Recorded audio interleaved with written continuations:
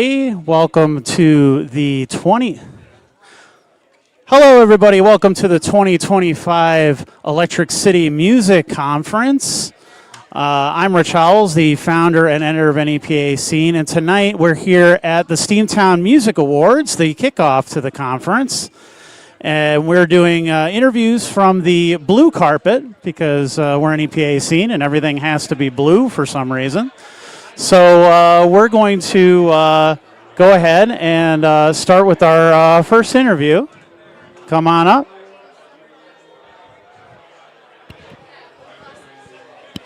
Hello, everyone. We are Scent of Steen. I'm Dawn. And I'm Adam.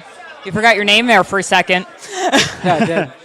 Now, could you start by maybe telling us a little bit about what genre you are, if you can put a genre on what you do? Honestly, I would have to say industrial, maybe punk, grunge. And noise. And noise. Lots of noise. At least when we play live. Yeah. Yeah, I would say like Nirvana meets Nine Inch Nails meets Pink Floyd. So a little bit of psych rock in there, too. Okay, that's awesome. So have you been nominated for anything this year? Yes, we have. We have. We've been nominated for the best duo or trio. Yeah, that I can thing. talk. I mean, you're not going to get Best Dio. There's only one Best Dio. That's true. That is true. Yeah. See, this is why he's the drummer. Don't worry about it. Yeah, I just sit behind a kit and then I just smash things. All right, so maybe tell us a little bit about the past year of your music. What have maybe been some highlights for you this year? Writing a whole album. Okay. Yeah, we actually just released a new album August 1st. It's called Consequence of Truth. It's 12 full songs.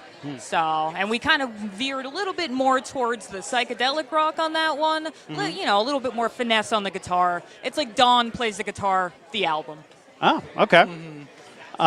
So maybe what are some of the things you're writing about on this album? Oh, geez. Honestly, it's essentially in one package, kind of the events of my life in the past 3 years. That's what I would say is like just like each song represents something that's gone on either like, you know, in my life, in his life, in both of our lives, and just kind of package deal, you know? Yeah, and even some of the songs that are in there are like just jam sessions. Oh, yeah. Like we get a guitar riff and then I'm listening to it. I'm like, well, that kind of reminds me of like this moment in our life. Let's like just make something out of it. And like within a day we have a piece of music. Yep, like literally a day. It's kind of crazy. So what do you have going on this weekend and throughout the rest of the year? Do you have any shows coming up? Actually, we have a show tonight at Union Vapor. Doors at 8 o'clock, shows at 9, and $10 cover. So that's at Union Vapor, right up in Dixon City, yeah. Tonight. Yeah. So if you can be in two places at once, if you're one of those people that maybe can astral project, I suggest maybe you bring your body down here and then send your spirit up to Union Vapors. Yes, please do. So then that way, you know, you can catch both at the same time. Exactly. So where can people find your music? You can find us on Spotify, Apple Music, Pandora, pretty YouTube. much YouTube, anywhere you The stream internet. music, the internet, anywhere on the internet. And then we also have CDs. If you ever see me at an event, I do also vend my paintings. Okay. We also have like a tiny section for Scent of Steam where it has like our CDs, merch, everything like that. So you can get Gallery of physical. Sound. Yeah, Gallery of Sound. You could find us at. Yeah, we have like physical CDs. We also have a coffee you could buy the CDs on or merch. So check us out on coffee. Not a coffee. No, not a coffee. Coffee, Kofi. Right, Coffee. right. Okay, yeah. Because a lot of bands are selling coffee and whatever else they could put a name on these that days. is very true. That is very true. Yeah, so Anything. yes. So Unfortunately, we just got CDs and enamel pins and keychains. I was going to say, people who make physical media, I appreciate it so much.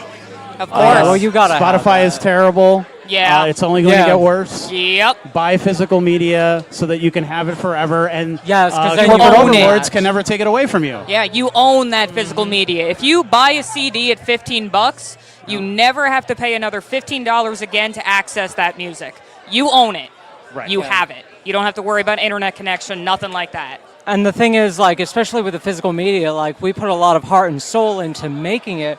So not only are you getting the music, but you're getting, like, also the art from the artwork and musicians. things like that. And, like, their design and their ideas. You know, like, a lot of stuff goes into that CD for you to have and to own. Well, yeah, it really is a whole experience. Yeah, exactly. You know, I They wanna remember give going to to the you. Gallery of Sound, buying my the CD, God, bringing yeah. it home and whatever. Opening and the little opening it up, booklet, yeah. You know, checking out all the artwork and Yeah. who worked on it and everything like that. But also, it makes you, because you have a physical copy and you slapped your money down for it and it's there staring at you, Yeah. you feel like you have to listen to the whole Yeah, thing. you Like, you have have to to really listen to give it it. a shot. Whereas I feel like with streaming, it's like they're hitting you with maybe the single, and then they're telling you to go listen to something else Yeah, immediately exactly. after. Immediately after that. Right. So And- you're only getting a fraction, a fragment of what the artist actually wanted you to hear. Exactly. You know, like even with Consequence of Truth, we went with the digipack so that we could put art in it and like actually design the album to represent the music. Yeah. Because it's a package deal. It's not just the music, it's the visuals, it's everything that goes with it. Exactly. And you also have to think that when musicians make a CD, even with us, like, we sit down and we say, what songs go in what order? What kind of emotion do we want to evoke in somebody that's listening to it? So it's meant to be listened to in full. Yeah. You know. All right. Anything else you want to mention? Well, thank you very, very much for Yes, hosting thank this. you. Thank you to the V Spot. Thank you to the NEPA Scene. Thank you, everyone. This is a wonderful event, and 12 years going strong. Yeah. Thank you so much. Good I luck, love it. everybody. Thank you. Thank Thank you. you. Bye, everyone. All right. So you guys watching at home, let us know if everything looks good, sounds good, all that good stuff. Interact with us too. You know, leave some comments for these people. Add your own commentary to this. Poke fun at the bright white reflection off my bald head. Whatever you want to do. But we want that interaction so that this reaches more people. Oh, I think I recognize these next guys. Let's bring them on up.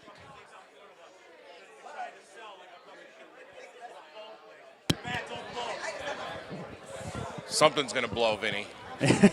We are all connected. Everything that you see back here is all connected to one thing. So hopefully we make it through the night. Where do I put my Lose hands? my color. It brings out my eyes. I think so. Looks good. Girl told me that in college once. I've never. Where do I put my not believed hands? Where do I put my hands? On his butt. it. To yourself. Okay, I'll just keep them right here. Hi, Joey. Hi, Joey. So And Amanda. And please, for the Amanda. people at home, tell us who you are and your involvement in this wonderful event. My name is Steve Masterson, And I'm Josh And- Balls. and we drink Mutant Brew. No, Joe Caviston. I am the organizer of the Electric City Music Conference. And I'm Matt Kester. And Joe tells me all the bad things in his life, and then I tell him ways to not be so depressed. Yes. Emo night. We go to emo night. And Where do I put my and hands? You cry it all out. We cry it all out. Sometimes Matt comes and drums at Mac Miller night. Oh, nice. Where should I put my hands? Okay. Maybe your pockets. There Thank you go. Thank you. There we Got go. it. We got it. Excellent. Thank Yes. you. So, Joe, how are you going? How are you feeling going into the 12th year now? Good. I feel good. It's jammed here, which It is is. which is awesome. It Yeah. is jammed. This is great. Inside's even more full. I'm very excited to celebrate all the amazing talent that's in this area, in the surrounding areas. A lot of what's become cool in the last couple years, a lot of the performers from outside the area come to this to kind of kick off their weekend and network and get to know everybody, which is super exciting. Yeah. I'm excited to be at the V Spot, as always. course. Frank and Vinny take good care of us. Matt's here, which There's that's too just many exciting people in here general. right now. There's just way too many people. DJ Hirsch is inside playing a mopey Motown set. It's great. I love it. I love it. So, Matt, how are you feeling handling the sound for so many venues in one weekend? I am not. You're not. Um, Okay. You're just here. This year, Okay. Joe Yeah. literally took care of everything for me. Wow. And he just wanted me to come and say funny things Yeah. and tell everybody that I love them and everything's going to be okay. Great. Yeah.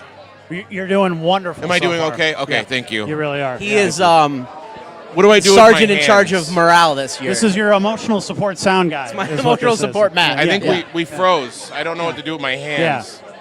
Yeah, that's my monitor, so that's going to freeze on occasion, but that's fine. That's fine.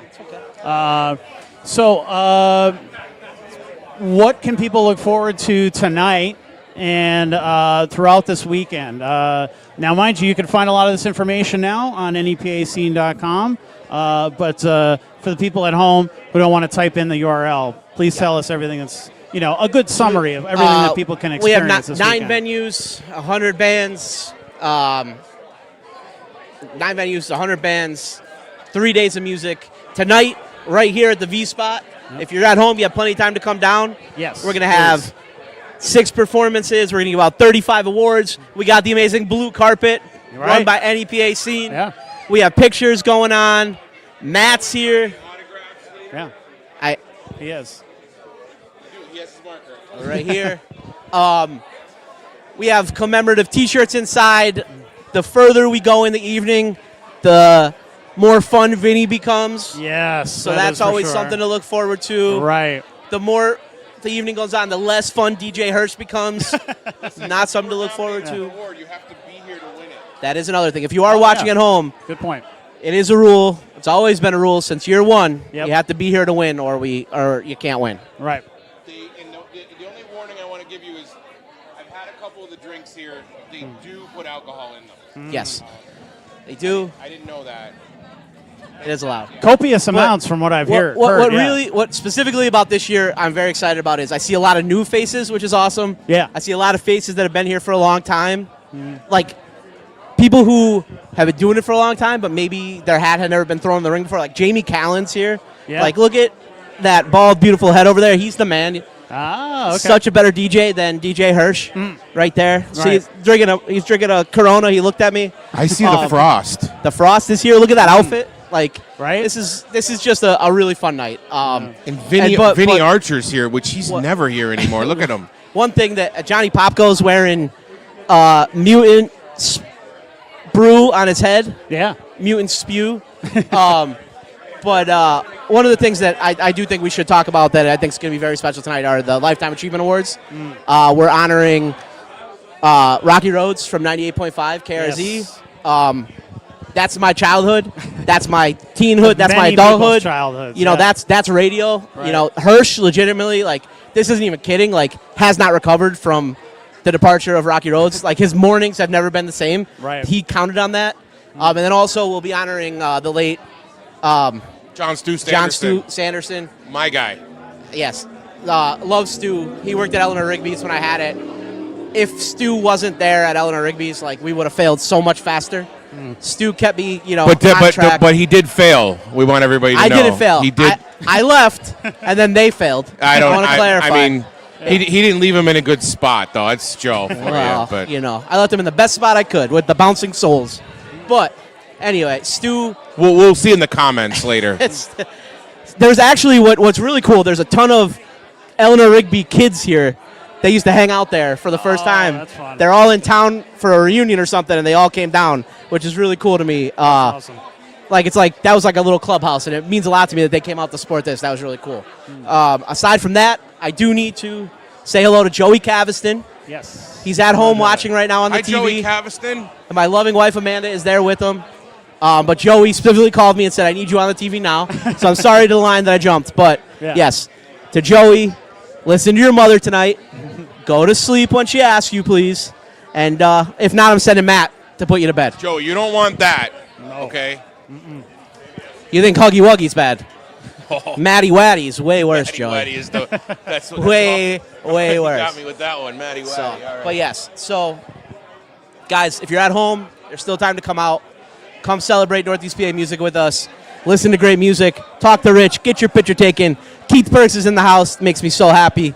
And It's not raining. The weather's beautiful. There's a tent outside. You don't have to go in if you don't want. it's gorgeous. But you should. yeah, You you should. should come on out. You should. I'm gonna let everybody else get a chance because we're going on too long, and I think that we're at the limit of where Matt breaks the internet. So we gotta go. Yeah, there's Rich, thank you so if much. he lets me Always. talk anymore, it's Always, going to always, get always crazy. I'm going to appreciate say it. very controversial Thank you. things. Bye. Bye, Rich. Bye, Joey. You're the best. Bye.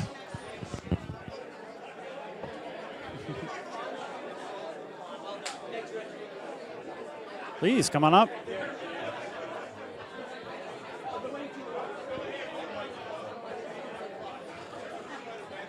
All right. So for those who don't know you, please introduce yourself and what you're doing here tonight. My name is Dan Dearborn. I'm from Encore Studios. I own Encore Studios, recording rehearsal studio out here in the area, located in Einan. And are you guys nominated tonight? We are. We have a nomination for Studio of the Year, for Podcast of the Year, and myself and one of my other producers are up for Producer Engineer of the Year. Well, I always try to, catch up with everybody. And you weren't here last year, but you had some representatives. Yes, I remember that. So what has the studio been up to for the past year? What are some highlights for you? So we released an all-original Christmas CD last year entitled Merry Guestmas. That had about 11 different artists and bands from our area. Wow. That were on there. They were original songs that I wrote, and our artists came in and did their renditions of them. And it came out even a lot better than I thought. We're doing it again this year, so I have another one coming out this year. And we've got guys coming in being a part of that. Wow, that's awesome. And is that like your traditional Christmas tunes or like original songs or a little mix of everything there? Yeah, they're all original. They're all songs I've written. Oh, okay. And then if artists come in and they're taking it over, they kind of interpret it the way they want. And they run the gamut. Everything. I had a country band last year. Had a punk band do some stuff. So we've had everything from rock and roll Christmas to jazzy Christmas, funk stuff on there. So. Is Christmas a big thing for you and your household? Oh yeah, I love Christmas. Christmas is my thing, so I love that. Loved it. Been writing songs for a long time, been wanting them to put them down, and then last year was the year I decided I'm going to do it. Well, I mean, there's so many Christmas songs that we've heard over and over, so it's nice to get something new for once. That people can try something different this holiday. So definitely pick that up if you can. Where can people find that? They can find that on any of the streaming sites. Okay. If you just look up Dan Dearborn Merry Guestmas, that'll be there.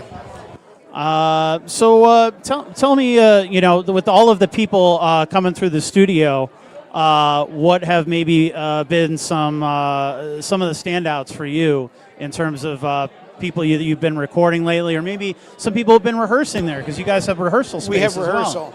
Well. Honestly, I find something amazing in everybody that comes through. I was obviously we're all different people 20 years ago, but as you go on, you learn to appreciate things that maybe aren't your wheelhouse. So you like things that are jazzy now that you didn't like, or things that are punk or heavy. But just the music, I can look and I see why people are doing things, and I learn from that.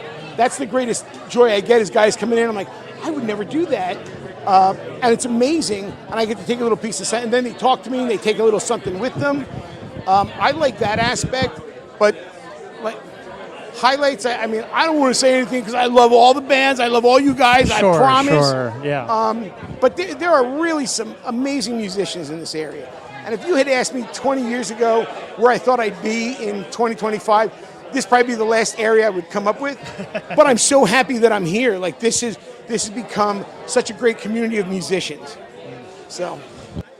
Anybody? I'm looking around if there's anybody here that you recorded with or anything. So Wagner Road, the band coming up next. Yeah. They've recorded their Sent the Steam that was here before you. They've been there. They come there, rehearse and record. Okay. Jace Matthews has been in the studio. The 335, Dance Hall Devils, Betty White Devil, Militia comes in. Like, there's a lot of bands that come in.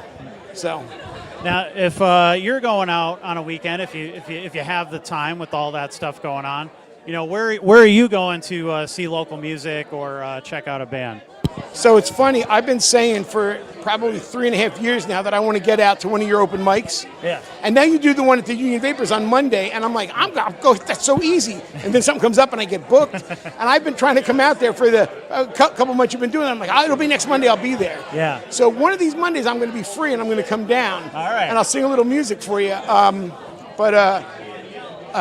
V-Spot is a great place to go to. Like, this is this is probably the premier spot in the area. Not to lessen anyone else, because there's a lot of great live venues to go to. Yeah. And I think anywhere that you can find somebody playing something for a crowd, I think it's probably going to be a good night, because you're getting people from our area that are passionate about what they're doing, and that comes through in the music. All right. Anything else you want to mention? No, just thank you. I don't know if I get to tell you often enough.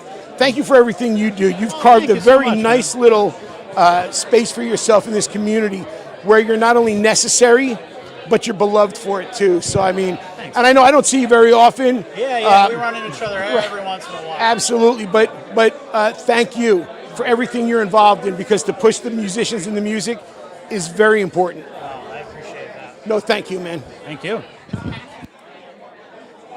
All right, 1 second.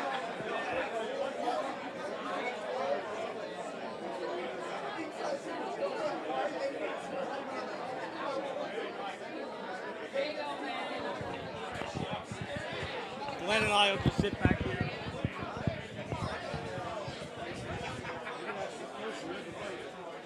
Well, that's all right. That's so I can hold it for you. And Tom. Yes. Check. Tell us how you did it. I gotta pee. That's a big. All right. So, we all need to shuffle over more. Buffalo up to Buffalo. Yes. Yeah. We want to get everybody in the shot here. Excellent. Thank you, Summer. This is why we actually have somebody behind the scenes this year, because otherwise I'm like running back and forth like an idiot. So, all right. So, thank you, Summer, by the way. Usually produces our NEPA Scene podcast. We're up for an award this year. We hope we get it. Yes, you are. Yes, you are. We all need one. Joe needs one. I need one. We all need one. All right. So for those at home, tell us who you are and what type of music you play. So we are Wagner Road. We play country, rock, southern rock, some alternative. We do a little bit of everything. And you guys nominated tonight. We are nominated in multiple categories: female vocals, male vocals. We are guitar, bass, drums, and cover band, country act of the year, and also the best live performance. Wow. So you guys are going to sweep, and every one of you is going to take home That would be something great. tonight. Yeah. That would be That awesome. would be nice. So do you guys have any music out there now that people can listen to? We do, actually. So we recorded with Dan from Encore, who was right before us. We have a Christmas song called Make Some Time for Us that's out on all of the media platforms right now. It's downloadable and listenable on anywhere. YouTube, Spotify, all those. Yep. Written by Dan and featured us on this song. So how did you end up getting involved with that? Obviously, you were recording, you were there already, Dan or whatever. But how did you end up picking this song and tell us maybe a little bit about the production side of it, of working on and putting it together? So Dan said, well, I have a song for you guys to do, and I think it'll be a great hit for you guys. And he gave it to us. He gave us a little bit of a track to, listen to, just a demo. And we're like, all right, we're going to put our own twist on this, if that's all right. So we started writing it and revamping. And he's like, oh, my God, I love it. And he did. He loved it. It brought tears to his eyes. Yeah, we played it on the radio and everything. We were on 95.3 DNH and a couple of the Honesdale stations. Nice. When you're out there, what do you when you're creating a set list? What kind of songs are you picking? What can people expect when they hear you guys? So depending on the venue, we try to pick it based on diversity. Like I said, we do a lot of country, we do a lot of rock, some Leonard Skinner. So depending on the venue, we kind of try to alter it to what the crowd's going to be. If we haven't played there before, we pick a couple of them, and then maybe just through the set list, we'll say, all right, let's throw this out. So, yeah, based on the crowd. All right, what's your personal favorite song to play? And this is for everybody. Personal favorite? You have a favorite? Radar Love. Yeah, we like Radar Love. Most definitely, Radar Love. I like doing a lot of the women's stuff, anything like a real powerful song. We do Alone from Heart. That's one of my favorites. Okay, that's a good one. Radar Love. What about you, Glad? I'm going, Give Me Two Steps by Leonard Skinner. Three steps, I'm sorry. Three steps. Change that, 3 steps. Yeah, that's the other one. 3 steps. Two steps. It's a shortened version. Yeah, It's yeah, the 2 yeah. steps. Yeah. It's only 2 verses today. How about you, Keith? Oh, I'm all in on Radar Love Yeah, for we sure. love Radar so. Love. Not many bands cover it either, but we do. Yeah. We're actually doing it tomorrow night. We're playing at the Backyard Ale House. Nice. So it'll be our closer. We'll end with that. Yeah, we'll end with it. I was going to say, what are maybe some of your favorite venues to play, or where people can see you? You have anything coming up? So the Eagle View Saloon is one of our favorites up in Equinox. And also the Stonehouse in Carbondale. We love playing that venue. It's a really cool venue. We get usually a pretty good crowd there. Yeah. More tailored to our kind of music, and so. All right, so since we try to catch up with everybody at least once a year at the awards here, what have maybe been some highlights for the band this year, this past year? So this past year, we actually won the 570 Music Show as the best cover band. So Nice. that was a cool highlight for us. And Okay. then last year, we were the best country act at the SMA. So we're hoping to defend our title this year. Nice. So that's one of the highlights, or 2, I should say. Oh, and GDS Fair. Yeah, we just played that. Okay. Yep, that was good. Yeah. All right, anything else you guys want to mention? Hopefully this year we have some new venues coming up, and we get some originals out there. We've been writing and recording, so we're looking to get that album out soon. Yep, Backyard Ale House tomorrow, 9 o'clock. All right. Well, thank you so much. Yep, thank and, you. good luck tonight. Thank you. you very much. Yeah, you're welcome. Good luck to everybody.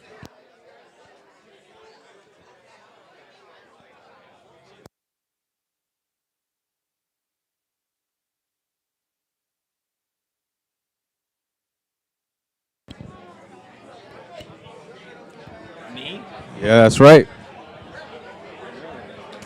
Let me stand over here. Or share with Shane if he wants to give his opinion. There you go.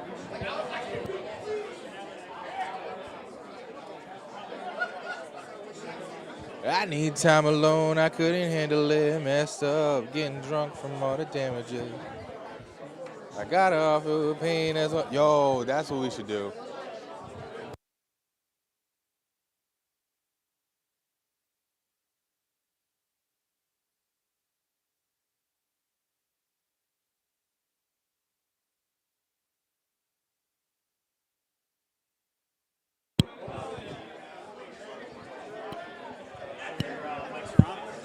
There you go.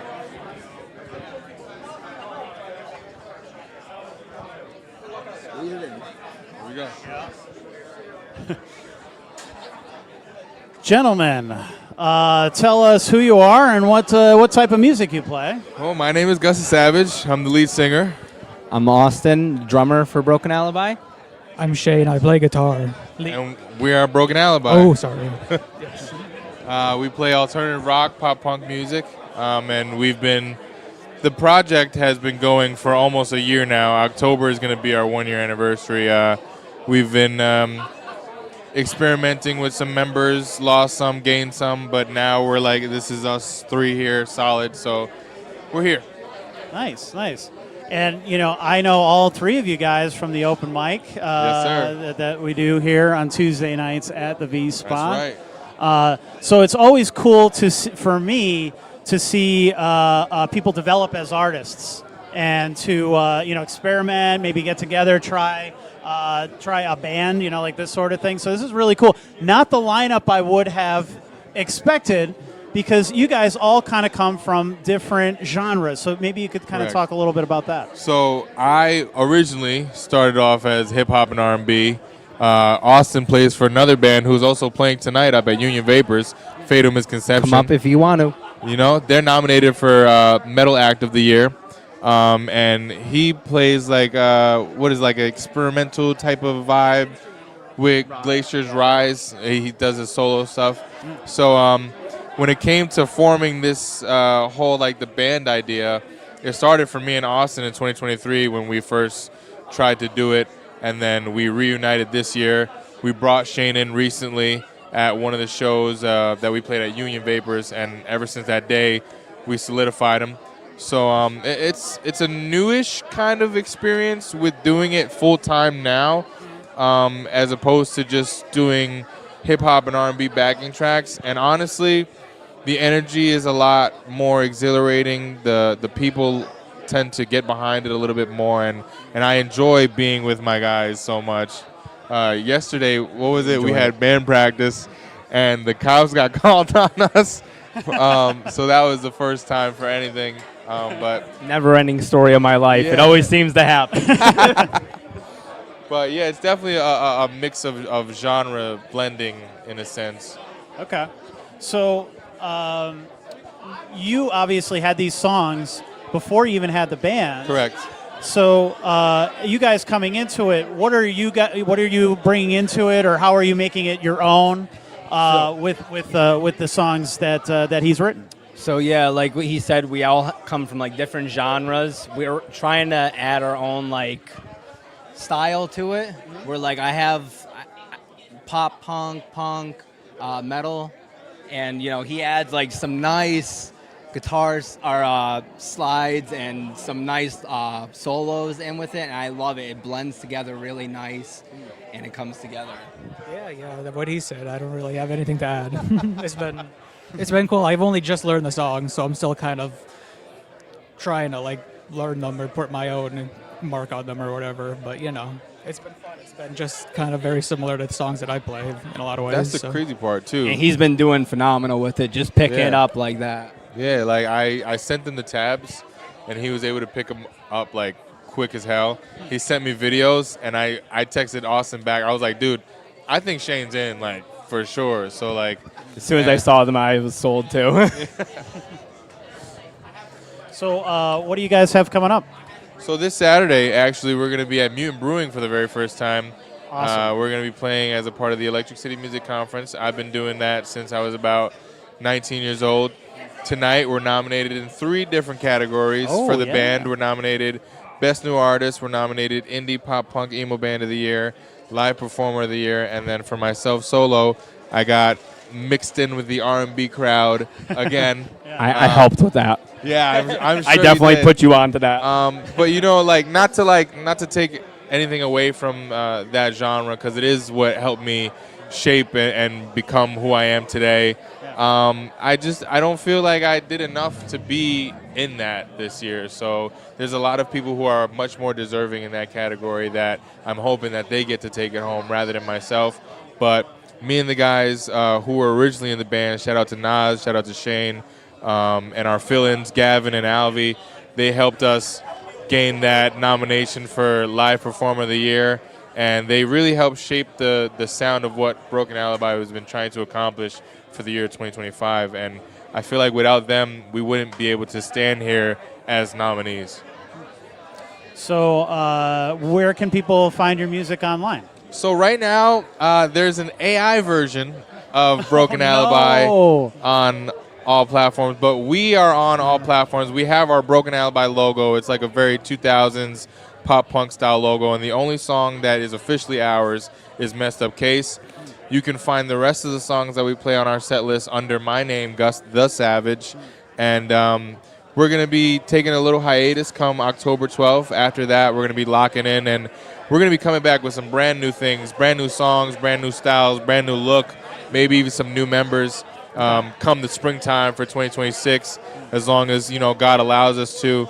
And we're going to be focusing up on a lot of things that need our focus during that time. That way when we come back, we're ready, we're energized, and we're ready to be the better versions of ourselves than what you see standing here today. Excellent. Anything else you guys want to mention? Like I said, Austin. If you guys aren't doing anything tonight, come up to Union Vapors. We'll be there with Scent of Steam and Eternal Laceration. That's right. It's going to get heavy, going to get bloody, going to get very brutal. Shout out to Phil and Nas. They're waiting for him to get off this mic to be able to go up there. Once again, we're going to be at Mutant Brewing this Saturday, September 13th. We're going to be starting up at 7:15. And then I'm going to be at this Black Roasted Coffee Shop. I don't know if I'm getting the name right, but 4 p.m. September 13th, I'm going to be doing an acoustic set for the very first time. So, interesting weekend. make sure you come out. Make sure you support everybody. Tonight's not about winning. It's about having fun and having a great time. And it's a win to be nominated for everything that we've been doing throughout the year. So that's a trophy in itself. 100%. And if you need some help finding out where everything is and keeping all the names and dates and times and whatever straight, you can go to nepascene.com right now. And first article right on the page there is the schedule and the list of everything you need to know. You can also go to nepascene.com/ECMC if that makes it easier for you. If that sticks in your brain, then go there. Same thing. You're going to find all the information you need. All right. Well, thanks, guys, and good luck tonight. Also, don't forget to follow us on Instagram, Broken Alibi _band. And don't get us confused with the Broken Alibi from Texas who plays country music, too. We got a lot of confusion going on. Creating AI stuff? Yeah, I don't know what's going on. The worst. Thank you. Appreciate it. You're welcome. By the way, yeah, I was literally just watching a YouTube video on that. It is the streaming services do not give a shit about independent local artists at all whatsoever. If you can purchase the music, you can own it, like we were saying before. Do that over the streaming stuff because they are constantly finding ways to screw you. In some cases, people can impersonate you, upload your music to your name. People can do all kinds of weird stuff. A lot of AI music, a lot of bots can take over. And it's extremely easy to do, unfortunately. And these streaming services seem to do nothing about it, or they take months and months and months to actually do something about it. So, anyway, let's bring up our next artist. Hi, I'm Amber November. Hello. So for those at home, tell us who you are and what kind of music you play. Hi, I am Amber November. I am a EDM artist, very new to the scene. This is actually my first time being here to one of these events. Okay. Super excited. Just here to pretty much support all of the nominees for tonight. I am opening up at the Backyard Ale House tomorrow night. It's going to be my first DJ set coming out as an EDM artist, so I'm really excited. Okay. Well, tell us, have you been nominated for anything? No, not tonight, no. But you're still here, which is so important. And I keep trying to stress this with local artists, that whether you're nominated or not, this whole thing is so important to come out to network, to learn about all the stuff that's going on out here. People don't appreciate how many different genres of music alone that you have out here, never mind the amount of artists. So what has the past year been like for your music? What have you been up to? It's been a lot of self-discovery. I've done a couple solo gigs with me just singing and playing piano. That's kind of my strong suit. I've accompanied some friends, some local musicians like Greg Condrat, Clarence Spady, Brian Banks. They've let me come up and sing with them, which is pretty cool. And it's been like navigating what I personally want to do as an artist, because I've always been gravitated toward like EDM, pop kind of stuff. And when I'm composing, I'm always like, I love the whole sound design thing, like coming up with the different sound effects and the whole EDM vibe. So that's kind of, I've decided like, hey, like that's the route I need to go to grow as an artist. And that's where I'm at, and I'm happy with the direction I'm going in. I was going to say, so where do you go from there? What are the goals with that? A lot of DJing. Okay. I feel like, because I went to the Elements Festival this year, and it was my first EDM festival, and I was like, oh my goodness, this is where I want to be at. You know what I mean? So that's the overall goal, is to eventually perform at a big festival like that. But yeah, I'm excited. It's been a journey. What are maybe some of the venues that you've played, or any venues you have coming up that you haven't? So I'm playing tomorrow night at Backyard Ale House. I'm opening up at 7 o'clock, which is really cool. I'm opening up for a lot of really cool bands. In the past, I played at Runaway Train Brewery. I've performed at Karate's on Ash. I think I sang at like Last Minute Brewery. Just a couple local places. Okay. Yeah. And what have you as you're kind of getting into the local music scene? What are some of the things that you've taken note of that interest you, or that maybe surprised you about the local scene? Everybody's so friendly. I kind of felt like, I don't know, some people would be like more judgmental, I guess. It's kind of scary when you're diving into something new, and I feel like I've been welcomed with so many open arms and supportive people, and it's been awesome. Well, I think too there's a danger, and I know it personally, of thinking that the internet is real life. And on the internet, everybody's mean, everybody's nasty, everybody has something to say. But I find through hosting the NEPA Scene open mic and interviewing artists and hanging out at events and stuff that really people are kind and generous and they want to learn from each other and they want to get your story and tell you their story and that sort of thing. And I'm glad that's been your experience so far. That's awesome. Absolutely, same. So, so you have the show coming up at Backyard. What else do you have going on for the rest of the year? Anything? Trying to game plan an album. I just released a song called Takes a Strange Thing to Save a Strange Thing. That's out on all streaming platforms, again, under Amber November. That's my artist name.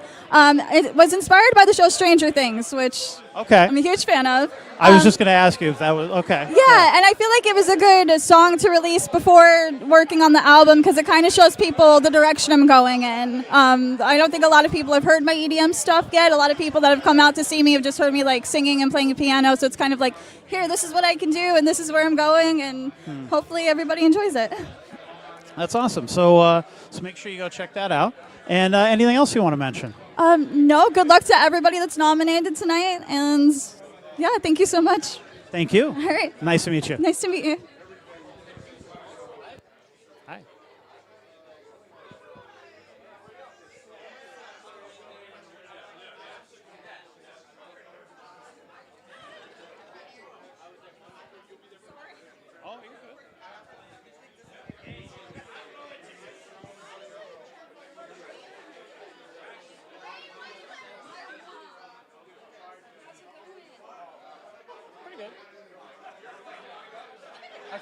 Yeah, seems to be all right. Everybody seems to be happy with it so far.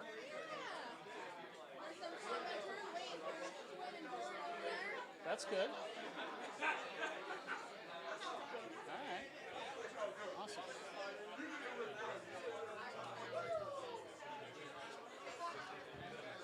All right, step on up. You're the next contestant on The Price is Right. How are you? I'm good, Rich. How are you? Good, good. So for those who don't know you, tell us who you are and what kind of music you make. Sure. My name is Christian Michael Brown. So I'm a solo artist, and I'm also here with Meet Me on Marcy.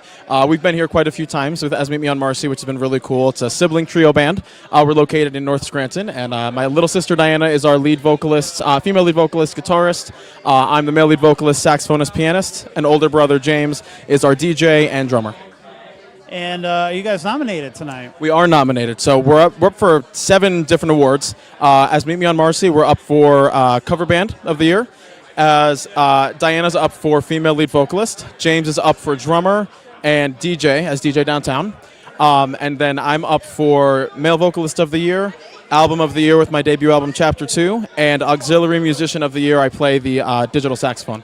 Now, did you bring like a book bag or a sack or something to carry all those home? Yeah, listen, right. I'd be so happy to carry them all home. that'd be awesome. I do have my backpack with some equipment in it because I'll be performing in a little bit. So I was going to ask you what for an event like this where it's very different from your typical show. Yeah. What do you have planned for this set tonight? What can people expect? So I'll be doing a solo act tonight, and you can expect some singing, some saxophone, some dancing, all in one spot. And that's all I'm going to say about that. Yeah. All right. So yeah, you better get down here soon. Put the live stream maybe on the passenger seat and then drive down. Safely. Don't watch while you're driving. Absolutely. And then get down here. All right, so tell us about maybe your latest release. What do you have out now? Yeah, of course. So this is actually my debut release. It's called Chapter 2.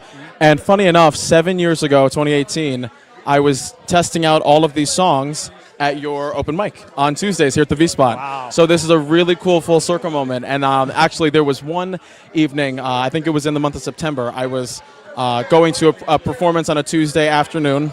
I got in a car accident. My car could not be driven. I didn't have it for like 2 months. But damn straight, my mom picked me up, and we came here to the V-Spot so I could sing and do some of my songs. Yeah.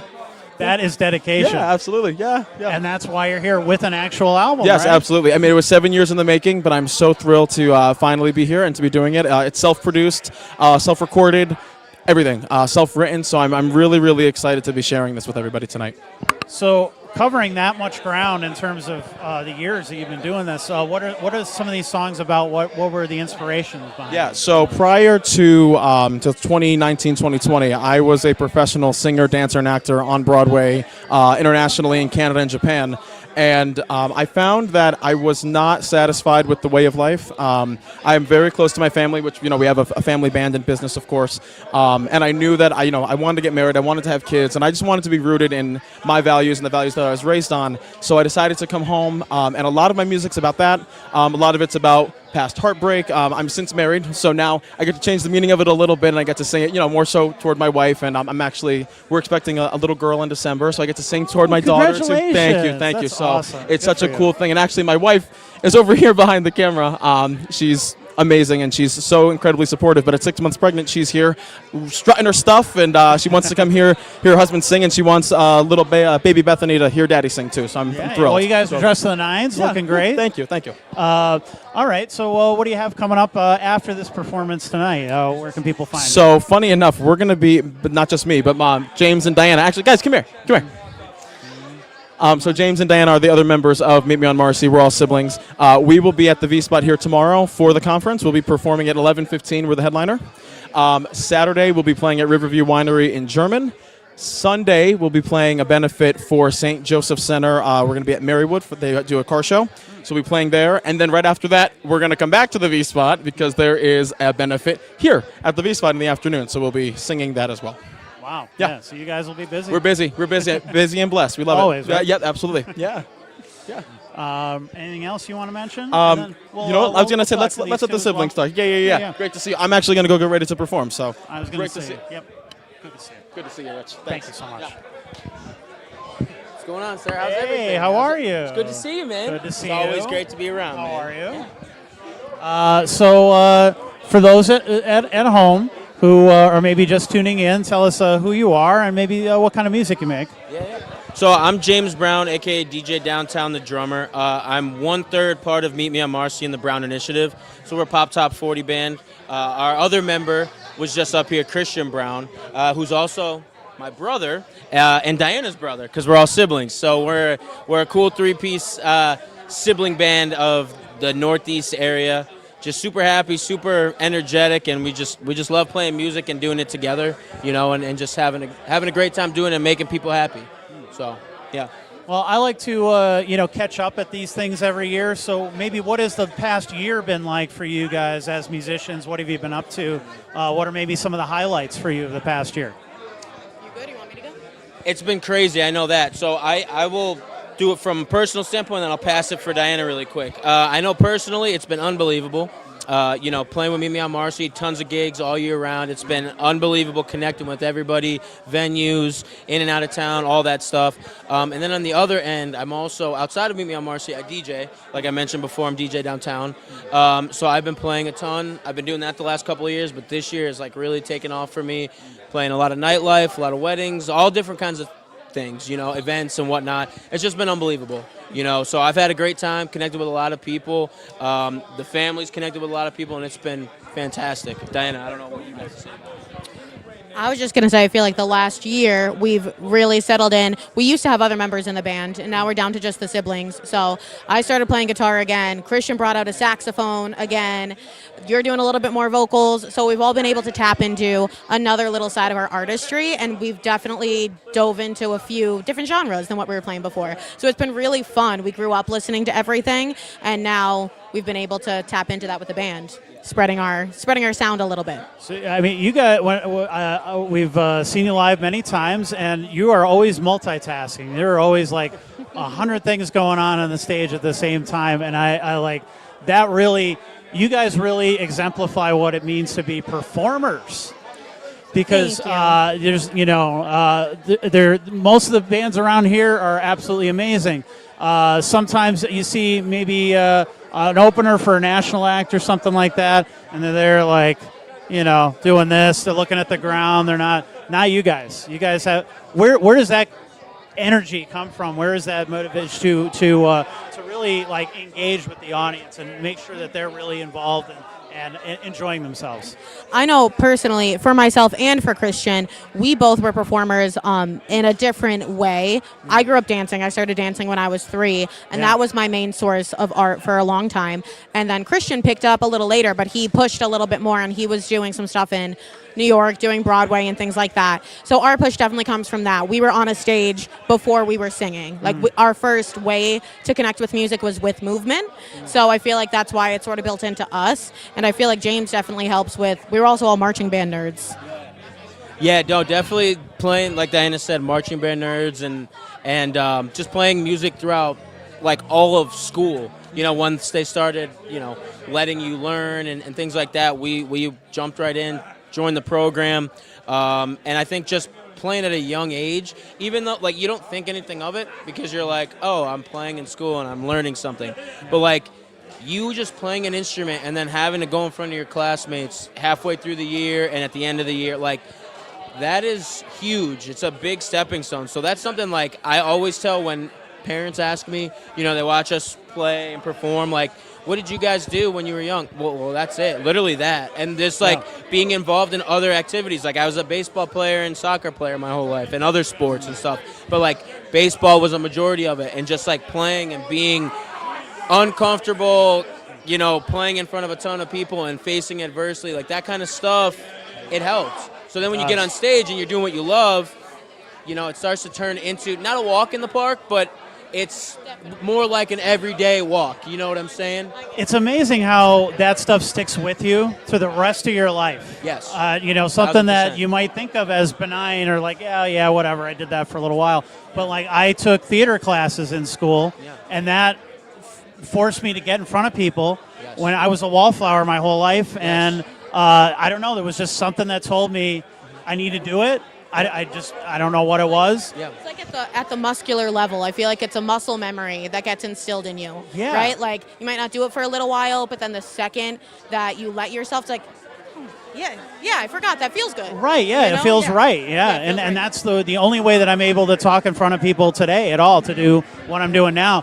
You might not think of that as the same thing with being theater, but it is. You know, those skills all end up in different places.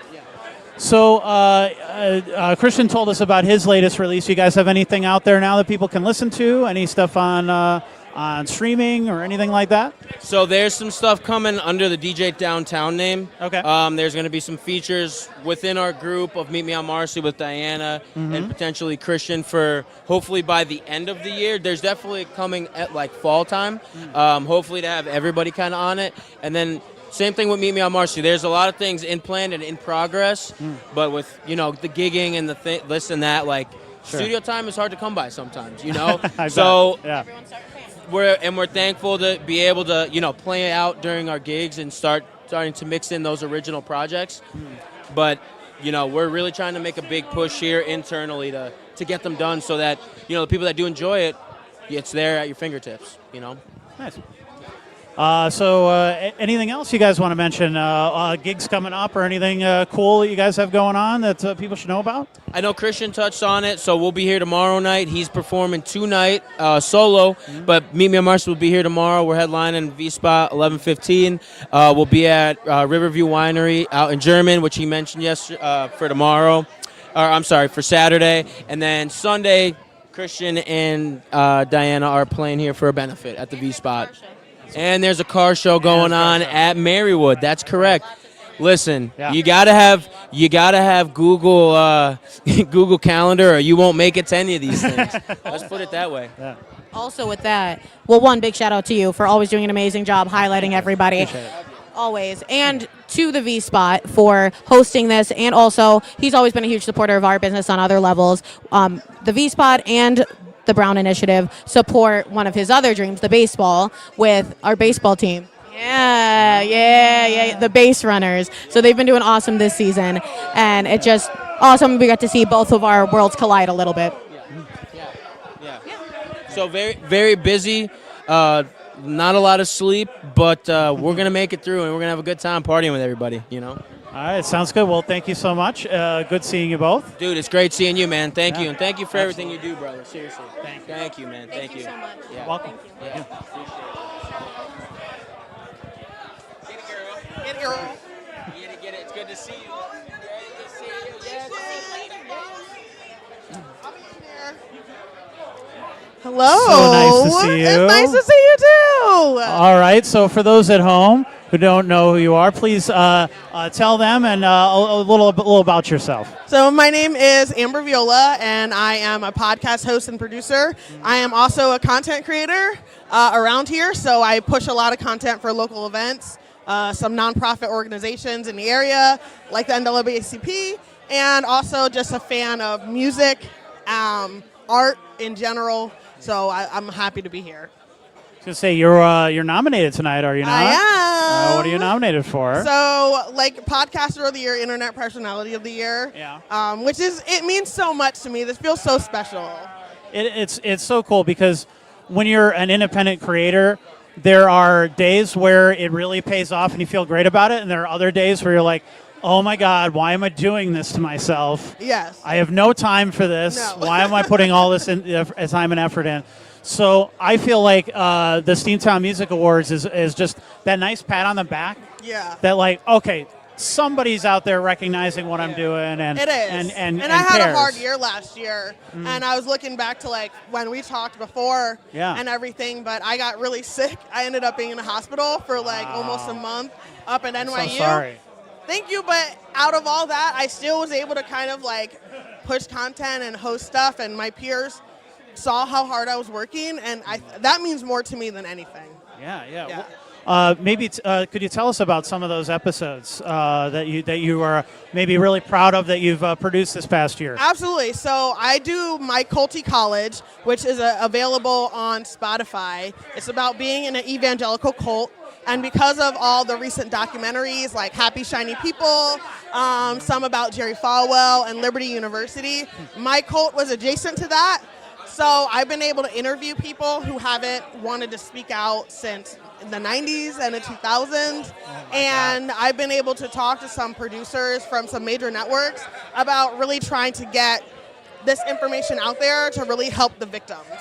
So that's been amazing, and because I already have my content out there, it was already available to people, and it just added on top of that. And so you have a couple different kind of podcasts or things that you produce as well. I do, because one is Politics But Make It Fashion, and right now we're going into election season. So coming up, I will be interviewing candidates. I interviewed a lot of people who were running for local election before the midterms. And so with November coming up, with our mayor now running for Congress, I will be in there, guys, and I'll be asking those questions that we're all wanting to ask, and going out and talking to people, going to events, and hopefully being boots on the ground and get some really good content and information for people. There's people who told me today that because of Politics But Make It Fashion, they found out that Charlie Kirk was killed. Wow. And I'm like, that's insane, guys. And they're like, yeah, I was at work all day. I've been seeing your posts, and you've been keeping me updated, and thank you. And that was from a friend of mine today, which just like really made me so happy that I could push out information, and people locally here are watching it. Yeah.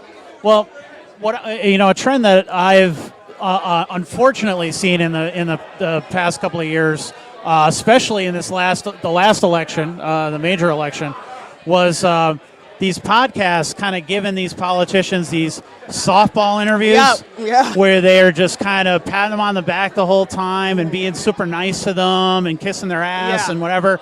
And that's not what that stuff is for. No, you got to ask the questions that nobody's willing to ask.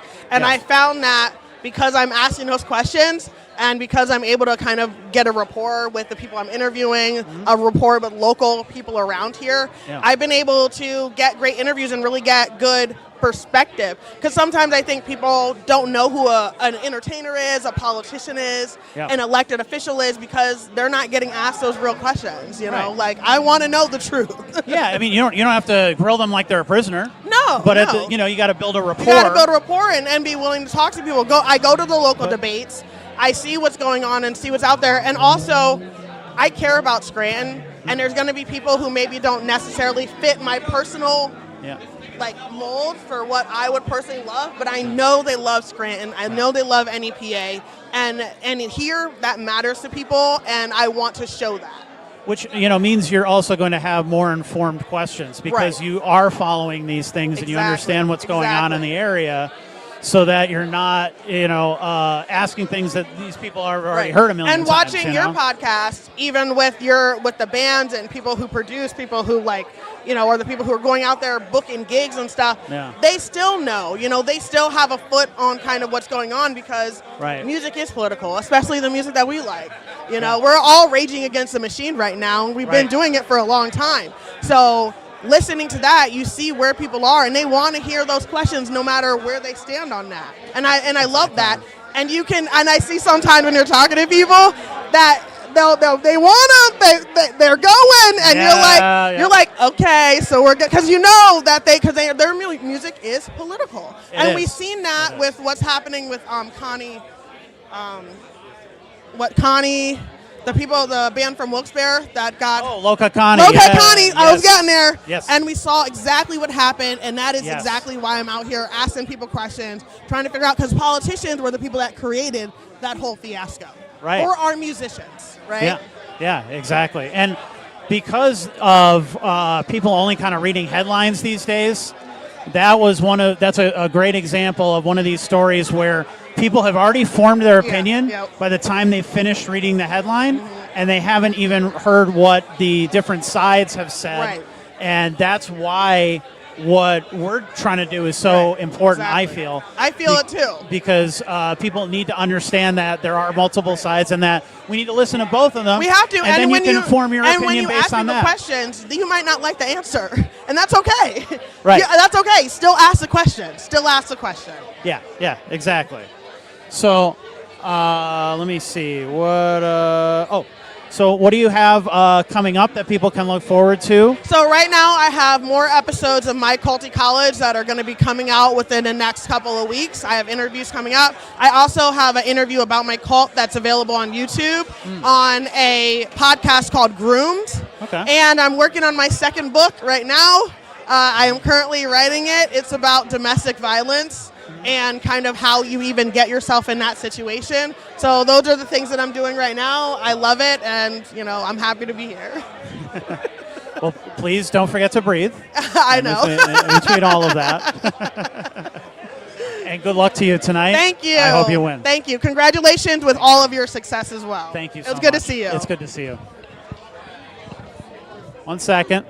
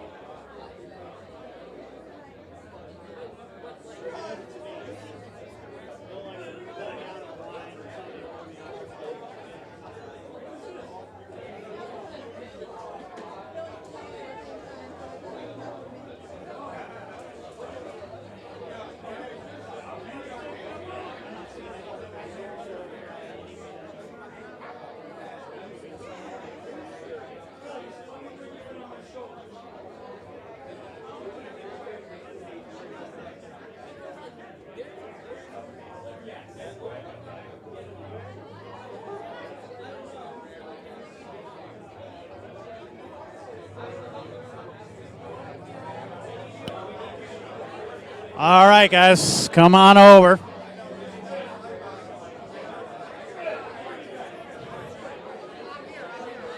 Grab a microphone. Wait, hold on. You need a mic. Make sure they're on. There's a little on switch there. Testing, 1, 2. Testing. Testes, All right. testicles, testing. Testes, summer on the 1s and 2s. These are some big testes right here. Hey, let's go, Rich. Yeah. Yay. All right. So for those who don't know, tell us who you are and what you're doing here tonight. I'm George Palomides, emphasis on the meat. I'm here on behalf of Smash Master Wrestling and presenting the award for Best R&B Bluegrass Jam Duo. And I'm Squid Sterling. I'm your Grand Slam Wrestling Heavyweight Champion. You are. I'm here representing Smashmaster Wrestling, New Era Pro Wrestling, 5XW Grand Slam Wrestling, and Phantom 6 Wrestling, and as well as the musical side of the arts. Got a little piece of all of it, so we're here and ready Rich, to have a I'm good time. representing all of them too. I didn't know he was going to run down the whole gauntlet. I didn't know what I was going to do either. Yeah, So. but Andy's the champion, GSW champion. Hot shot. Well, you representing kind of both sides of this, the wrestling and the music. You know, how are you feeling about this weekend coming up and everything you guys have going on? God, I feel great about this weekend. This is like, when it comes to Scranton, when it comes to Electric City, this whole music conference and the Steamtown Awards are all just like one giant holiday for us, right? Yeah. So like with all the areas of entertainment, all the events going on, all the venues, everything feels like an actual spectacle for this area. It feels great. What's really interesting about what Smashmaster is doing is really combining the wrestling scene and the music scene around here like we've never seen before. That is just not something that is really done, and you guys have really successfully kind of blended the two to the point where they're almost synonymous now. You know, you can go to a music show and there's wrestling going on, or you can go to a wrestling show and there's music. Like it's really, really unique what you guys are doing. Thank you. It's like the whole point of what we do, like even throughout the Scene Unites Festival, like the whole theme was to unite.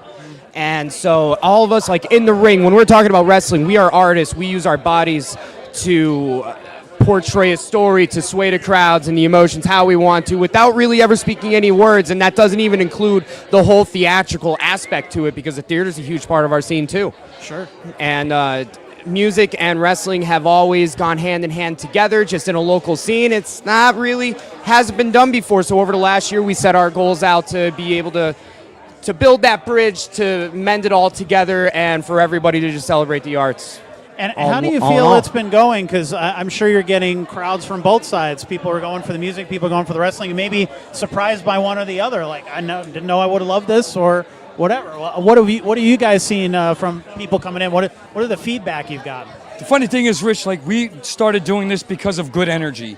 And the amount of good energy that is coming between music and wrestling, like Squid said, it hasn't been done before. Yeah. And now we're running away with it. Yeah. And now the people are excited. The people want to see wrestling with live music. They want to see live music with wrestling. It's really a movement that we are very proud to say we have started putting back on the map, because it started in the 90s in a little hardcore joint called Cafe Metropolis, where they were really banging around, little hardcore New York style, whatever you want to call it, with some wrestling in there. And now here we are, we've evolved. 2025, Smashmaster is helping do it all over again. The Mosh Pit Mayhem Entertainment Group, we've been partnered with some of the biggest dogs in the yard now, and we're putting on festivals, and we're putting on shows, and we're doing more wrestling, and it's just really the highest energy. And the people are smiling. The people are having a great time, and it is the alternative to shit energy. We're good energy, Squid. That's right.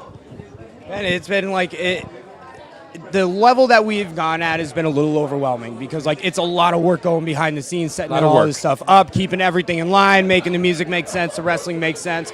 We can take the comedy, we throw that in there. You know, you of all people know, doing this every week for your entire life. For your entire life, Rich. Literally. We know. You know that it's all just as important. So to see it all come together and at a somewhat successful rate. Rich is up for, I think, 13 awards tonight. I think. He's probably going to win. He's going to win every single one. He's going to be like, was it like Whitney Houston or Tyler Swift? What's her name? Who's that Tyler chick? Swift, What's her name? More nominations than Tyler Swift, y'all. I promise I'll give some to some starving orphans or something. Oh, very nice. Yeah. You know? What more could we ask? Yeah. Heart of gold. Thank you. Yeah. So tell us about the next Smashmaster show coming up that you guys have. What do you have in store? This is a big one. Big one. You're looking at that Big camera right there. one. Let them, y'all are about to get. This is How it. about October 25th? 25th. We got. That's what I said. 25th. October 25th. We have Smashmaster Wrestling presents Smash Monster 4 at the Ritz Theater. We have the Ritz. Far our biggest show yet, and we have the absolute deathmatch hardcore legend Nick Gage coming in for a fight. Hardcore legend high Nick tension Gage. Wrestling champion Nick Gage is coming in for a street fight with J.S. Hawthorne. Bring your grandma, he'll bust a light bulb over her head. Shit. Oh, yeah. Haven't you ever want to see that, guys? Come on. That's showbiz right there. 100%. But that is probably going to be our biggest show to date. Everybody, please come on down. You know where the Ritz is downtown. You know what we're about, Smash Master. You've already heard it's the biggest show happening all over the place in the 570. So come on to the show, October 25th at the Ritz Theater. Squid, I can't say it one more time. Come down October 25th at the Ritz Theater. Smash Master's having a Halloween party. We might even beat the shit out of Josh Balls. What? Damn. You heard that here first, I can't even. Georgie, peaced out. That's it. He's not topping that. All right. Well, what do you have coming up as a solo artist? As a solo artist with the musician, for the Electric City Music Conference, tomorrow I open up the show here at the V-Spot, so I kick everything off. Awesome. And I'm really looking forward to get to that. It's a full set. I have a brand new original song coming out tomorrow. I'm debuting. Very pop punk, very Think a Day to Remember, Rise Against-ish. It's a little out of what I normally do. Okay. But I'm an artist. I write how I feel. I felt it in the moment, and I'm gonna hopefully make everybody else feel it too. But we have some demos in the works. We have a record that is coming out hopefully by the end of the year. I'm not giving no release dates. Don't hold me on this. It's been a minute, but artistry takes time, folks. But we got stuff coming out. We have a lot of cool gigs coming out all throughout September, October. You can follow me on Squid Sterling at Facebook, Instagram, all the social medias. I have all that stuff posted on there if you guys are interested and want to check us out.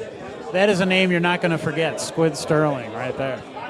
Oh, thank you. I hope not. Sometimes I have to think about it myself, but well, maybe if you wear the squid hat that Ryan made you the other night. shout out to Ryan J and Battle of the Bars, where he makes the best balloon animal hats for your birthday. Right. Go check him out. He'll be coming up in this lineup soon. And happy belated birthday Thank you. as well. Anything else you want to mention? Not really. I'm just thank you for doing this. Thank you for all that you do here. And this is an incredible night. There's so many people coming together, so many wonderful artists and fans alike coming to celebrate the whole Electric City scene around here. And the whole weekend is just going to be absolute fire. I'm so excited. So yeah, me too. If you're watching this and you're not here, I don't know what your problem is. Get here all weekend. As simple as that. You're lame if you don't. Sorry, not sorry. 100%. Thank you, Rich. I appreciate you, my man. Thank you. All right.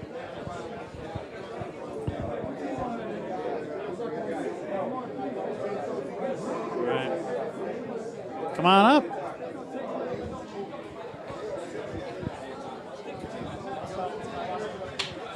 Hey. All right, we got everybody in frame here. Close enough. All right, cool. That's all right. That's sacrifice an elbow. So for the people at home, tell us who you are and what type of music you make. I'm Tyler. I play in a band, No Takebacks. I'm Tristan. I'm the drummer for No Takebacks. I'm Maurice. I'm the bass player for No Takebacks. And I'm Brendan. And I'm the lead guitarist for No Takebacks. And you guys nominated tonight. Yeah, for quite a few categories, band and crew themselves, actually. So that's pretty cool. So I like to kind of catch up with everybody over each year at this thing. So what has the past year been like for you guys in the band? The past year for us has been kind of nuts. We started off just releasing a couple singles, Before You're Gone, Caught Up, and Another Night, and then released a brand new EP. We've been playing a lot of shows regionally and getting out of the area quite a bit, and working on another little EP and another piece of music coming out next year as well. Tell us a little bit about those singles, maybe what inspired them. Give us a little more information on those. Yeah, of course. The first single, Before You're Gone, was heavily inspired just by mental health and mental health awareness. I myself struggle with bipolar disorder and OCD, so I always think it's really important to advocate for mental health and just always let anyone know, if you feel like nobody's listening or paying attention, we're always here, and you can always reach out to RDMs. I mean, I think that song strongly suggests, you know, the ability to just want to be there for one another. What do you hope that that people are taking away from the music and your shows and things like that? Hopefully, our people are taking away from us that you know, no matter what you're going through in life, rough or easy, you know, you can always get out there and try to reach your dreams to make things just a little bit better. What do you guys have coming up this weekend and for the rest of the year? This weekend we'll be playing the ECMC Saturday night at the Bog, and hitting the studio Sunday to work on material for next year. And for the rest of the year, we're just rounding out with some shows and studio time. Nice. And you know, maybe tell us a little bit about you know, your sound. Are there a lot of other bands like you? Is there a kind of a pop punk type of scene around here? Yeah, it seems like there's a pretty good pop punk scene around here. I'll toss that one to Reese and let him answer this one. Yeah, the scene is super friendly around here. Great scene. Hey, got anything you want to add, Brendan? No. Anything we should be looking out for? I would say keep your eyes out in October for a brand new acoustic EP and typical local band things, you know, big things coming. Things coming. Of course, of course. Anything else you guys want to mention? You can follow us on Spotify, Instagram, Apple Music, Facebook, pretty much anywhere where music is or social media is, we're there. All right, well, thank you so much. Thank you so much. Thank you. Have a great night.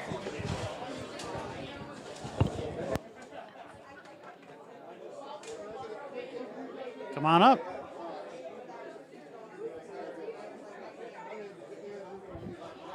Nice to meet you. All right, cool. Nice to meet you as well. So for those at home, tell us who you are and what kind of music you make. What's your name? Rich. Rich, nice to meet you. I'm Samuel. I'm Jamie. Jamie. We are the Veerling duo. We make folk rock music, I guess you could call it. Okay. And Where we're from? Sorry, we're from Honesdale. I was going to say yes. Okay. And are you guys nominated for anything tonight? Or? We're nominated for Best New Artist tonight. Okay. I hope so.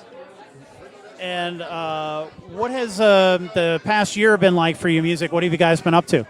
So we've been doing a lot of gigs around the NEPA area. We've done some up in New York. I think one of our biggest ones we've done was celebrating Woodstock in Bethel Woods, New York. So it was pretty awesome. That's pretty cool. Yeah. Yeah. So this past year, like she said, just gigging, you know, on the grind, because we really started taking this seriously a year ago from today, really. So it's just been, you know, putting our name out there and recording material. So we've been working with Eric Ritter, who is nominated for Best Engineer. He's not here tonight because he's busy mixing our song. We hope. And our goal is to release our first original piece of music by the fall. So yeah, I was we're in going to final ask stages. you if you have anything that's out there. So that's coming up. It is. So if you look for the Veerling Duo, we have some stuff on Spotify already, but that one is going to come out. It's called After All This Time. It's the song I wrote. What That's a scoop. What was the inspiration for that? For that song, well, it's a character-driven song. It's about this like working class guy who's, you know, jaded, you know, after all this time, and it's this character story about him talking to this person that was in his life before, and he feels, you know, the chorus goes, "After all this time, what have I to show?"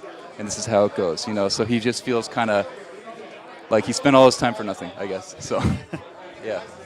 It sounds like a pretty relatable everyday story for people around here, for sure. Yeah. Down on their luck. So what do you have coming up? Well, we have In terms this of live shows and after stuff. this, and this weekend we're playing in Paupack Township, and we've kind of pulled it back a little bit because she's going back to school. So, you know, we had the summer open, but we try to scale it back. So we're down to 4 or 5 a month, but you know, we're always open if it's interesting enough. I think we'll be playing at Bethel Woods again, up in the air still, but. We're going to be at Roba's this month, so if you want to catch us at Roba's, we'll be there on Saturdays. Check for our name or check our website. And we're going to be at, Wallen Paul Pack Brewing Company this Sunday. Yes. From 2 to 5. Yeah. Those are some interesting venues to play, I'd imagine, between Yeah. Roba's and Bethel Woods. Like, Yeah.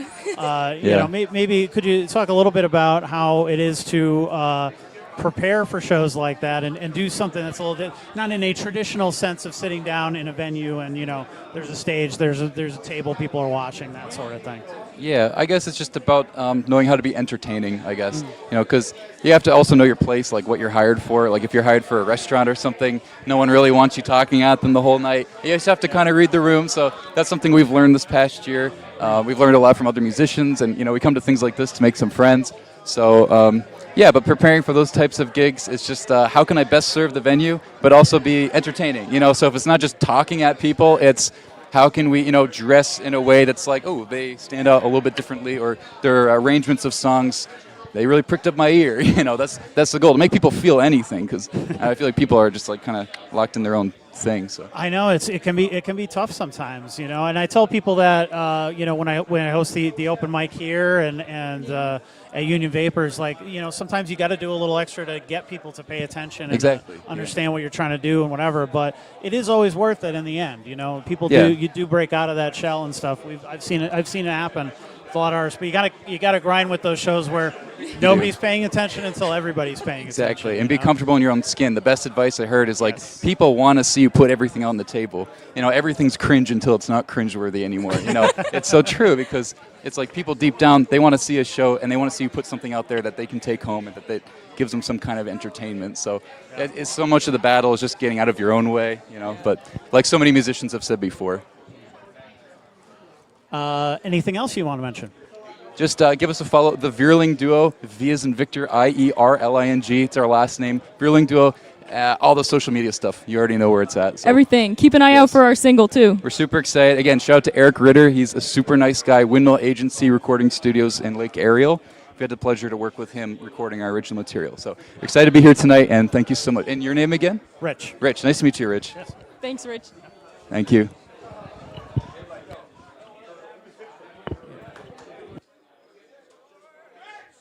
Come on up. Oh, wait. Hold on. Breaking news. Oh, shit. Oh, fuck. Wait. What did I win? I don't know, but you won it. All right. Music Journalist Reviewer Writer of the Year. Oh, yes. Excellent. Thank you. All right. Thank you. He's red carpeting. Yeah. Thank you. Appreciate that. All right. See, no, I feel extra special because I got delivery. Nobody else is getting delivery on these. You gotta be present for them. So, thank you guys for anybody who voted for us. We appreciate it. But we're busy. We're working here. All right. We gotta move on.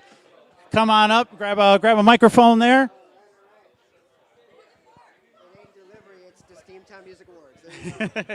Award-winning journalism right here. Wow. Right. Yeah, it's not delivery. It's the Steamtown Music Awards. We got award-winning journalism right here, y'all. There we go. Well, so for those at home, please tell us who you are and what kind of music you make. Hello, Internet Land. I am George. I go by A Spectacular Failure. I play acoustic indie rock for fans of Dashboard Confessional, Deftones, Stained, and anybody else that puts their heart in their sleeve with an acoustic guitar. Yeah, well, you know what? I saw when you came to the open mic recently. I did, yes. I appreciate that very much. I appreciate you having us out. And you had the Deftones hat. I did. And I was did. like, all right, this is my guy. Hell yeah. I'm going to get along with this guy right Hell here. Yeah, awesome.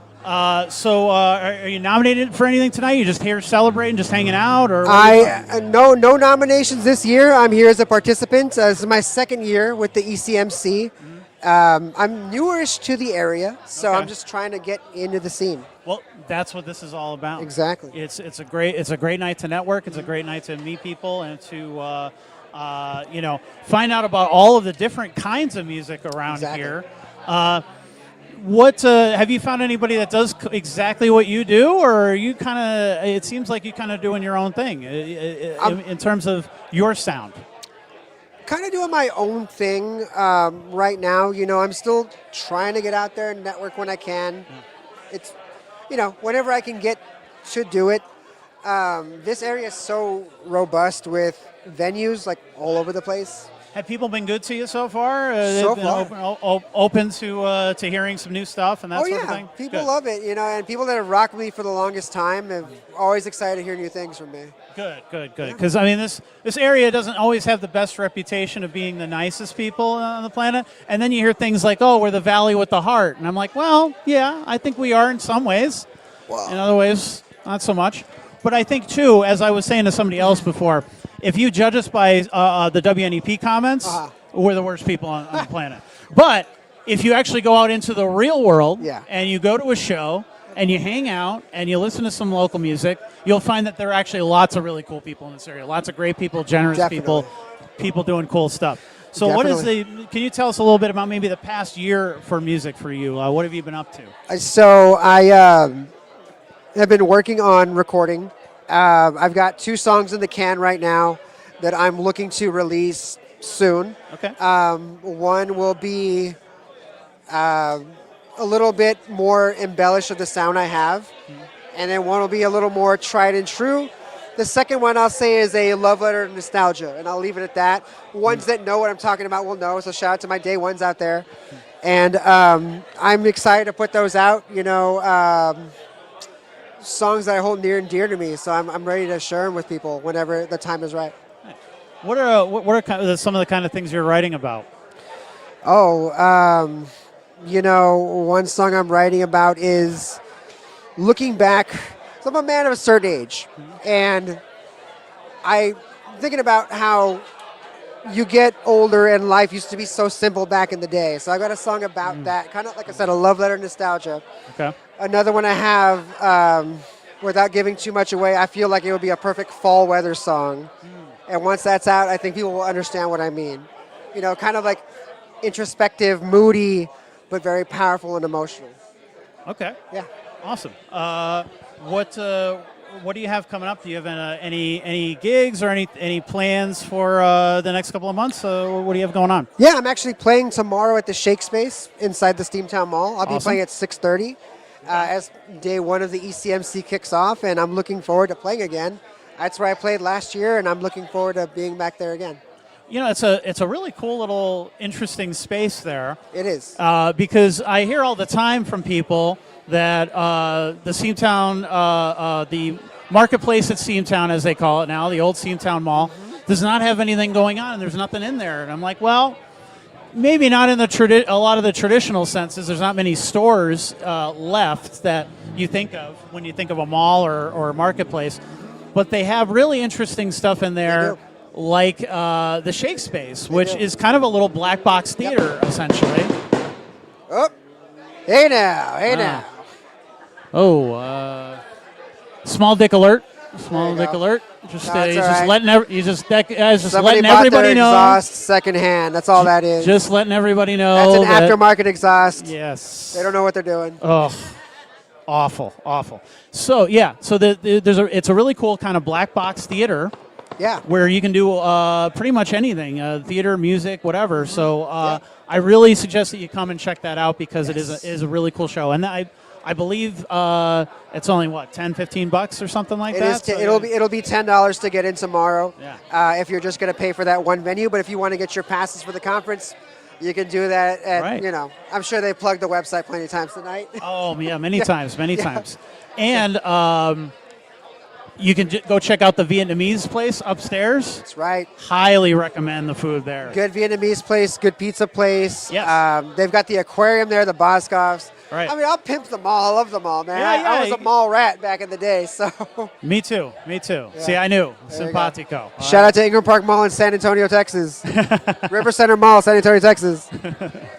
See, I'm so old that I remember when that mall was actually a mall. Yeah, there you go. That's crazy.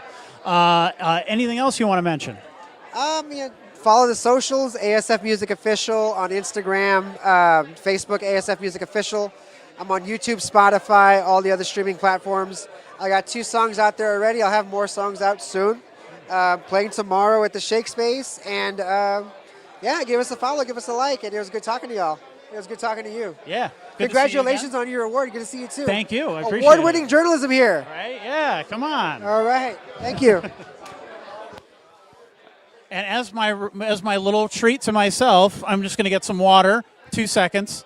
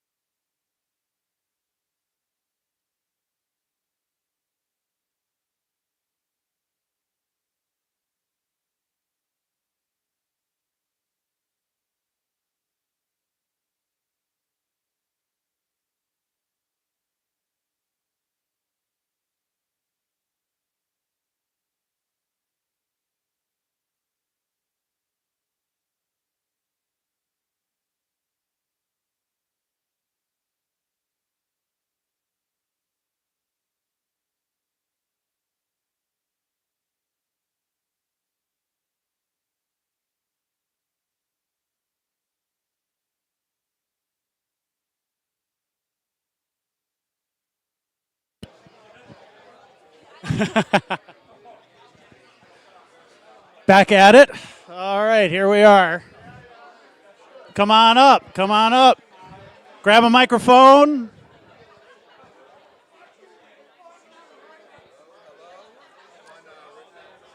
So I'm gonna spoil it for you.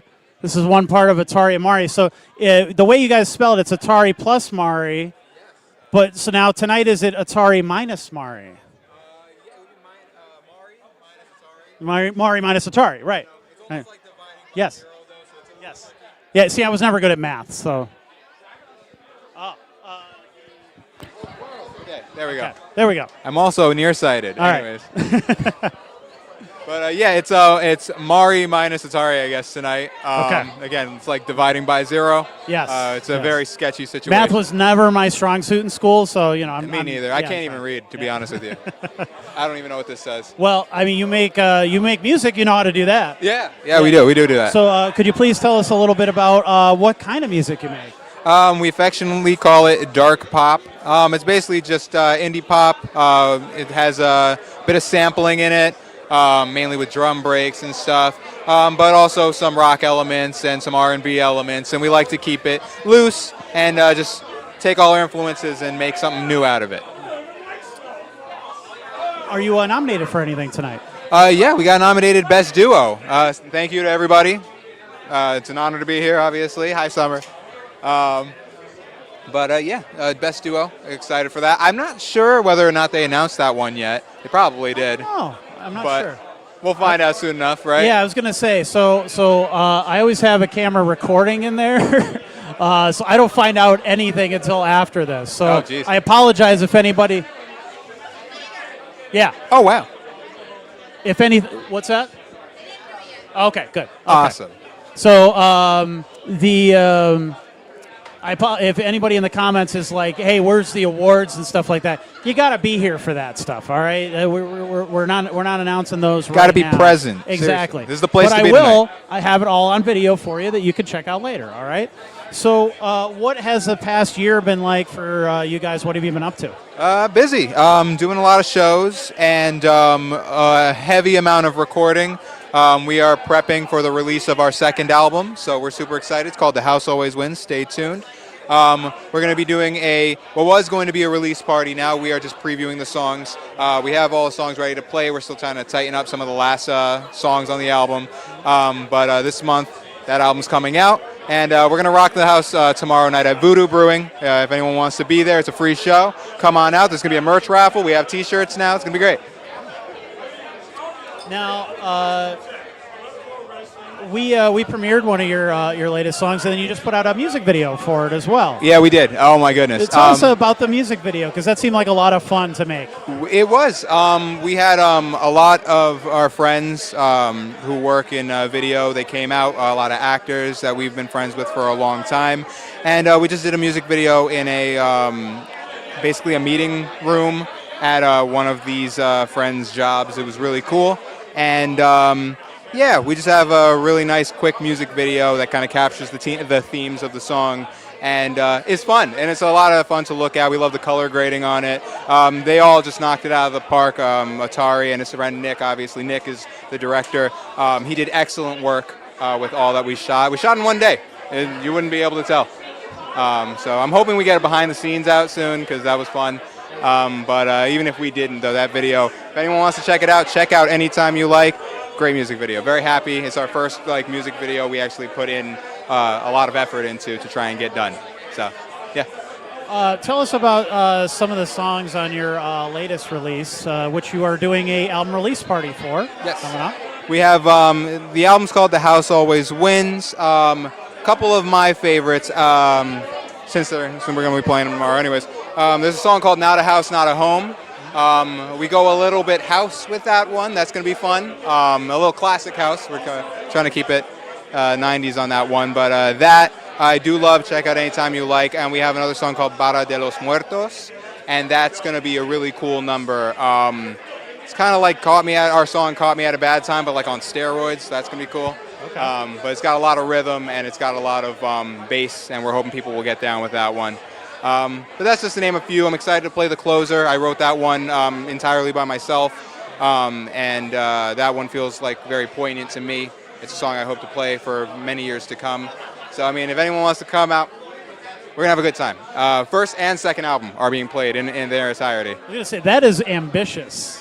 That's quite the set you got going on there. With Atari and Mario, all we can do is ambition. You know what I'm saying? Yeah, absolutely.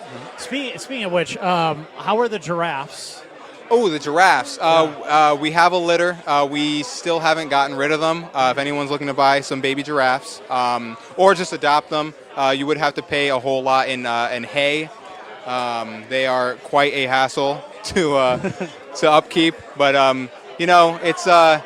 it's really a privilege, especially when they look at you and they go, oh, they don't have vocal cords. They don't, right. They can't say mama. It's,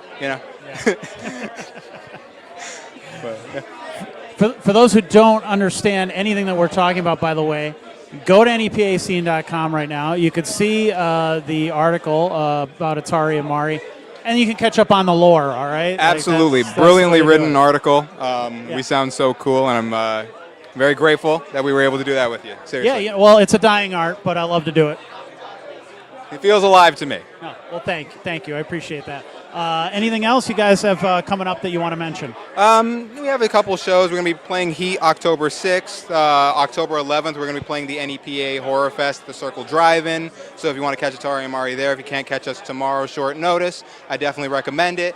We have T-shirts now. I can't reiterate. Our friend did them, and they look wonderful. So if you want a T-shirt, come on down and get you some merch. But otherwise, we're just excited to put the album out. If anyone's listening, we appreciate you. Atari says hi at a family emergency, and he just wants to tell everyone he loves them. And thank you for listening. And thank you, Rich, for just having our backs and interviewing us and doing all that. Of course. Well, color coordination on point, by the way. Just had to mention that. We're blue here. We like it. Yeah, and you picked the right color. We like our blue here on this this platform. All right, thank you, sir. You too, Rich. You have a good night.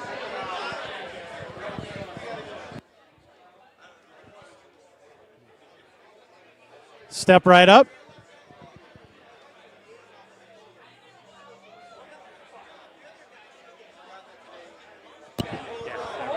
Okay. Hello, sir. How are you? I'm good, and you? Long time no see, right? Yeah, I made it out. That's awesome. Well, it's good to see you, man. Tell us, for the people at home, tell us who you are and a little bit about yourself and what kind of music you make. All right, well, I'm from a project called Invictus. It's spelled very odd, INVYKTVS. And my music is revolving around the realm of shoegaze, goth rock, grunge sounding. I do production. I play guitar, I sing, I play synth. My music was very electronic starting out, and then it crossed into more like guitar with drum backing tracks and, ethereal vocals and whatnot. So, yeah, that's what I do musically. I don't know what to say much about it, but... Oh, I'm sure we can find some things. What has the past year been like for you and your music? What do you feel like you're evolving, trying new things? I see some of the stuff that you do at the open mic, and it seems like you're always trying to experiment and play around, and even taking the same song but playing it in different ways. Yeah, so that's the whole idea with what I do musically. I mean, in the last year, I'd say that my music went through what I'd like to say is a transmutation of sound, because I'll take tracks and I'll work on them, and then I'll go and work on new ones, but then I'll revisit old tracks and think about what more I could do with them, because as artists, we're never really finished with the art, right? We want to keep working on it. We want it to evolve into something more. So what I figured is a great way of experimenting is to take these tracks and just start playing them live, and then working on them even in the moment when I'm out at open mic, so people get to experience this evolution of the tracks. And oddly enough, my last track that I've been playing, my last newest track that I have no name for yet, that came to be because of going to your open mics. I went up on stage with just a bunch of chords and ideas in my head, and in the moment, started working on that track on stage here at the V-Spot at your open mics.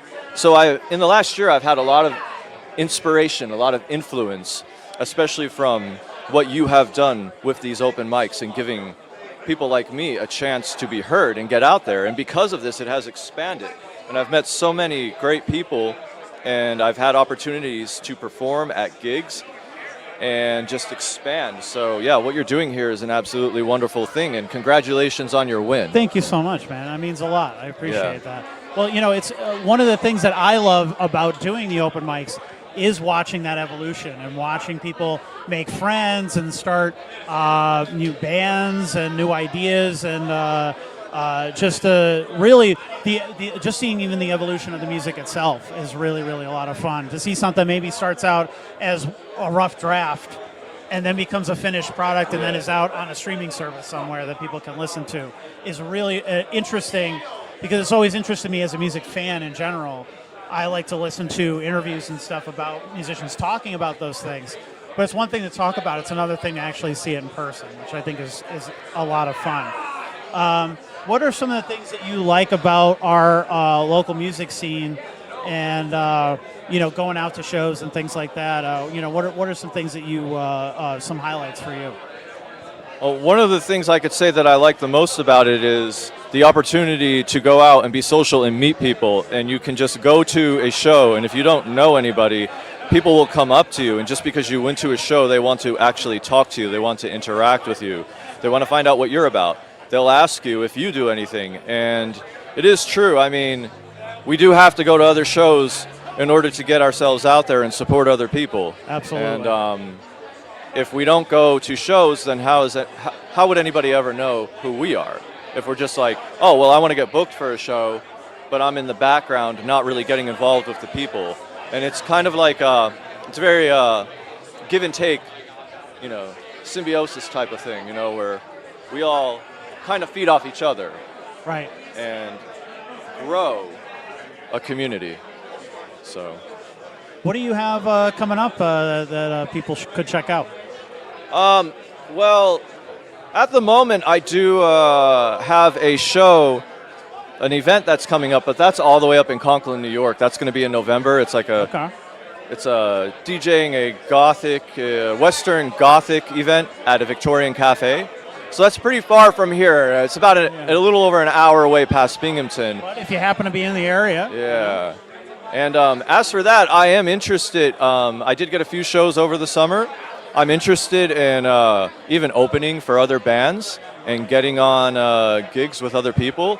And one of the most important things to me is I've told people this before. I've said, I got involved in the music because I actually enjoy the social interaction. I like that through being a creator, I have met other creators and I've met people that are inspired and people who inspire me. So to me, it's even more than just the art. Anything else you want to mention? Do you have any music that you're working on recording or anything like that? Oh, all these songs that I've been performing live, I'm going to be eventually working on producing those and putting them out myself, because I also do production work too, so through a DAW and everything like that, and recording it all myself. So at some point, people should be looking out for some new Invictus material. Yes, and I also I do have a YouTube channel, and that's just Invictus, INVYKTVS on YouTube. I make fun little music videos and things like that, and I have one abandoned exploration video, which that one has the most views, of course, because it's more entertaining and fun to see. But so yeah, other than that, I'm just looking to meet more people in the community, get out there, and network, collaborate, whatever. It's about the experience. It's about the process, and then the finished product is for everybody else. So I agree. Thank you so much, man. Thank you so much. Good to see you. Okay.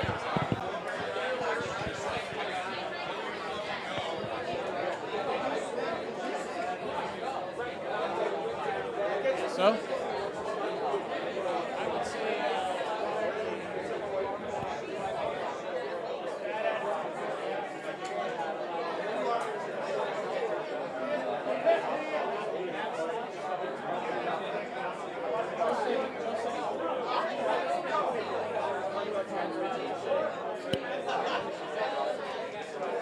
Come on over. Grab some microphones. How professional. Awesome. Hello. Hello. Please tell the people at home who you are and what band you're representing and what you're doing here tonight. So I'm Jesse. I play guitar and spellslinger. I'm James. I play bass. And we got nominated for Best New Artist, Best Album, Best Indie Rock, Best Guitarist, Best Bassist, and Best Drummer. So I figured it'd be a good day to show up, I was to say, congrats on all those nominations. Thank you, and congrats on your award. Thank you so much. Yeah. Yeah. So I hope that you brought like a large sack or something that you could carry all those home with, because that is well, that's a a goal, lot. Yeah. Ideally. Well, but as a relatively newer act in the scene, that's got to be a great pat on the back right there. An absolute pleasure. When we started a year ago, and it's only really been a year, the goal was to just get a song done and just perform in front of people. So the fact that we're nominated for 6 awards and that people are actually enjoying our music enough to nominate us for even Best Album, EP, it's very humbling, Well, Spellslinger, very interesting name. Now that kind of maybe plays into maybe some of the themes in some of your songs, or what you're talking. Maybe some fantasy elements, things like that. Is that part of the music at all? I mean, kind of. We all got together around Dungeons and Dragons and Magic the Gathering, so it kind of fits our outside of the band interests. So it's more of that than it is. It is. Okay. We do have some songs that are named after some spells, and we're trying to, match our sound with what we would consider to be a dark fantasy sound. Okay. And kind of find our own place still in our music, and finding sound is a big thing. And I think we're kind of getting there, Yeah. Very much searching for our niche, our sound that we really, really enjoy. I think aesthetically, that's what we aim to be, But yeah, our first night, that was one of the things. I didn't know anybody in the group, and I showed up and I said, there's a bunch of D&D dice, magic cards on the table. I said, you guys, it's your thing? And they were like, oh yeah, absolutely. Felt right at home. I was like, all right, so this is something we're doing. And when the name was pitched, I was like, yep, that's what we're doing. Yeah. We're right on the money, So tell us about your latest release that you have out now. Maybe some of your personal favorites off of the album. So our latest EP is called Beyond Realms, and it's kind of like a story. If you listen to it from front to back, it's kind of like the story of someone who is engaged with a situation that maybe isn't good for them, but some part of us wants to keep pursuing it. And then the inevitable learning your lesson and wishing to do the opposite of what you did, which I think can apply to anybody's life in any situation. Our most popular 2 songs are Just So You Know and Sync, which I think are kind of our more dynamic songs, and actually our last songs that we created for the EP. So as we're writing music, I feel like every song gets better that we write, and people seem to like every release more than the last, which is good. And that's kind of just where we're at right now, and we are currently writing new music and getting ready for our next selection. But I'm glad that people have really grown to like those songs. That they're some of our favorites to play live as well. This is our guy, our creative mind. Listen to him, Yeah. What do you have coming up this week or this weekend, and then into the next few months around this? Good this stuff. album? Very good stuff. Probably. So we are hosting one of the first ever Wiccan-themed music festivals at Naog Park at the Melody Stage. It's called Spellfest. It is a free admission event. We have 15 vendors, craft vendors that fit the theme. They're doing basket raffles. All proceeds are being donated directly to St. Joe's. I'm working very closely with the Parks Committee and companies that want to help donate and make this thing as big as it can be, because the bigger it is, the more we can benefit local charities. We got Coppermine headlining it, which I think is huge. People seem to love them around here. Mm-hmm. No Fight, No Victory. We'll be playing Broken Alibi, No Takebacks. So it's all local bands, original music, local craft vendors, companies, local charities at a local park. I think it's going to be awesome. Oh, yeah. And a really interesting variety of bands there. Yeah, so we wanted to kind of bridge a little bit between the more alt-rock and pop-punk into more of the hardcore music. Yeah. And the way we have it set up is that as the night gets a little bit darker and as it gets later and the sun goes down, the music gets a little bit heavier and a little bit more aggressive. Yeah. I thought that was a cool theme to it. Excellent scenes for all of that around here, too. It just makes sense. Sure. So that is September 27th. It is from 12 to 6. Yes. Music starts at 1, ends at 6. We have Groove Brewing there, so we'll have alcoholic beverages, food trucks, soft drinks for kids that are attending with their families. Yeah, it's going to be awesome. Any local acts that can make it out that aren't part of the fanfare this year, please show your support. Mention to your friends, your local bands, because next year we're going to be looking for more acts. We hope to make it bigger and just keep rolling as the years go by. I mean, please, 100%. Anybody that can support us, we would love it. Awesome. Yeah. Anything else you guys want to mention?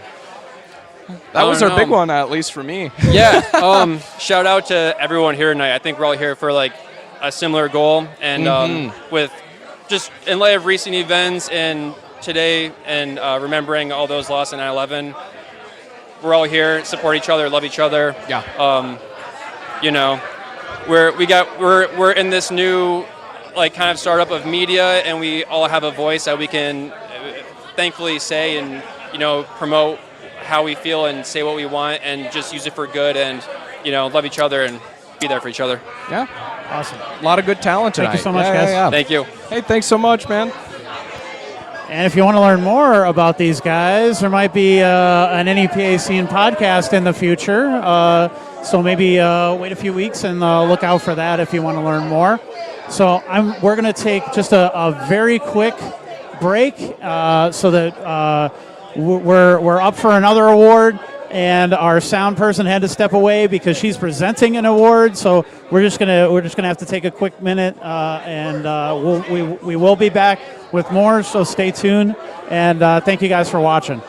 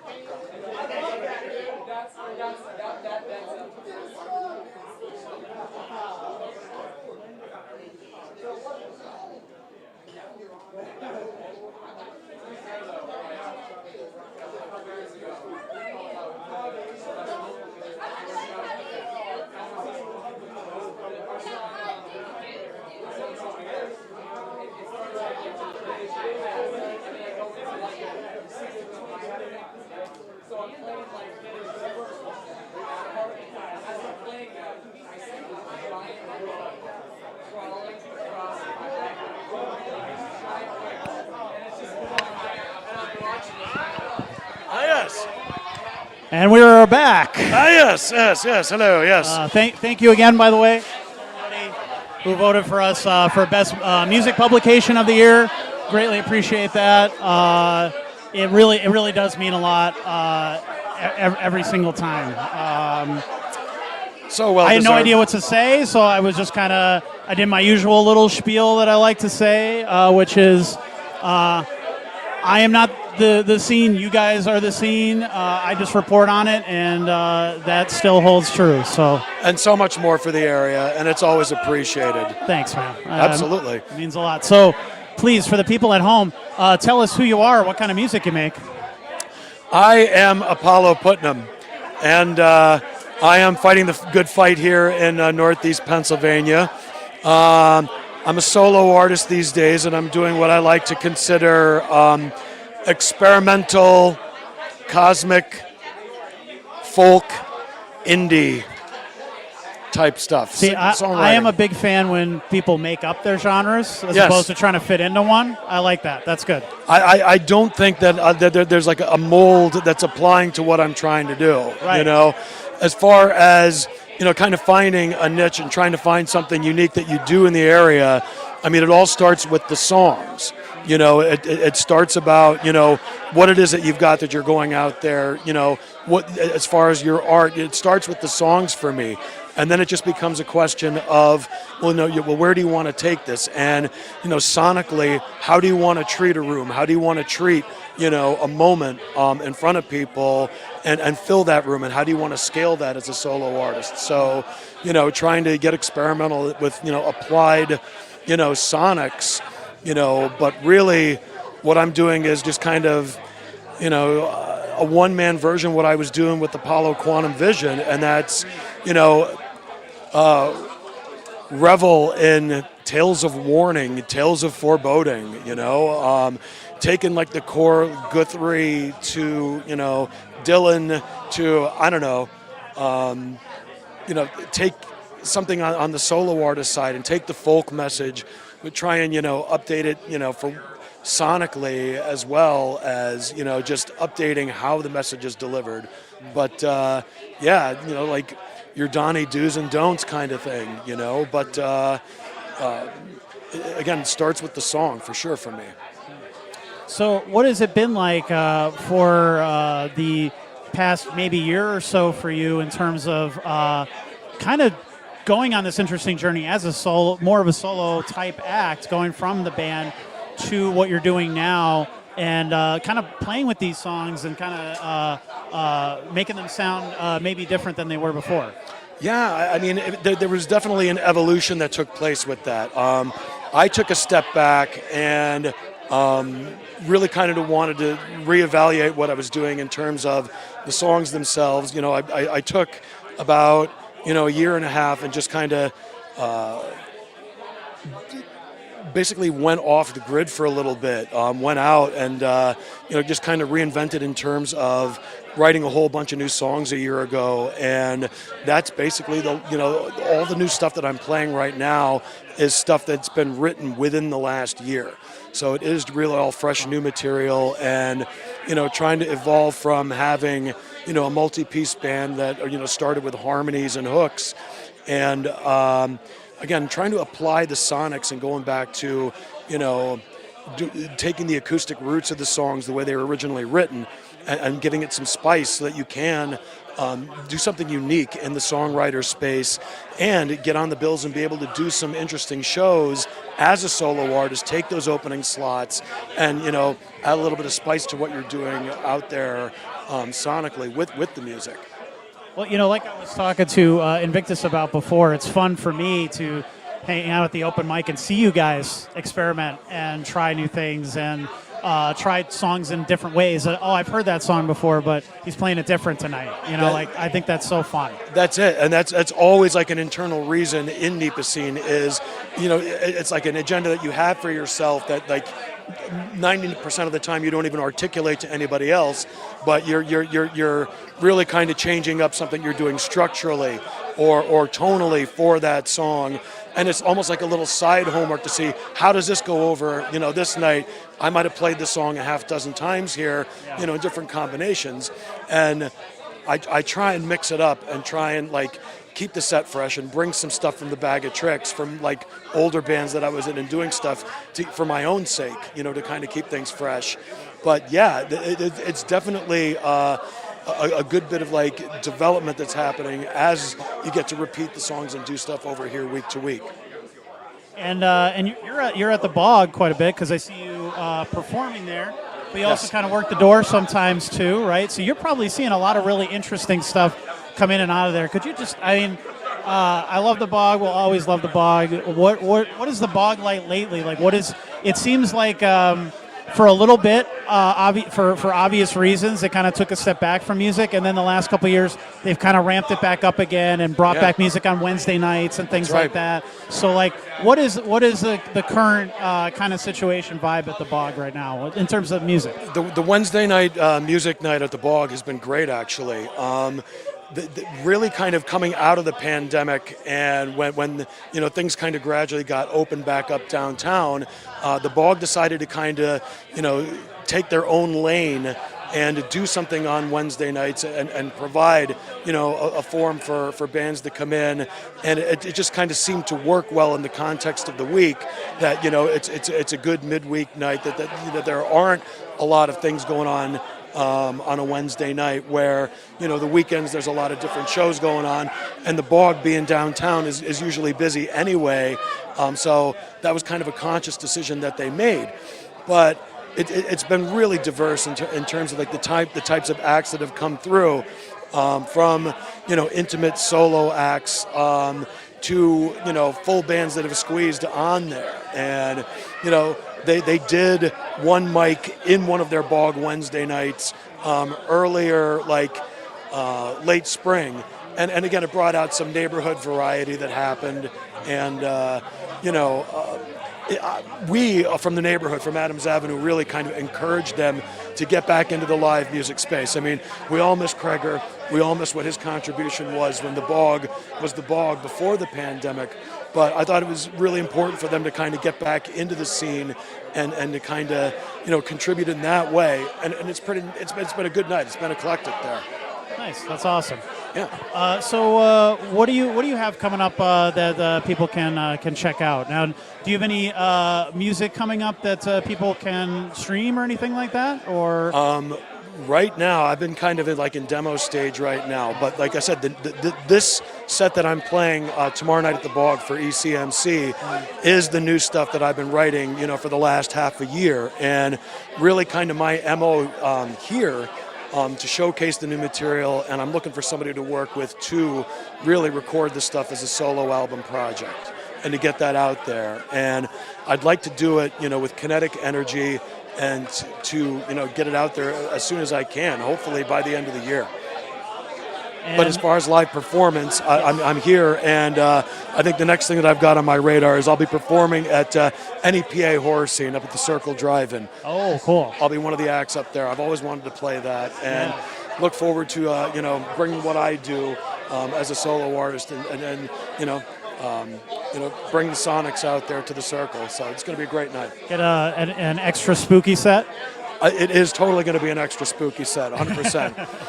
I mean, yeah. I've got to season it for the show for sure. Yeah. Scale it to it. So very much looking forward, and really getting back to here. It's great to be back here at ECMC, to be back with the community, and to kind of celebrate the year and everything that's been, I've been blessed to experience this year in terms of exposure, in terms of getting out there and having some good shows, and everything that you've helped along the way as far as encouraging, getting things out there. So always appreciate it with you. Absolutely. Anything else you want to mention? Come on out and take advantage and see as many of these great local acts as you can over the next weekend for sure. Well, thank you so much. Pleasure. Thanks, Rich. That was good Congrats to see again, you. buddy. Cheers. So, there's still plenty of time to get down here, by the way. So if you're watching the live stream at home, come on. You don't want to stare at this for the next how many hours. You want to come down here and check out everything that's going on here. So please come down. It's a lot of fun. There's many more performances to come, many more awards to give out. It's going to be great.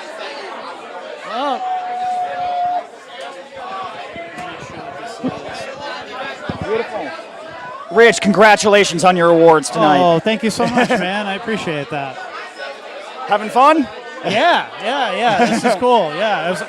I told them out there, I said, I don't really have time for a speech. I have to, I got to run back out here. And then they chained me up. They put a chain on my leg, and then I'm stuck here for the rest of the night. So it goes. Yeah. I mean, but that is the price you pay to win Music Publication of the Year. Absolutely. These really big marathon type of events, So drinking some water, I'm good. I haven't had any alcohol yet, so I'm hanging in there. I'm still, I'll be able to get through many more of these interviews before I start maybe needing a shot or two. Well, you and I do marathons pretty often. We do open mic nights at my shop on Union Vapors. Union Vapors, 570 in Dixon City. My new favorite venue. Super, and that's not just because we do the open mic there. It plays into it. It's part of it. But I love seeing shows there. Came out and checked out Street Avenue Boulevard. Just played their first show. They were phenomenal. There. So cool. And what was it? Ted Hazard, Condition Oakland, and another gentleman from out of the area whose name I forget. But all great stuff. You guys have a really cool variety of things going on up there. For those who don't know you or the shop, could you introduce yourself and tell these people a little bit about Union Vapors and what you're doing up there? Sure. Hi, everybody. My name's Ken, Unstuck. I'm one of the co-owners of Union Vapors, one of the hottest new venues in Dixon City. We started doing live shows consistently in October. Since then, we've had close to 50, 60 shows, around 130, 140 different bands. You do the math there, that's hundreds of local, regional, and touring individual artists. And it's been a really phenomenal ride. We also have a local artist corner. All of that is stuff that we do to support the creative voice and energy of our hometown. It's just it's a great hangout. It's a good vibe up there. You know, like you got some really cool people there, and I love that. Well, we try really hard to cultivate that and to and make sure that it's a place where everyone feels safe and welcome. It's super important. We're not your typical bar, so the drinking portion it's decentered. It's BYOB. You're allowed to come in with friends and enjoy a beverage. Yes. But on any given night where we have a show, the folks that are there in that room are there to see the artists, and the energy in a situation like that is just completely different. Right. I love that. You know, and I'm a big supporter of the V Spot and other bars in the area, but sometimes it's like, please, it's not all about drinking all the time. You know, like maybe give it if you're one of those people who's maybe trying to get sober Absolutely. or is sober, or which I congratulate you on if that's the case. Or if you're somebody who can like maybe give it a little bit of a rest, you know, you don't have to go out every night and drink, you know. Come see a show there. It's a lot of fun. Absolutely. So we talked extensively. By the way, if you want to learn more about it, we just did an interview recently at the shop, which was a lot of fun. So you can check that out. If you scroll through NEPA Scene social media channels, you'll find that on our Facebook and Instagram and YouTube. But a big crux of that conversation was kind of taking what people expect from a typical local business and kind of flipping it on its head, especially a vape shop, and turning that into this like DIY sort of venue sort of thing. And it seems like it's been working out for you guys, and you have a lot more to come. Absolutely. So, maybe tell us about some of the stuff you have coming up and what people can look forward to. Absolutely. So the closest out-of-the-box event that we have coming up is Spellfest, September 27th, I believe. Just talking about that. That's going to be a free festival at Naog Park that we're sponsoring. We're going to be live music, vendors, all sorts of great stuff. We are doing shows constantly. We have recently started opening up the shop to have artists come in and do workshops. So folks that come in and see the creativity and the talent, they're like, oh, that can never be me. You know, we get to kind of push back on that. Say, no, here are the folks who they know what you got to do to make it happen. Yeah. And to help get you into expressing yourself creatively and all that good stuff. It really is amazing to watch it come together. Any goals you have for the shop in the next year? Any goals that we have in the next year? Man, my big overarching goal with the music project, at some point in time, I would like to get every active Scranton band to come through our shop doors because our heart really is for the area. It is thrilling to have touring acts come all the way down from Maine, all the way up from Florida, soon all the way from Washington, and be transcontinental. But our heart is really with this city, its people. It's our heritage. It's our backyard. These are the folks that we want our business activities, to be positively impacting.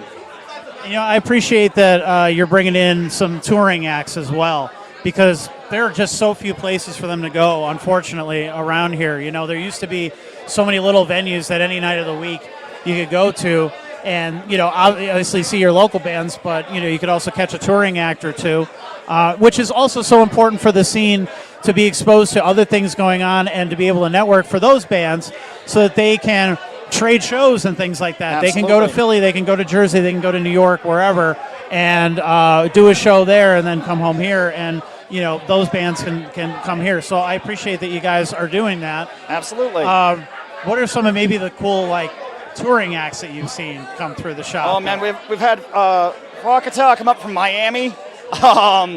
We've had two bands come down from Maine. Let's see. I mean, I'm just thinking. Just thinking about it, it really is the variety that you get when you start to step out of the area. Recently we had Hambone Skinny come down from Boston with a punk blues act, which is just completely and entirely unique. Big Heavy show out of Binghamton. We had Alter Come and play the shop. I thought people were going to die. It was phenomenal. That's what you want. Well, you know, it's difficult sometimes to get punk and heavy genres represented in the music scene. Right. They're kind of like the misfits. And at the same time, I still want to make sure that we're doing what we can to bring in all genres. Recently, I was just talking to some of the folks from Mercy Gang about doing our first rap gala, which is really exciting. Yeah. We have a surf rock act coming up. We have multiple acoustic acts in the work, all that good stuff. And what do you have coming up for the music conference this weekend? For the music conference this weekend, you caught me. I'll give you a second. Take your time. It has been an absolute whirlwind. I know. There's a lot to remember with those lineups because there's like 5 or 6 bands, I think, per night. Well, they do change rather quickly. Yeah. So, this weekend at the shop, we have Myra, Lily Cove, Lois Lee, Wisdom, No Limitations, Aggressica, this is on Saturday, day 2, Aggressica, Acid Rat, Bliss, The Galaxy Has Eyes, and Too Humble.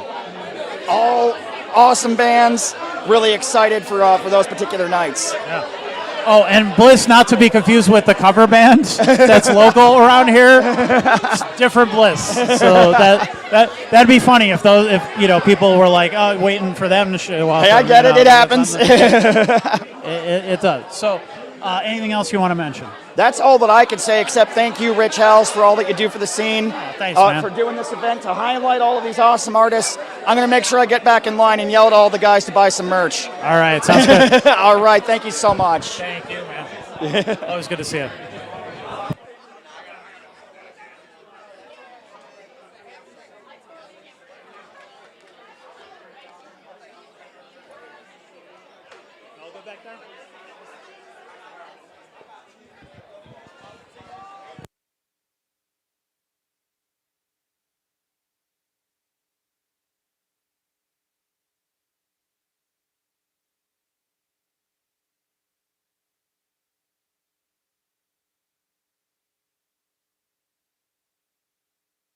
On over. Good.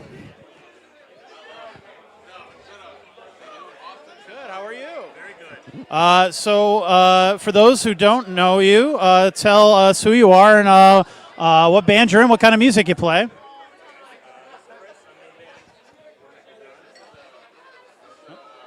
There you go. Hello. Hey, my name is Chris Cashmere. I'm in the band Stay Loud. You can check us out anywhere on social media and all that. 3-time Steamtown Music Award winners. So say, are you nominated for anything tonight, or you're just hanging out tonight? Just hanging out tonight. It's good That's to see cool. some old friends tonight. So let's talk about the music you have out now. What is your latest release? The latest release I have is called Rumors. It's out. I recorded it all on my iPhone. So far, it's doing pretty well. Has about 2,000 streams on Spotify. And I have a new album coming out October 24th. It's called From the Ashes. Check it out. It's just about rising above all the adversity and just, being above everything else and just continuing to do what you love to do. Now, is that self-recorded, or did you go somewhere locally to record that? Yeah, so it's all self-recorded. I decided to hone the responsibility of learning how to record, and my lovely girlfriend here helped me, and she's been helping me record as well. And we're doing it all in-house. It's going to be a very raw project. I really want people to feel it, What are your plans once it's out? Well, I'm going to put it out. I'm currently planning on doing an album release show. Those details are coming out within the next week or two. And from there, I have a tour coming out the spring and summer of next year, going up and down the East Coast. So I'm very excited about that. It's going to be an acoustic tour, but you know what? Who doesn't like acoustic stuff? I was going to say, so having done this for many years, putting together a tour like that, how does one go about that as like an independent artist? Well, fortunately enough for me, I've had a lot of resources throughout the years, so between like breweries and stuff like that, those seem to be the best bets as breweries. They're very open to all different types of artists and bands, and even like they do comedy and poetry and all that stuff, so they're more open to stuff like that. So, do you have some of those in mind of like places you'd like to play or places Oh you yeah, have booked there's this already? one place in Washington D.C. They're called DC Brew. Really cool people. They have really great beers as well. So if you ever down in the area, check them out. Okay, cool. Yeah. Let's see. What else do you have coming up? Do you have any shows in the immediate next couple of months? Or? Yeah. So Sunday, I want to say it's the 28th of this month. I'll be playing a benefit for the Carbondale YMCA. Oh, okay, cool. Yeah, I'll be playing for about an hour. It's going to be a good time. Nice. Let's see. Anything else you want to mention? Just the album coming out October 24th. It's called From the Ashes.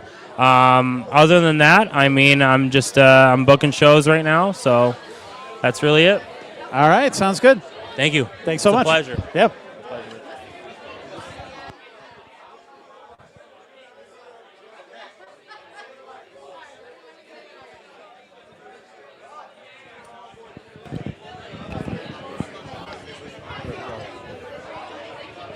Can we start by introducing yourselves and what type of music you make, or what you're up to? Hi, I go by the name DJ AR. I'm a producer and DJ at 107.5 The Diamond. We're nominated for local hip hop station today, or local radio station, I should say. I go by the name of DJ McLemore, 107.5 The Diamond. I'm a DJ also. Well, when I first heard about the Diamond, the first thing I said is, where has this been?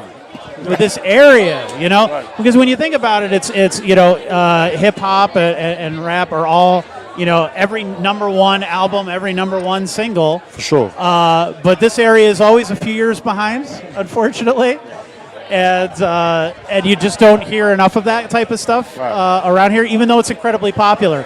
I mean, you drive, you go hear any music that people are in their cars, and it's rap or hip hop 90% of the time. For sure. So where are the outlets for that sort of stuff? So it's really cool that you guys popped up. Was that kind of part of why you guys are doing it, because of the lack of maybe content or resources for artists who are in those genres?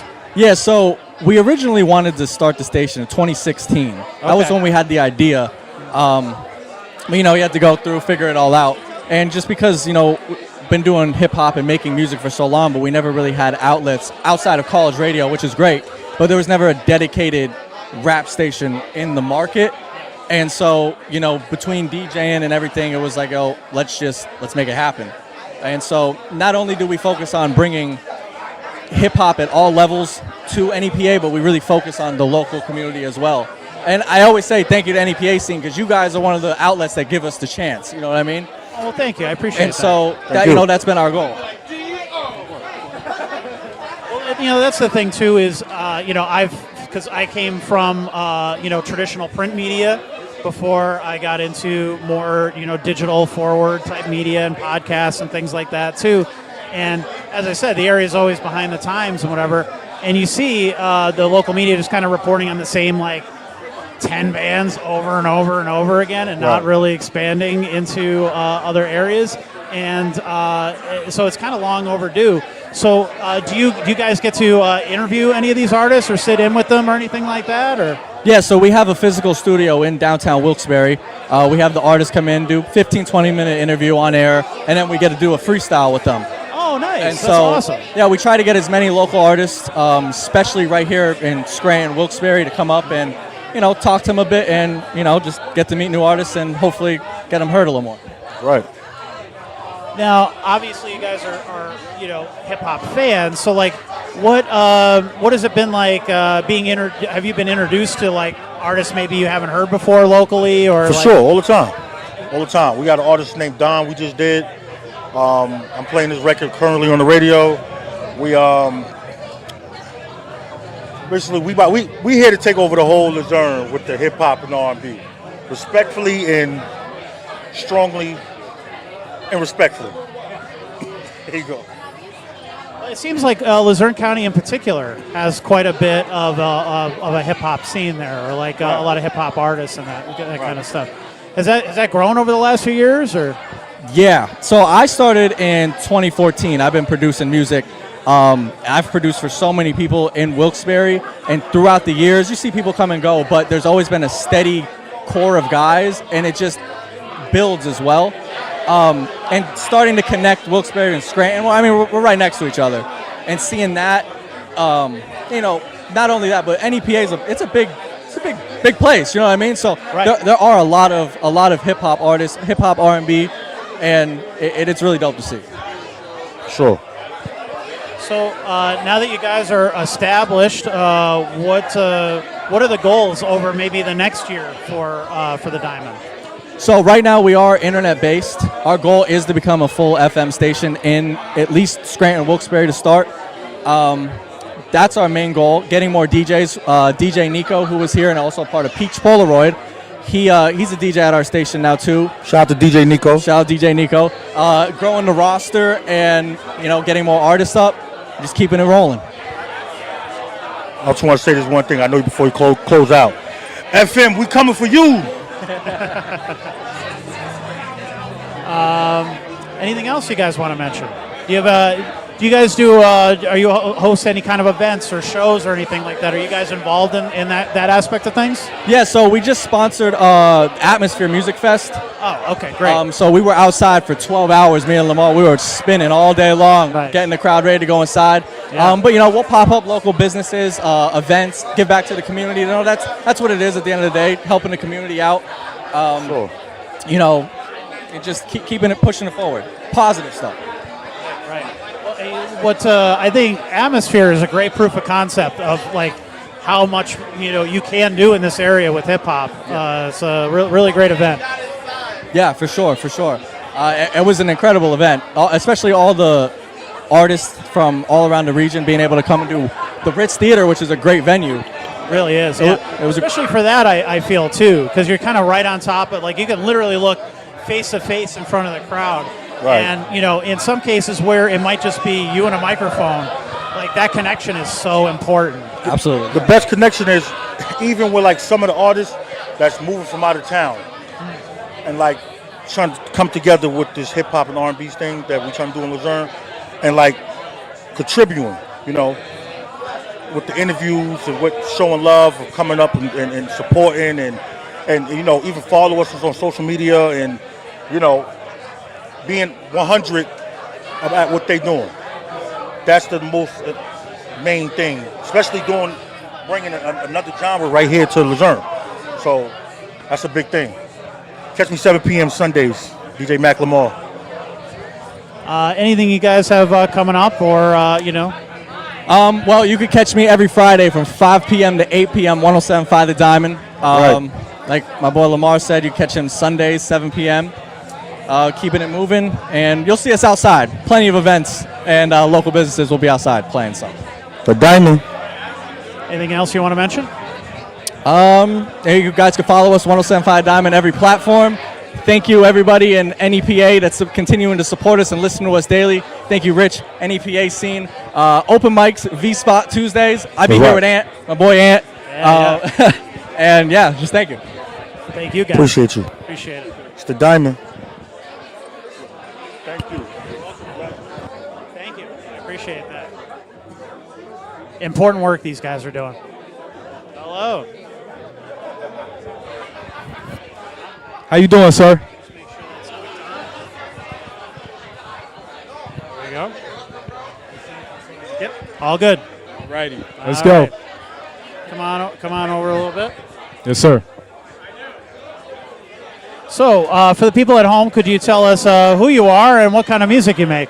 My name is Ant Marquise. I'm a local musician / community activist. And right about now in 2025, I make all kinds of music, but I've been making music since 2015. I started out a hip hop artist. Right now I'm trying to branch into pop and rock and roll. Well, are you nominated for anything tonight? Or are you just kind of hanging out, networking? What brings you here tonight? So tonight I'm here to promote my album Before the Comeback. I just dropped it. It's a brand new EP.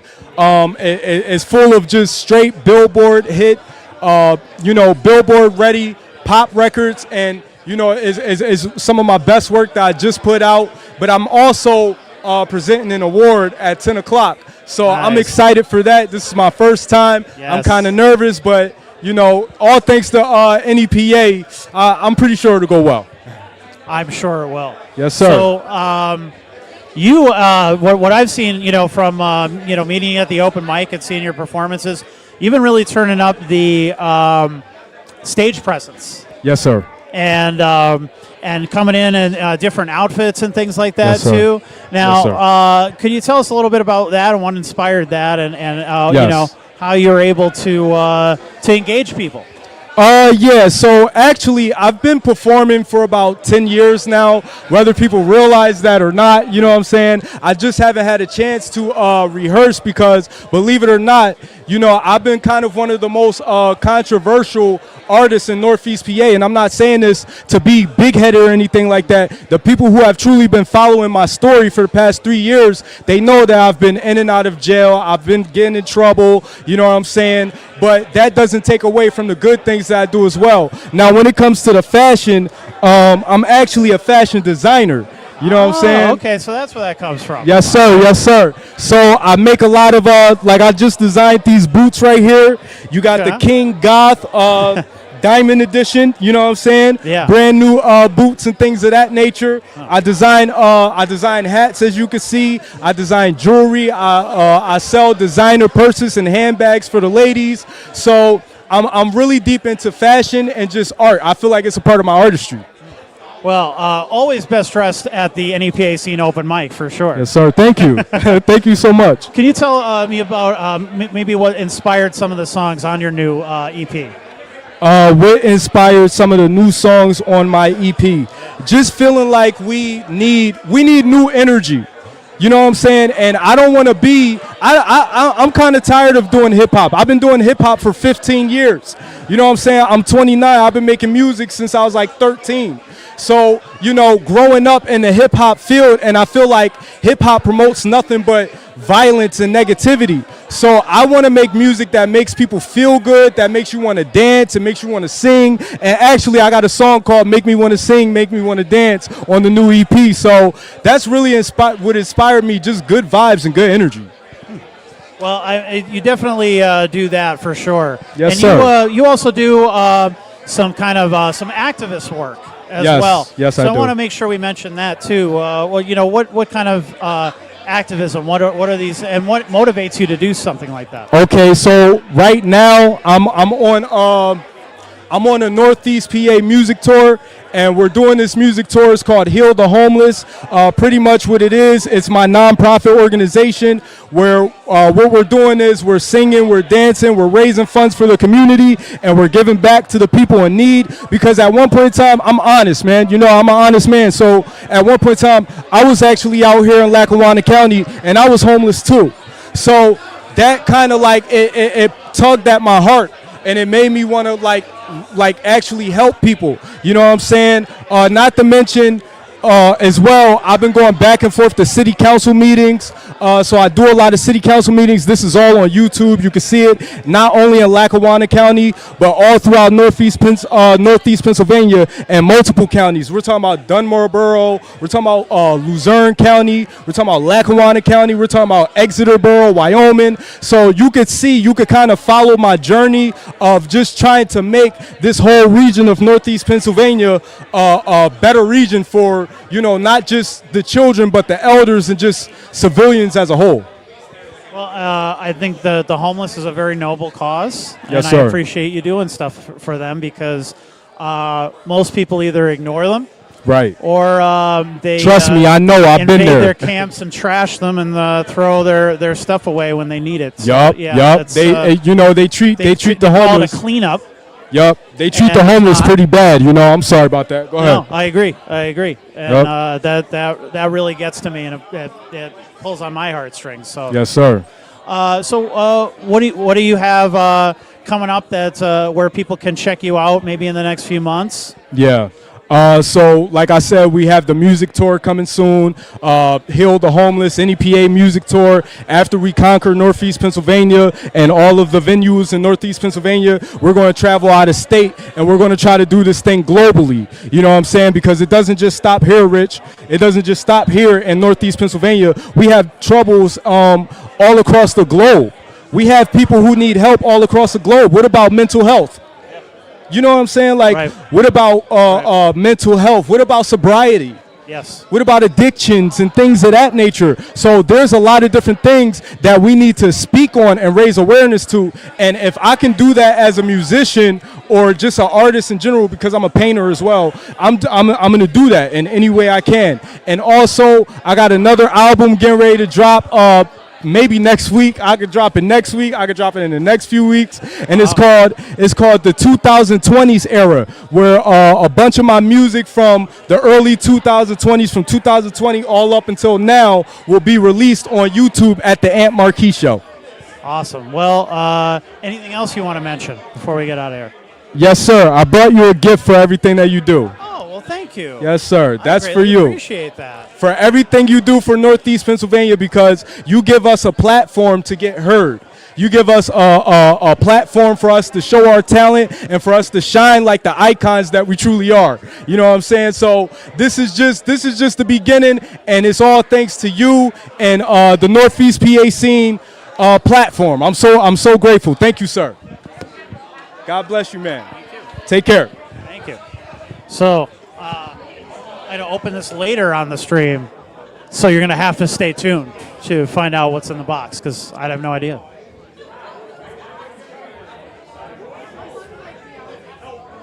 That was very sweet of him.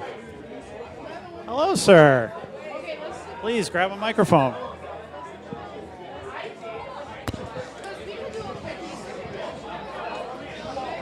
You all right? There's like an indentation right here, and I'm waiting for it. My clumsy ass is going to fall one of these days. Yep, and we did. And then the carpet over here, there's like a huge pothole, and I'm waiting for somebody to fall into that and never come out. So I guess you can include that in the bloopers reel for later, right? Nice to see you. Tell us who you are, what type of music you make. I'm Frank Shannon. I do a mixture of country and alternative rock. Are you nominated for anything tonight? Or are you just kind of here to network, hang out, celebrate? Just hang around, celebrate for other people who are getting nominated. What brings you to the Steamtown Music Awards? What do you like about it? It's just a different experience. It gets me out of the house. Well, you know, it's what I think is so fun is a lot of these people would typically be out gigging and they never see each other. So it's funny because we're all part of this scene and we all know of each other, but rarely are we all in the same room. So it's kind of fun from that aspect of things. Tell us about maybe the past year for you musically, what you've been up to and what you've been working on. I have a few different songs here and there that I've been working on as an original content, but I've been doing a lot more cover gigs instead of getting like things ready to be recorded and released. That's mostly due to getting everything ready to go financially, moving around and relocating. You have anything out like right now that people can hear? I did release Flatline with the help of Facing the Giants back in February. That's on Spotify, pretty much almost any streaming platform, on YouTube as well.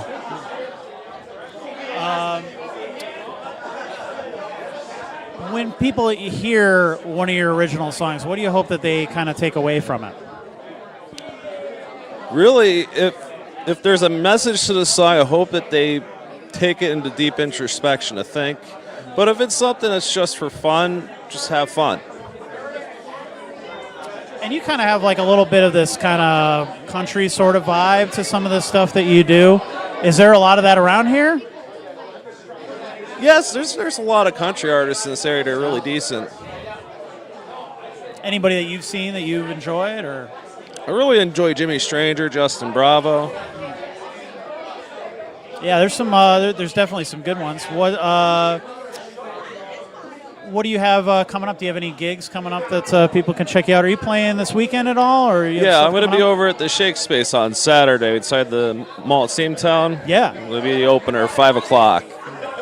We were just talking about that earlier with one of the other artists who's playing that. It's a really cool little spot because a lot of people don't know that it's there. It's this like little hidden gem. It's almost like a little black box theater sort of thing, which is fun, and at least it means the marketplace of Steamtown is being used for something, which people often complain about, that there's not enough going on there, downtown in general. What are maybe some of your favorite artists that you like to follow we should look out for? Locally or established? Either or. Well, I really like Social Distortion, I'll tell you that much. They come to maybe, I think the closest we get to them around here is like the Sherman, right? Yeah. In terms of them playing around here? Yeah, I think that's about the closest they get. Now, is that they play a little influence in what you do too? Yeah, to a certain extent. I grab bits and pieces from a lot of different places. And anything else you want to mention? You know what? Let's look at you have some stuff recorded. What are your goals for the next year in terms of getting that out there? And what's next for you? Just hammer out as much as I can with whatever availability I can figure out, and then try to plan something out. Maybe do a few 8-week releases, and then once I done enough of those, drop the rest of them in one shot. Anything else you want to mention? I have nothing. Well, thank you so much, man. It's good to see you. It's good seeing you.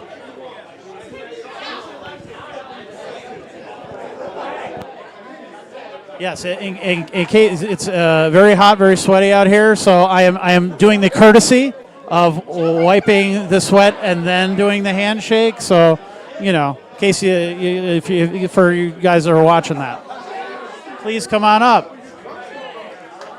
Let's try to get everybody in this frame here. This is going to be the biggest challenge. Can we get everybody in here? You got a mic. All right, over more. Where? Up. Are we in? All right. Awesome. Hi, Rich. And we're not cutting his head off, right? Yeah, I know. Yeah. All right. We're good. Okay, good. We don't want any more decapitations. No. All right. So tell us who you guys are and what type of music you make. We are Street Ave Boulevard, and we do some alternative rock-ish type music. Are you guys nominated for anything tonight? I think so. Nice.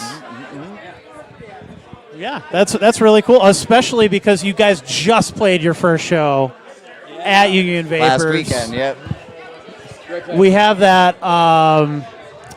We have the video. We have not released it yet.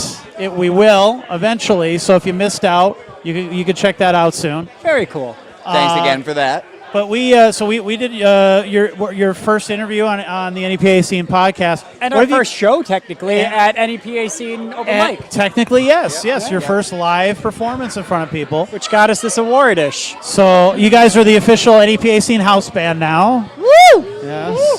And so we're going to require that you come into the podcast and play in the corner. And every time I make a joke, you got to go, ba-dum. I can be into it. Play a little riff here and there. Like they do on all the late night shows. Right. Yes, exactly. For no pay whatsoever. So perfect. We're used to that. All right, you guys are in. Great, excellent. So it's been a while since we had that conversation. So let's catch up and tell us what you've been up to since then. Recording. Yep, recording, working on the songs, meeting up with our friend Eric Chezik, who's helping us get some songs together. Should have a new single out soon. So stay tuned. Soon. Definitely hoping before the end of the year for our next song release, and then we're hoping the next song will be released promptly in the new year. So that's like our goal. We're meeting up with him October 5th-ish, and that should be the last session for the song that we currently have recorded. And then after that, should be the next song. We started parts, but we're going to work towards finishing that. Now, is that a very deliberate thing that you're doing, where you're releasing them single by single and building up to that? Is that a marketing strategy, or is that just by just how it's working out, or? Yes. Absolutely. Yes to all of that. Yeah. Makes sense to me. I mean, honestly, like, to us, the single platform makes more sense because you can constantly keep putting out new music. Right. Whether or not we end up actually releasing a physical EP, we still are up in the air. You know, maybe once we have enough material to fill the time, we will. But at the same time, like, we don't want to be bogged down by, we need to do this one specific thing. So we kind of like enjoying the thrill of the moment, like what we're feeling. And right now what we're feeling is recording the song and getting it done. And like before that, what we were feeling is getting ready to play a show, which we've done. So like, check mark in the box. Nice. Now, I don't get to ask this of many people here, but who are you wearing? I don't know the name of the coat, but I know it's from France. If somebody can help me out here. Jacques Saint Laurent. Oh, wow. Does she know you're wearing her? I don't think she's alive. So this is my great-grandmother's. Oh. Yes. And Excellent. It's been sitting ever since, and I went, one day this is going to work out. I was going to say, she had excellent taste. Yeah, she did. Yeah, must say. All right, well, now that you've got the first show out of the way, you feeling some kind of relief or build up, like, okay, now we got to, build up to the next one, or, how you guys feeling now that that's kind of done finally? So with shows, I mean, we're happy to have done this one. We think it went great. So we feel like we're ready to handle more if it calls for it, but we're in between writing new music and playing shows. So that's what I mean. Yeah. So recording and playing shows. So it's kind of whatever is going to benefit us more right now. And right now we're thinking, get these next 2 songs out so that we have a bigger catalog to be able to play live, and we'll take it from there. You have any shows coming up or anything planned that will be announced soon? Currently, no, but we're not against it either. Okay. So, when these guys are not booked as the house band, when they're not playing for me for free, yes, we will take an opening slot. Yes. Opening slot. All 25 minutes or less, preferably. Okay. All right. Yeah, that sounds good.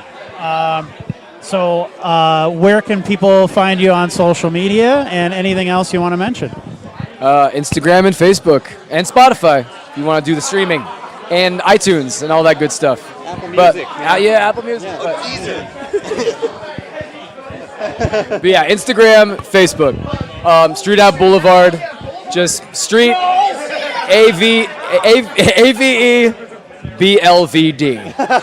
That's the Street. Yeah, nice and easy. All that. It's all that. Fun fact, it's technically not Avenue, but if you say that, it's fine. Yeah. We've been getting the Avenue thing, but it's Street Ave Boulevard. That's it. Anybody else want a microphone? No. Okay. You're doing great. Thank you, gentlemen. Yeah, you're welcome. Thank you very much, Rich. Thank you to your great-grandmother as well.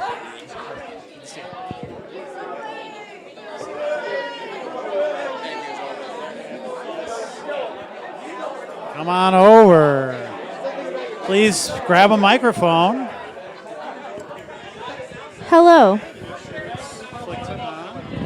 All right. Yeah, it is. Hello. Hi. How are you? Good to see you. Please, for those at home who don't know you, tell us who you are and what you do.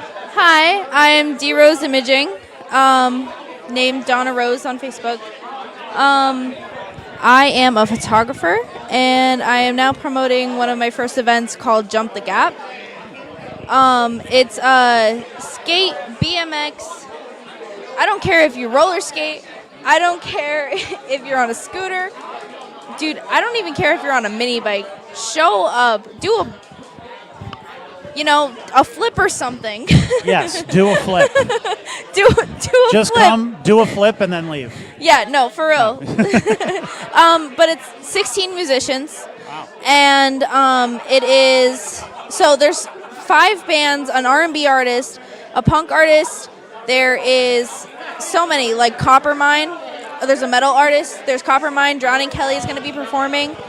Yeah, just a whole lot of bands, really. We have Extrenolin, we have Methadonics, A good variety of genres there. For sure. Velocity is sponsoring the event. Okay. You can definitely find them on Instagram if you wanted to. But all of the artists that, mostly the rappers, there's one band that's on Velocity. It's Austin. They're going to be performing also at Jump the Gap. And then also we're going to be handing out a ton of free merch from a ton of different sponsors, from a ton of different bands from all across the country. There's some in Ohio, some in Virginia. I don't know if you've heard of Dying Oath. I don't know if you've heard of Whale Fall. They're a really good band also that are also sponsoring. They're sending some merch. So we're going to be handing out a ton of free merch. A ton. Who does not love free merch? Oh my God, there's t-shirts, there's hats, oh my gosh, if you skate and you ride, come grab a t-shirt, just start riding, and I'll even take your picture for free. See, there you go. It is a free event for everybody. So, tell us how you got into photography. How long have you been doing it? Oh my gosh, probably around 15 years. I started doing it 10 years, not 15 years, sorry. I started doing it when I was 15. I'm 25 now, so about 10 years I've been doing photography. I did take a little 2-year hiatus after some things happened and I ended up losing my equipment, but then I eventually got it all back and started up again about last year. What is it that you enjoy about photography, and is your kind of specialty concert photography or? Kind of. It's mostly any low light type of photography. That's basically what I specialize in. I definitely rely a lot on my editing skills more than I do my actual photography skills, which is why I'm able to make song covers and digital art and different types of things. So what I do is I take the picture as a photographer, and the pictures do come out well because I can edit it to the point where it's just a normal picture, or I can make something absolutely crazy out of it. It really just depends. I mean, I usually kind of just start editing and I just don't know when to stop. So you're like the George Lucas of photography. You Dude, can't just I leave it, love can't leave it Star alone. Wars so much. So honestly, it would make so much sense. I'm so obsessed with Star Wars, you don't understand. I just got into a conversation with somebody in line about Star Wars, and we were talking about it, and he's like, yeah, I didn't really get into The Mandalorian. I was like, well, did you read the books?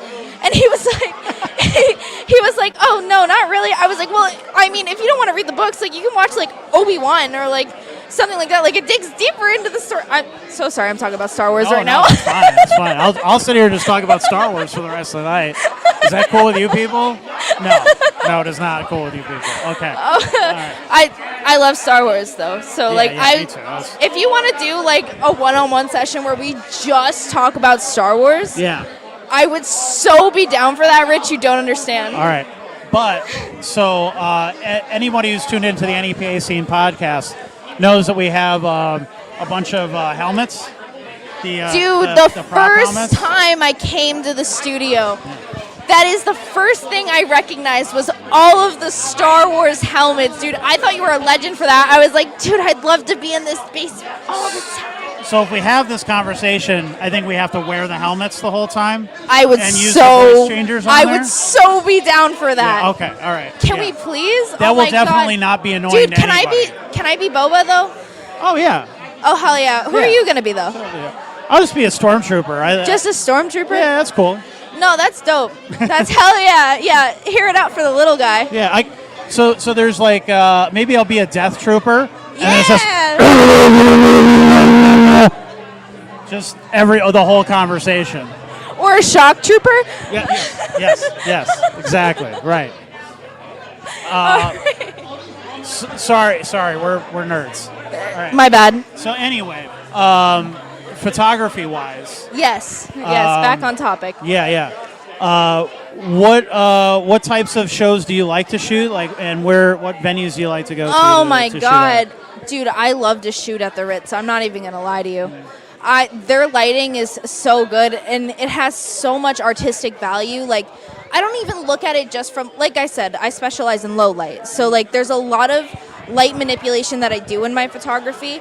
And, like, I mess with, like, shadows, different colors. I mess with highlights. Like, I'll up the clarity, and then I'll fucking figure out. Sorry, I was told not to curse. Oh no, you can say fuck. I'm so sorry. I've been doing really good without cursing, though. I You curse have a lot. That's great. In fact, everybody has tonight. Oh, good, Not a lot good. of fucking cursing, Oh, but now there is. Sick. Sorry. All right, I'm so glad I'm allowed to curse it's because, not like, I've been holding back a lot of. No, curse that's why words. I feel like that's the one benefit of independent media. It's certainly not the money. It's certainly not the pay, because there is none.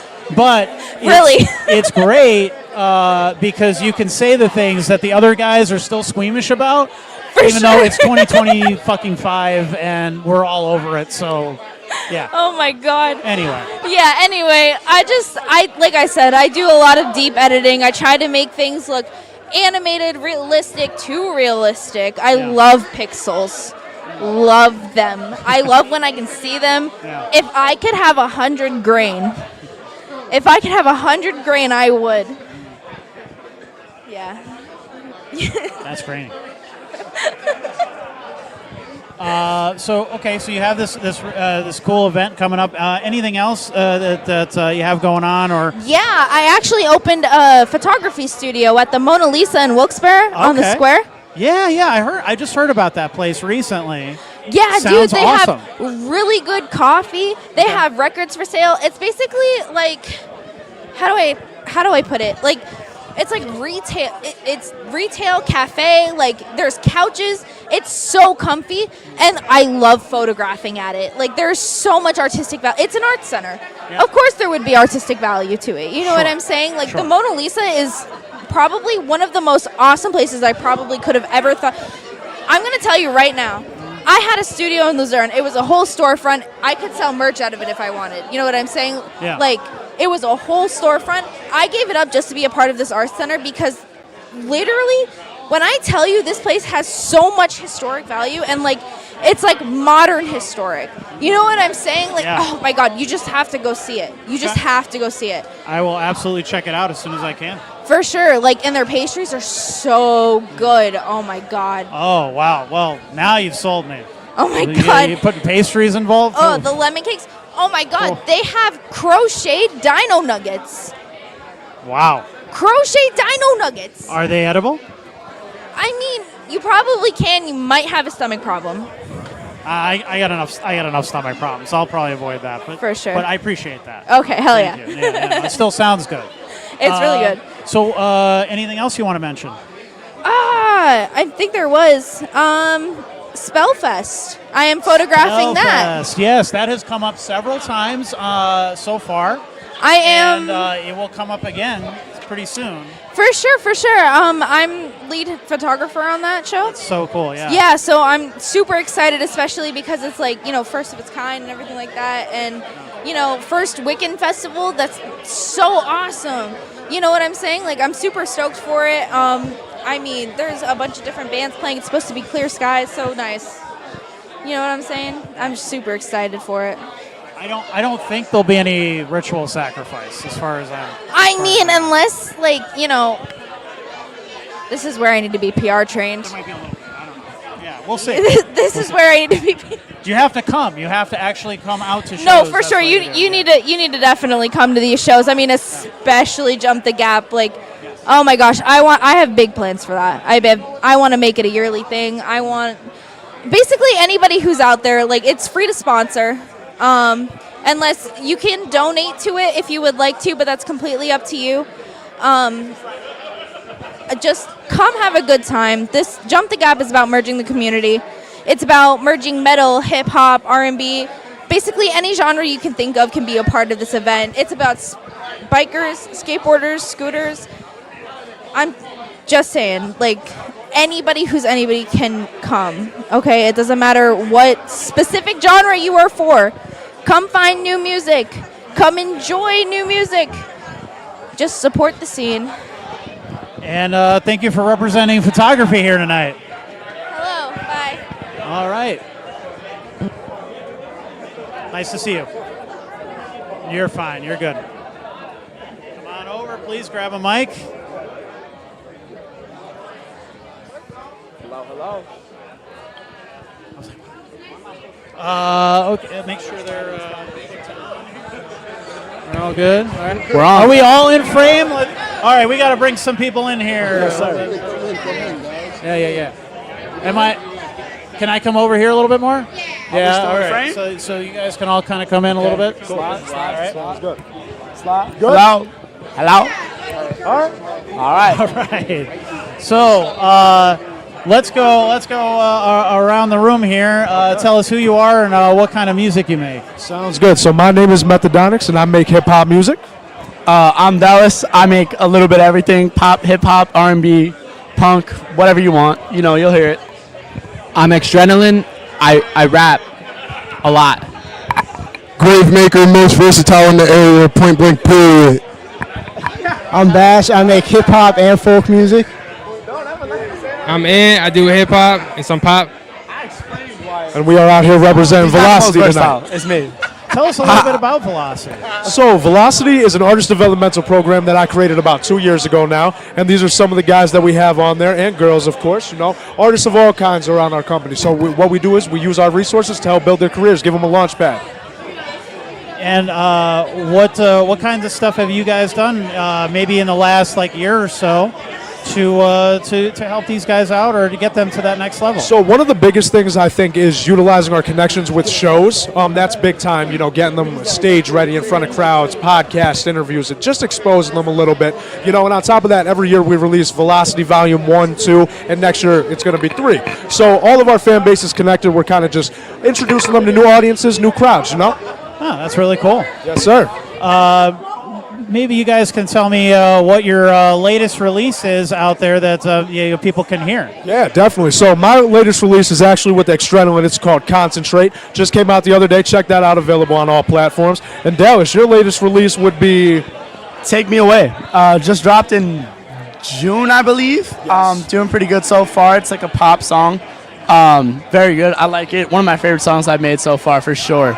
For sure. Absolutely. Thank you. So yeah. And what about the rest of you gentlemen? Absolutely. What was it, my latest release? Yeah. My latest release was Concentrate with Methodonics. Correct. And then Broken. That just came out. Yes. Also very true. You could stream that everywhere, Concentrate everywhere. My latest release is my album Chapter 24. I dropped it in March. It's a song for everyone, just try to versatile. And other than that, I've been working with Velocity. We got our album together. I got a song called Hot Shot on that. My latest release was about May 16th. I did a graduation EP for when I just graduated college in May. I was working on it all this senior year. I dropped something last year on all platforms. My latest release was Heat Check. On all platforms, you know what I mean? I got stuff working out real soon. I've been with Velocity at the beginning of this year. It's a pleasure to meet everybody and be with everybody. It's really cool. No doubt. But yeah. Hell yeah. Hello. Now, when I was just talking to the guys from the Diamond earlier, Yes. we were talking about the local hip hop scene and all that's going on in here, and it really seems to be taking off in these last couple of years. Absolutely. Can you talk a little bit about that and where you see it going?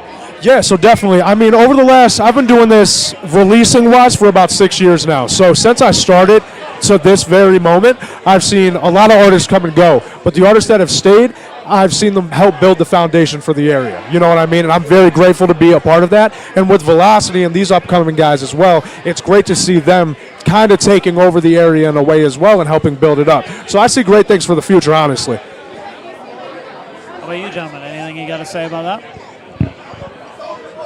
I think Velocity is a great thing so far. I mean, I started my music career with Velocity, with my first single being Wasted. It was crazy. It went insane as a first song. I was crazy surprised by what it did and the numbers and the video that came out with it, honestly. It was a fun ride, and I think from here we're going to have some really good things coming, and we got some, I'd like to say, some really fun and good stuff planned. Yes, sir. And ready for the up next coming months. Absolutely. What's the question? Velocity in the local scene. Oh, velocity? Yeah, anything about velocity. If I'm going to be completely honest, I'd say velocity sets the standard for consistency and just wanting to be the best. I feel like no one's out here really being consistent on a day-to-day basis, and that's what it takes to be successful, and we're going to keep doing that, every single one of us, until we die. That's just who we are. I respect that. I respect that. Yes, sir. Local scene velocity? Okay. So, Yes, sir. Atmosphere. Let's Yes. talk about that for a moment. So that just how did it go this year? It went well. It went well. I have since left Atmosphere. Oh, okay. Yes. But shout out to those guys. My relationship is still intact with them. You know what I mean? Just a personal preference and decision I had to make for myself going forward. Okay. You know what I mean? I have things planned aligned with my career, and I want to put 100% into these guys. And, you know, if anybody has a problem with that, then they have a problem with that. But if not, you know, at the end of the day, I'm going to do it how I want to. And but as for Atmosphere, you know, it was a good event this year. I'm very happy that I was able to take the stage. You know, once again, it was great audience. And it gave my artists a chance to shine. You know, so shout out Steez. That's my boy right there. He's a big part of Atmosphere. We've been working together for about a decade now. So, you know, big things to come, though. Big things to come for sure. I was going to say, so do you have any other kind of hip hop shows planned or anything where that people can check out? Yes, so we're in the planning stages of a lot for next year right now. But as of right now, we have a planned event that we're partnering with Donna Rose, D Rose Imaging, for Jump the Gap. So a lot of Velocity artists will take that stage that night. Yeah, we were just talking about that. Definitely, very exciting. Yeah, that seems like a lot of fun. I mean, Absolutely. like a good like mix of genres. Yeah, too. and I really like that. I different. think Donna's whole vision was to bridge the gap between the rap and rock community, which I think is a genius idea. You know, a lot of people aren't necessarily trying to do that, but if you think about it, music as a whole should be appreciated no matter what genre it is. For sure. So if you could bridge the gap, which Donna Rose is trying to do, I think it's a genius idea. So we're glad to be a part of that. You know, I feel too that people's tastes have changed so much. Yes. Where they're willing to give all kinds of different things a chance because they're putting their streaming service, their Spotify or whatever on. That's true. And it's always something different that's being suggested to them or whatever. Yeah. And it's not like when I was in high school, it was like you were a punk kid, a metal kid, a hip hop kid. That was correct. it. And you couldn't. And if you tried to step over that line at It all, wouldn't work. everybody else would be Yeah, frustrated. exactly. Oh, you can't listen to that. I get that completely. No, you're good. Yep. And which is this like stupid elitism bullshit. Yeah, I know. It's Like- never made any sense to me. That's why I'm so happy to kind of see the communities joining together, because even Dallas and Gravemaker per se, with their versatility, you'll hear Dallas do a hip-hop song, an R&B song, a rock song. Same thing with Gravemaker. Yeah. You know what I mean? Those just two examples, and it's so natural, and if you could expand your music taste and creativity, you could create something unbelievable, you know? And that's what we're trying to do here. Anything else you guys want to mention before? Yeah, we jump- get there? jump the Jump the Gap too is one of the things that we're trying to do is kind of bridge the gap between the skating community along with the scooter community and the BMX community Yes. too. We'd like to bring that back a little bit. So basically jumping the gap and bridging the gap on all ends and doing something amazing and creating something beautiful for something that can go on year after year after year after year. You know, I think one of the things that she was trying to do was do a skate park tour. Basically, there's a lot of moves with that. But one of the things is the skateboards, the scooters, the BMX riders. That's super important, and we don't want it to get overlooked. But yeah, we're gonna go and we're gonna turn up. Definitely, it's going to be a good day. Well, I mean, the music scene and kind of the skate scene are so intertwined. Yes. You know, like Very true. For decades now, even when I was a kid. So. Definitely. I mean, one of my fondest memories growing up is playing the video game Skate 3, and the soundtrack on that game was ridiculous. Skate There 2 were was so better. many genres on it. Exactly. Tony Hawk's So Pro that's- Skater. Yup, can't go wrong with it. So that's kind of what this is, a real life representation of that. You know, and I think that's genius. That's super cool. Well, I hope it's a successful event. You guys do more. Thank you, sir. Anything else you want to mention? Yes. In a world full of darkness, be the light you want to see. Yes, I agree with that. You know. I can't Okay. even promote my stuff now after that. I'm performing on Saturday. No. Yes. I'm doing that too, but don't show up. Go to his show. Go to his show. No, go to his. Go Friendly to his. competition. I'll be at his. He'll be at mine. It's the same show. Nah, honestly, just put positivity out in the world. You know what I Absolutely. mean? When you put out hatred, hatred comes back to you. So just put out positivity. Just do that. Please, just do it. It's not hard to do, guys. Ed, how about you? Anything? All right, sounds good. Thank you. Thank you, Rich. We appreciate it very Thank you, much. gentlemen. Of course. Good to see you. Good to see you. Thank you so much. Nice to meet you. See you, man. Have a good one. Good to see you. Come on over. How you doing? Good. How are you? Sure that's flicked on. We're all good. Okay. It's on. Great. Is this going on? Is this going out via the worldwide interweb? It is. Okay, so one would require a modem, perhaps. Right. Yes. And a color monitor. Yeah. Okay. AOL. If you have AOL or Prodigy, perhaps. I ran out of my AOL hours recently, so yeah, we're see, trying to get that up. I've been using those free trials for all these years.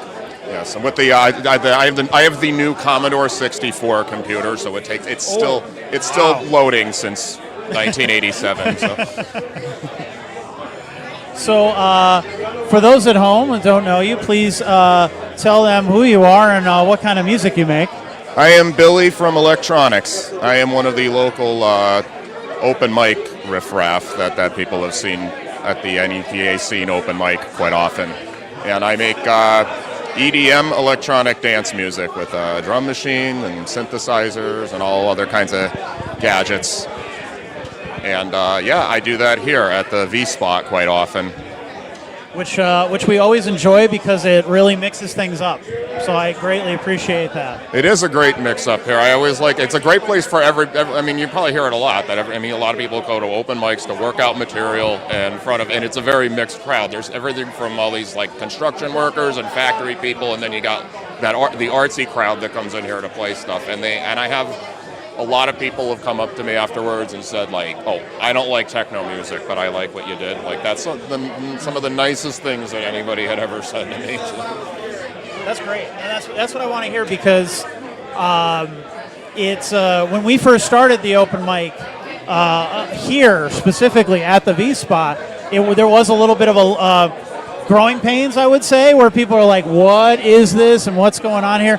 But over time, we've really developed a great community, a great crowd where the crowd understands that, like, okay, yeah, maybe some weird, interesting stuff is going on. I never got heckled. No, we haven't. We really don't have much of that anymore. Every once in a blue moon, we get somebody's a little too. Never had it saw too a many. heckle. It's been great. Like a lot of drinking and not even heckling. So Right. It's not a It's not which is that kind of either the environment. best or worst place to work out material, because maybe I haven't had really even to deal with a problem yet, even when sound has peaked or when somebody was totally not in the mood to listen to techno music. Never had a problem. So, what brings you here tonight? Tonight, I had the day off from Radio Shark, and it's actually, you know what, I wasn't even going to say it. Today is my birthday. I'm a 9/11 baby, so that was why I had the day Well, off. happy birthday. Thank you. I'm sorry that it happened on an unfortunate date, but whatever can you do? We all hate that it happened at all. That night, and the day that happened, my birthday was the excuse for everybody to forget about it later. We all, actually, I remember. Yeah, we partied in a barn that had electricity. It was a band practice space at the time, and I still had like all the electronic gadgets at the time. Well, that's the whole point of music is to bring people together, especially in difficult times. So. Yeah, that couldn't have been a better excuse to do a gig in the middle of nowhere. So, do you release any music out there? Is there any music that people can listen to on that World Wide Web? Yeah, I heard there's this service YouTube, I believe it is called. Yes, I have a YouTube channel where I have a lot of my videos and my films and kind of an obscure website. Yeah, there's a few people on it, and then I have that Instagram I believe it. Instagram I have, and that's where I upload. Is that all like the, MySpace? It's like MySpace, yes. Okay. It came out a little bit later, and I mean, when I have to get my photos developed. We do 1 hour photo developing at Radio Shark now, so I mean, but I have to put everyone else ahead of me first. So then I get the photographs up onto Instagram and Facebook as well. I have Facebook. Well, of course. So, so people can find you at Billy from Electronics. Yep, I'm the only Billy from Electronics on there, so I'm not hard to find. I'm the guy that wears the Phantom of the Opera mask. I didn't wear it tonight because I'm not very known, and I didn't know if anybody was really going to get it if I walked around wearing a mask in front of complete strangers who, Now, is that because you've gone to every other electronics department, every other store, and made sure that they have no Billy, like eliminated the Billies? Yeah. Well, so there's that you only can be the only one. Yeah, there's only one Radio Shark left, and we don't get a lot of traffic. Well, it's out in Hidden Valley, so a lot of people can't really find it. But it's I've been managing it for a little bit, and it's been slow, but I'm sure it'll pick up one of these days. Yeah. So you have any gigs coming up? Actual gigs? No. I come down and play open mics quite often. There isn't really a huge techno scene that I'm aware of, and I'm not a raver guy, I just kind of got into it by accident, so I admittedly don't know as many people as like the people who DJ constantly and stuff like that. Right. I played in bands for a long time, so I accidentally got into doing techno music on the side, and it's been like 10 years since I played in a band or anything, and a lot of those people just either aren't around anymore, and I never. So then this ended up being the solo gig, being techno guy for a little while. So is it scratching that creative itch for you? Mm-hmm. Yeah, and it was like kind of an odd introduction to it. It came like I wasn't again not a hardcore raver person. I'd been to them like many times, just I'm not. You don't see a lot of them wearing all black, that's for sure. Yeah, definitely. All right. Anything else you want to mention? I have a few more minutes to. Let's see. What? No. I'm gonna go easy on everybody, and I'm gonna and thank you so much for always putting me on and your patience with all of my equipment and everything. Which I love it. I always enjoy when you perform. So please, Tuesdays, NEPA Scene open mic. Please come out. Yeah, I'm a very nice guy, and you guys He are is. very nice people. So come down here when The I'm here. Would you nicest do guy that? in the electronics department you're going to find. Very helpful. Yes. Again, business is slow there. There's not a big line. All right. Thank you.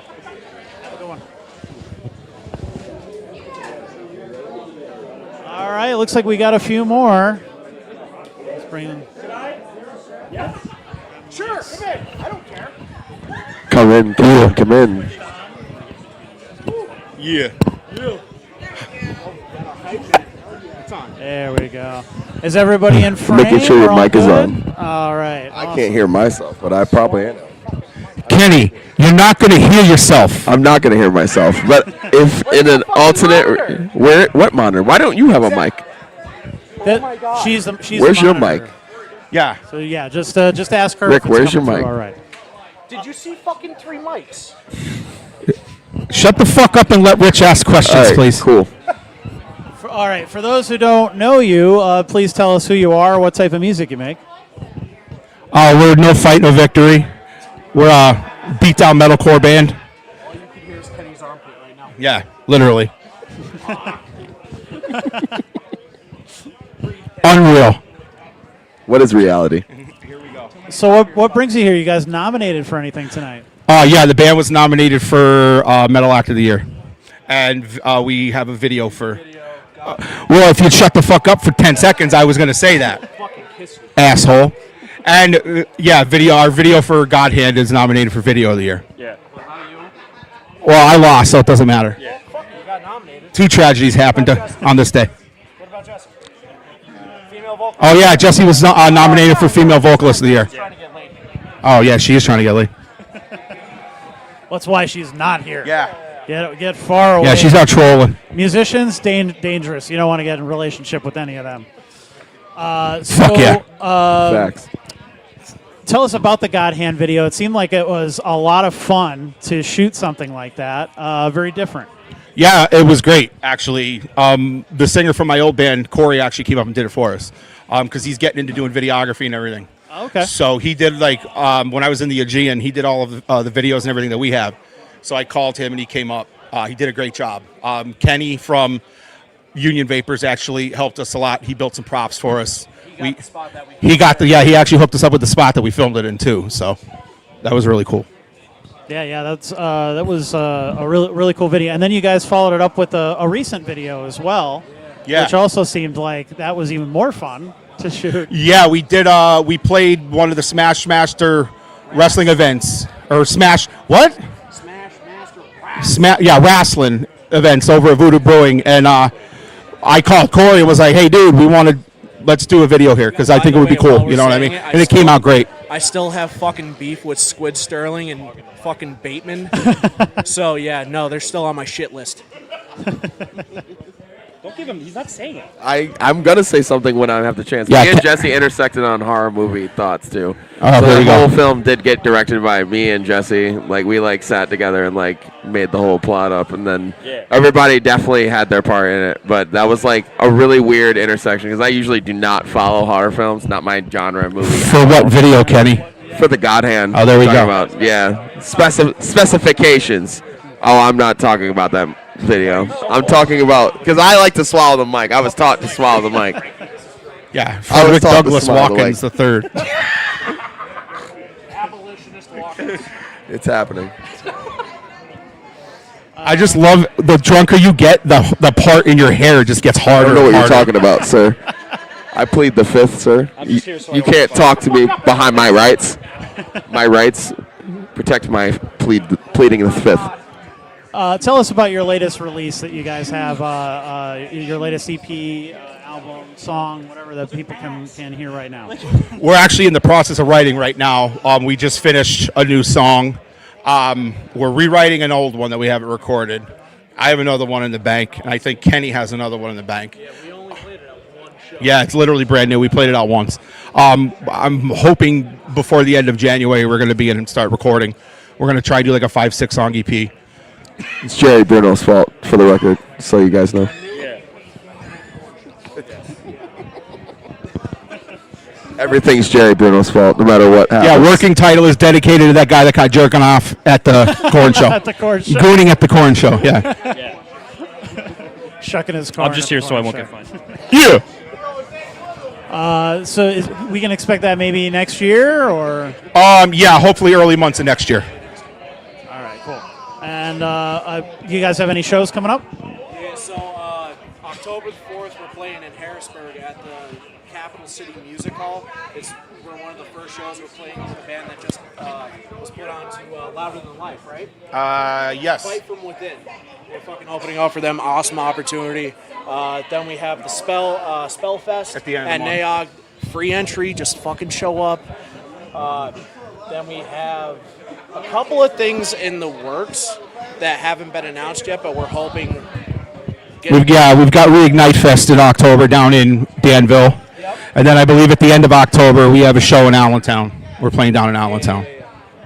Nothing in November, and then we have the Toys for, is it? Shut the fuck up! Okay. Toys. We have Spellfest September 27th at NEOG Park. Yes, we've heard lots about Spellfest, so that's going to be something coming up, and you can learn more cool about stuff. it at the end of the month on the NEPA Scene podcast as well. Fuck you, Rick. Yeah. Fuck you, Dave. And anything else you guys want to mention? Be punk rock. Stop listening to these people. Follow your dreams. Don't listen to anybody else but yourself, because at the end of the day, you're the direction of your own destiny. Thank you. Cornball Watkins the third. Period. Yeah. Follow your own destiny. Connor might have something to say. Shout out Existence one last time. Bring the heat. The Aegean. That's right. Thank you guys. Period. Thanks, Rich. We'll see you. Mike's down. Mike, why'd you hand it to me, fucking goon? He was our place. How you doing, Rich? I'll share with Pat. All right. We all in frame? We're all, no, we should come over a little bit more. All right. All right, we all good now? All right, cool. So tell us who you guys are and what type of music you make. We are Drowning Kelly. We make heavy metal, and we've been together for about a year now, and it's been an amazing experience, and yeah. So what brings you here tonight? Are you guys nominated for something? Got nominated for a couple things. Metal Act of the Year, Best New Artist, and he got nominated for Best Player and fucking won, so that's pretty fucking awesome. That's awesome. Oh, swearing? Okay, good. Sorry. Should have asked before. It's fine. Yeah. You're good. Yeah. We got all that out of the way hours earlier. We're good. Okay. Yeah. So tell us about your latest release. So our latest release was Stinger, and we dropped that almost a year ago, better part of a year ago. However, we are going to be teasing soon the drop of a full album on Halloween. It'll be our second studio album, and we're working with Eric Abyss and the rest of the guys at Sled Dog, who've been absolutely great to us to just work on promoting that and have it out for the Halloween season, and we're very, very much so looking forward to it. Do you guys have anything to add on that? I'm just excited to play the new material. We've been playing the 1031 stuff now pretty consistently, so something fresh will be very refreshing. Yeah, definitely. You know, speaking of Sled Dog, it seems like the metal scene right now is just really a really cool, tight-knit community that we love to see. You know, like that's to me, that's what the local music scene is all about, that kind of stuff, and less about the competition that people make up in their heads and more about actually like coming together and putting together shows and doing stuff like that. So that's really cool. It really does feel like a family effort, you know? I mean, we have there's a couple moments where we were watching our performance at the Ritz with them, and it's like you see Eric back there, and he always makes a joke that he's like a proud uncle, you know? Like, right. But no, he and his team have been so magnificently helpful to us, and like we couldn't be more grateful for like the opportunities that have come our way this year because of them. And you know, it means the world to us, honestly, that like people in this scene care enough to look out for each other like that and kind of share the wealth, because it is so important to do that. And like honestly, you don't see that a lot. Like it's a really special thing that they're doing. Well, you know, I haven't seen you guys live a bunch of times. I could say that you guys are very. Well, first of all, you're great performers. You put on a great theatrical show that is engaging and interesting. But also, you guys have some messages and things that you want to get out to people and stuff like that. So what do you hope people maybe take away from your music? Just an overwhelming sense of hope and family. And, like, when you're in that crowd, like, all your problems were left at the door. You know, while you're with us, there's nothing but peace and just freedom of expression and the room to just be yourself, you know. But also, we want to make people feel heard because we speak on some issues, especially like you said, you've seen us a couple times. You know, we speak on issues like diabetes and like heart health that I feel like a lot of bands don't really tackle because they're a little bit more obscure, a little bit more niche. And like we speak on like mental health as well, but like, you know, that other stuff, you start talking about it and you realize how many other people out there have it and have different things that they're struggling with, and it's like it's really not something we talk about enough, you know. And I know you guys probably have something to add to that. I was just gonna say, like, kind of like realizing that, like, oh, it's not as much of an uncommon thing as like, it's not as much of an uncommon thing as you would think, because it's just like, kind of been treated as like a taboo, like kind of like openly talking about like your like conditions you might be having. And like I understand now things are getting better, and that's, you know, what we're trying to help do, you know, just let people understand like stop. All right, yeah, I'm done. Sorry. I think a lot of it is when you take like a heavy topic and you make it fun like that. Like we are always clowning around like that and just trying to have some fun, but we kind of try to bring that with the music to make it less heavy to talk about. So I think that speaks volumes to people that are dealing with a lot of the same stuff we are. So where can people see you guys coming up? We have our next show at Union Vapors on the 19th. He'll be ripping some fat bass lines, you know. I'm sorry. I feel the need to pick on him. It's so much fun. Oh, that's We fun. always have a great time. He's our little resident goblin, so he makes it easy. But next show's at Union Vapors on the 19th, and we're playing with Slapjaw. We're very excited to be back on stage with them. But as far as our other music and everything, you can stream all of it on like Pandora, Spotify, Apple Music, all the major services, YouTube. We're pretty much everywhere. Awesome. Also, the day after the Slapjaw show, we'll be down in Wilkes-Barre, actually. The Hollenbeck Golf Course jumped the gap. So we're on that. We're excited to play there as well. Anything else you guys want to mention before we get out of here? Just that it's awesome that you're doing this because we've run into you a lot, and it's yeah. really cool that you give artists a chance to like platform like this. And it's just really cool to see people like Sled Dog, you, everyone supporting each other. And at events like this, there's such a sense of community, and it's really just awesome. So thank you for having us. Oh yeah, absolutely. I appreciate it. I love doing it. It's very enjoyable. They definitely don't have me chained up here with a ball and chain on the side here. No, it's a lot of fun. And thank you guys for coming out. Yeah, thank you for having us. Thank you. I just want to add one thing. Yeah. The one message we really want to get clear through the music is just remember, you are never alone. You are not alone. That's our main message. Hell yeah, Mikey. Thank you, man. All right, thank you.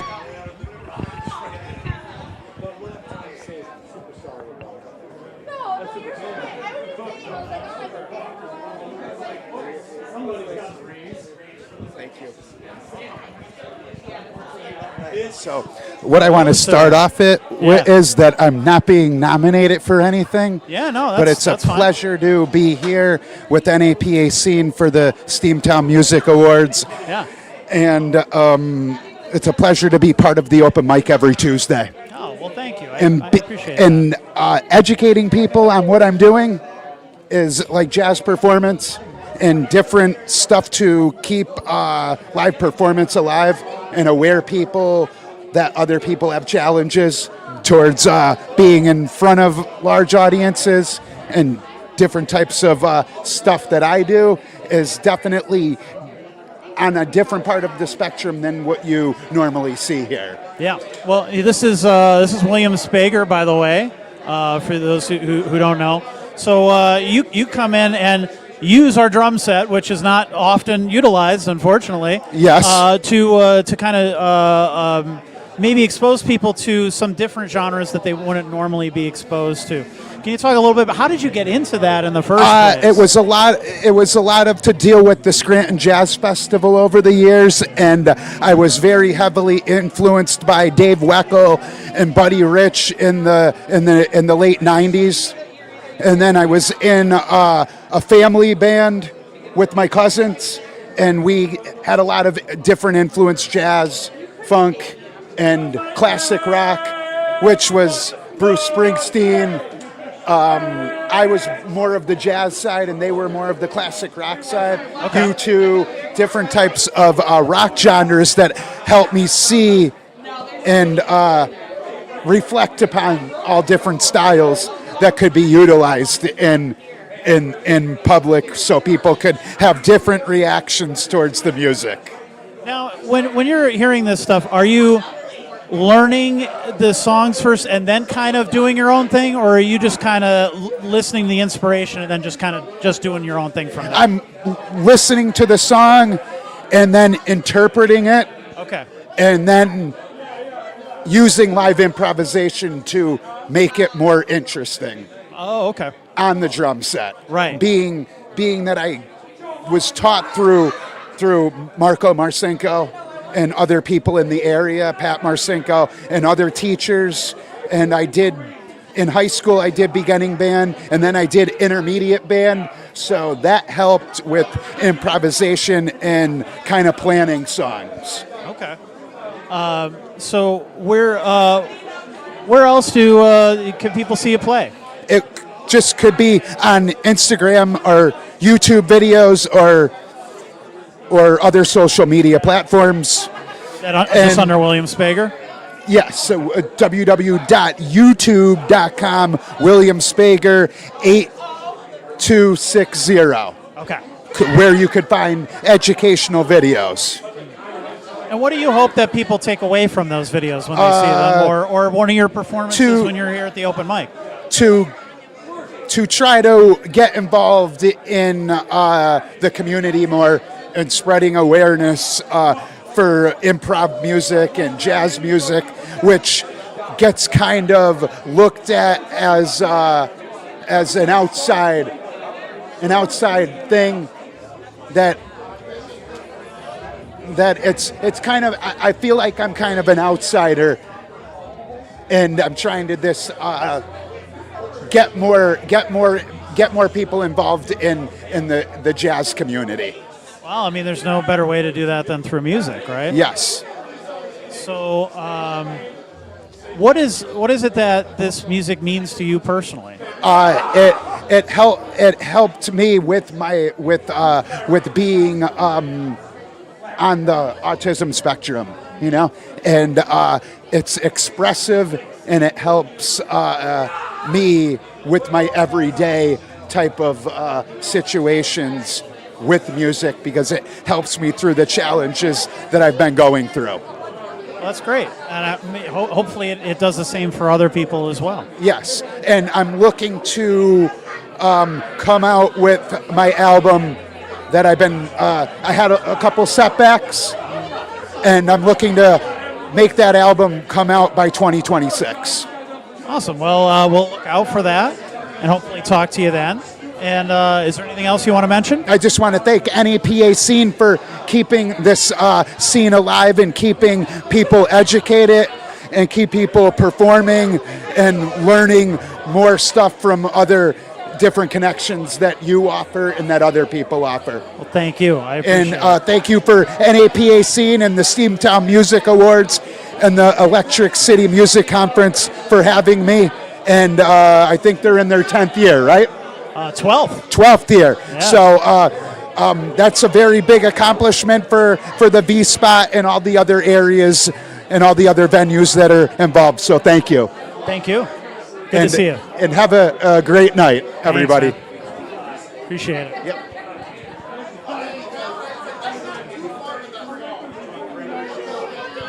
Hello. Hello, sir. How are you? Good. How are you? I'm actually here to interview you. Okay. Now, going into the 12th year of the Electric City Music Conference, now you've won some awards I see over there. Yeah, what are some of the awards that you've won tonight? I won for best journalist, writer, reviewer, whatever. They just added a bunch of slashes. Mm-hmm. And best music publication. That's the one that I really want to push for. That I really want to win every year. Anything else is great. It's just gravy. Mm-hmm. But yeah, the publication means a lot because it covers me and everybody else involved with NEPA. Absolutely. And that's important to me. So, like, when you always say, like, it's us who make the scene, are you aware just how much you really do for us? Because, like, I feel like you don't give yourself enough credit. Oh, well, I appreciate that. This is not planned, by the way. No, it's not. Like I wanted to do this. Yeah. I wanted to do this. Yeah, he totally sprung this on me. It's fine. It's fine. A lot of it just comes down to, like, I get really annoyed that these things aren't happening. Yeah. So then I have to make them happen. All right, You know what so I mean? you're Like, idea man, and you're. I pick up a local newspaper and I go, where are the art stories? Yeah. Where are the music stories? Where are the stand-up comedy stories? Yeah. Why are there not more of these things? Mm-hmm. And I get that a lot of that is due to budget cuts and corporate takeovers and all these terrible things that are happening to everybody in the media right now. But at the same time, I feel like there's a lot of other people who maybe have the capability to pick up the slack a little, and they're just not doing that, or that they should be doing that. So I feel like if I don't do it, well, maybe nobody else is going to do it. So I really I feel like there's so much talent that needs to be highlighted, and it's just not being paid enough attention to. And I really appreciate everything you do, because it's literally you and your publication and things like that promote our flyers and promote us as artists, and I just love that. I really appreciate it. Thanks. And I know that you definitely just don't get enough credit for yourself mentally. I probably feel like that's not something you think about a lot, but you really do a lot. I appreciate that. It's honestly, it's one of those things where if I could be behind the scenes all the time, I would be. Uh-huh. Like but I also have the kind of brain where I'm like, I really want it done this exact way. Yeah, so you do it yourself. You Yeah, so I have to do it myself. Yeah. Otherwise, like, it's not going to, if I were to be like, I'm going to hand the reins over to some guy who's just going to start interviewing people, I'm going to be sitting there nitpicking and going, well, I would ask them this question, or I think maybe this would be more relevant to what they're doing. I'm like, fuck it, I'm going to do it. I'm just going to. So this is a question that I've wondered. Where do you see the future of this? What is something that you're hoping for it? What I really want to do is something that I should have done a long time ago, and maybe just didn't have the time or the resources or whatever to do, was to officially make NEPA Scene a nonprofit organization. Okay. Where then we could fundraise better. Okay. So that I could actually get paid sometimes. Yeah, no, 100%. You deserve to. Yeah. It's, really NEPA Scene started out of a necessity for me to kind of continue what I was doing. Like, I felt like I had gotten into newspapers at a really rough time for newspapers. Yeah. And I quickly, because of all of the changes and layoffs and people moving around and stuff, I had a great little trajectory upwards very quickly, where I went from freelancer to staff writer to editor, all in 4 years, and then lost it all immediately by getting laid off. So I felt like all that experience was, it can't be for nothing. Right, no, 100%. And there were all these things that I wanted to do when I was working for the newspapers that they wouldn't let me do. They didn't want to do podcasts. They didn't want to do streaming video. They didn't want to do any of that stuff. It wasn't even a lack of resources. It was like, I'll do it myself. They're like, no, we literally don't want you to do it because we're just not interested in getting into that sort of stuff. And obviously you see where that went for them. Yeah, and I mean, I see how much interest that you peak with open mics now going into Monday open mic, and it bleeds into some of the same people, yes, but then there's like, it gets bigger and bigger each week. Yep. Now, as it gets colder within the months, obviously it happens to be a lot more people coming out because everybody wants to be outside in the summer and things like that. But I totally see what you're doing, and I see the vision. And in the next 20 years, NEPA Scene, like, I just see it getting so much bigger, and I see all of those dreams for you. I really do. Thanks, man. That means a lot. It really, it wouldn't be without NEPA Scene. I wouldn't be doing any of this. I wouldn't be presenting any awards. I wouldn't be, even doing comedy without your platform. So I really just want to thank you. Thank you so much. Well, it's you guys that come out week after week and make the events what they are, and tell other people about them, and bring your friends and your fellow comedians in your case and stuff like that. That means a lot to me, because every time somebody comes to the door and I say, thank you for coming out and stuff like that, I genuinely mean that, because to me, it's flattering even personally, of just like, oh, this person really loves this event, they care about it enough, they get enough out of it that it's worth me continuing to do it. Because if people didn't show up, I'd say, okay, then what's the point? That's fine, that's okay, then maybe it's somebody else's job to do that. But people keep showing up and making it bigger and better, and I appreciate that. Do you have any events as far as the podcast coming up? Any special guests you want to announce? Well, we've been talking about Spellslinger all night, so we're going to have them on at some point, which that's pretty soon, because of Spellfest. Yeah, a lot of people have been plugging that tonight. So it's going to be a cool free show coming up at NAOG, so we're going to be talking about that.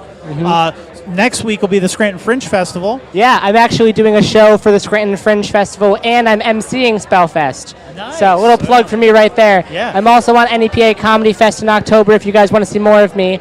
I'm going to plug myself real quick. Billy Craze Comedy, Krase. Like I said, thank you for all you do. You're awesome. And thank you for letting me interview you. Hey, I appreciate it, man.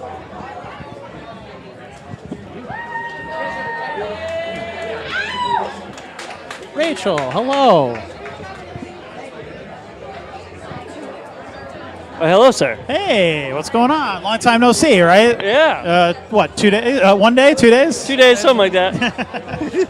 How's it going, man? It's going, man. It's going. Enjoying the Please, festivities. For those at home, tell us who you are and what kind of music you make. Okay, so I am Paulie the Fuck, a.k.a. Paul Davis.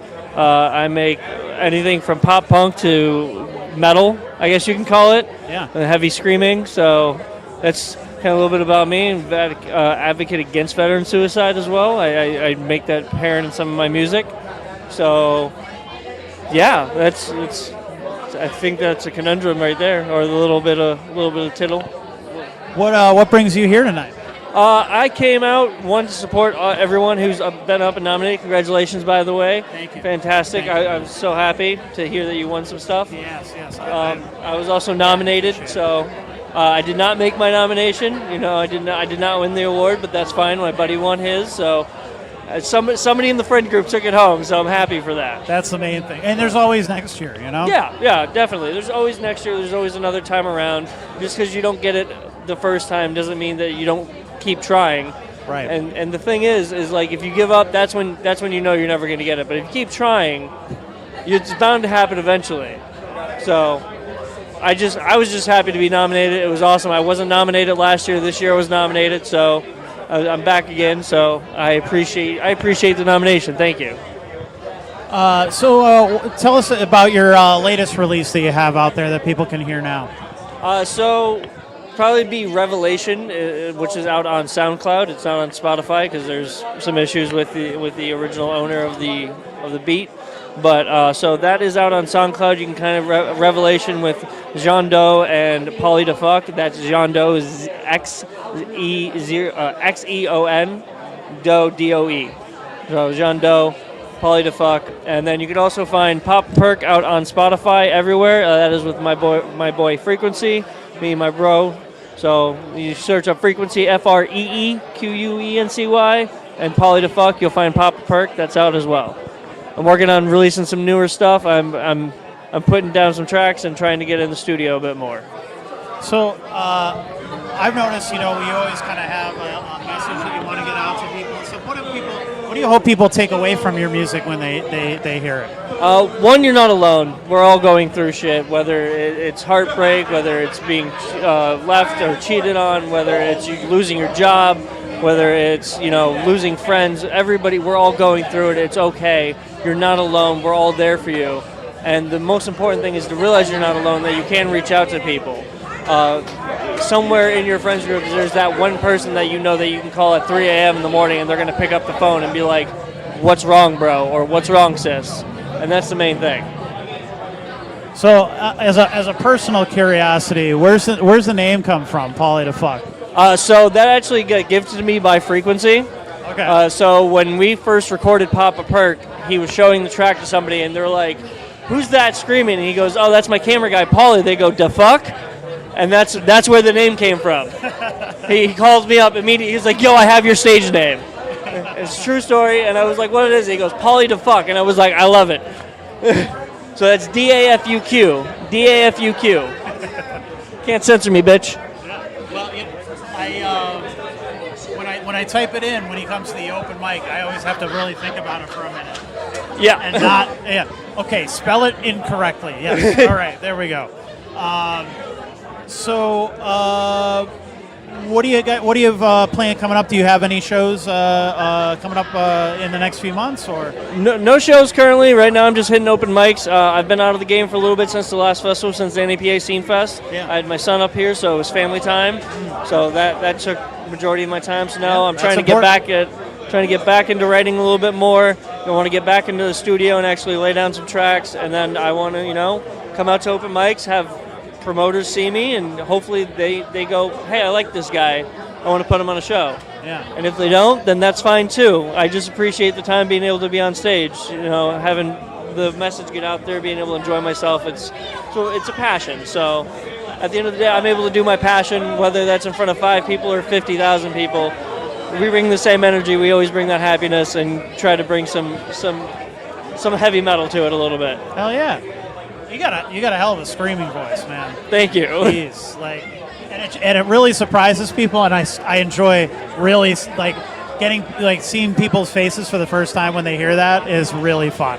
Yeah, I think this last open mic when I debuted the new song 45 Bourbon. It's not complete yet, but I did debut it at NEPA Scene. Tune into the last open mic if you want to see it. Yeah. I shared it on my Snap story. If you're a part of my Snapchat, then cool. If not, Pauly Da Fuck, hit me up. But 45 Bourbon, I hit those screams, and then I was going to do another song right after that wasn't heavy metal, and somebody was like, "Keep screaming!" And I was like, "Okay, I guess I'm screaming for the rest of the night." Well, That's some affirmation right there. Yeah. They like what you're doing. Yeah, definitely. When somebody goes, keep doing that, you're like, yeah! I will. Thank you. Yeah, appreciate that. So, anything else you want to mention? No, I don't really have anything else really going on. My company, PFD Media, we do music videos, we do events, photography, you name it. So if you need some video work done, you need some photography done, hit up my company, PFD Media. That's Papa Frank Delta Media.net. Don't type in .com. That'll take you to a European company. I've learned the hard way. But yeah, book me for videos and work, and book me for shows. And last and importantly, not least, check on your peeps, because at times you don't know what's going on with somebody, and it might be the happiest person. And until you make that phone call and just check on them, you won't know. And I've personally not been perfect at it. I'll admit that. I've dropped the ball a few times. I'm trying to do better at picking it up. Hey, we all do. We all do. So, but yeah, check on your peeps, and peace the fuck out. Thank you, sir. Good to see you. Thank you. We've come all the way. We've come all the way back to the beginning again, right? Yes, sir. We have an update. What do we got here? So tonight, they announced the winners for Indie Pop Punk Emo Band of the Year. Yeah. Betty White Devils took the trophy home. Okay. But Broken Alibi is the People's Choice winner. Yes. Oh my God! No, you're not. You finished, but Gusta Savage is the best musician of all time. Oh shit! Thank you. I love Pucker Up. I just wanted to be brief because I know that there's other people who want to get interviewed. I just want to thank everybody who supports us, everybody who loves what we do, the boys who shaped the original sound of Broken Alibi. So shout out to Spencer, our original drummer. Shout out to Shane, our original guitar player. Nas, our original bass player. Austin, our drummer now, and our new Shane, who's in the band, as well as anybody else who's going to come along for this ride. This award means more to me than anything else. This is number 10 for me, so and it's number 1 for us as Broken Alibi. So from the bottom of my heart, thank you so much. This one goes out to my mom, who's up in heaven, my grandpa, who's up in heaven, my grandma watching at home, my family, who sometimes give me a hard time over this, but this is what it's about.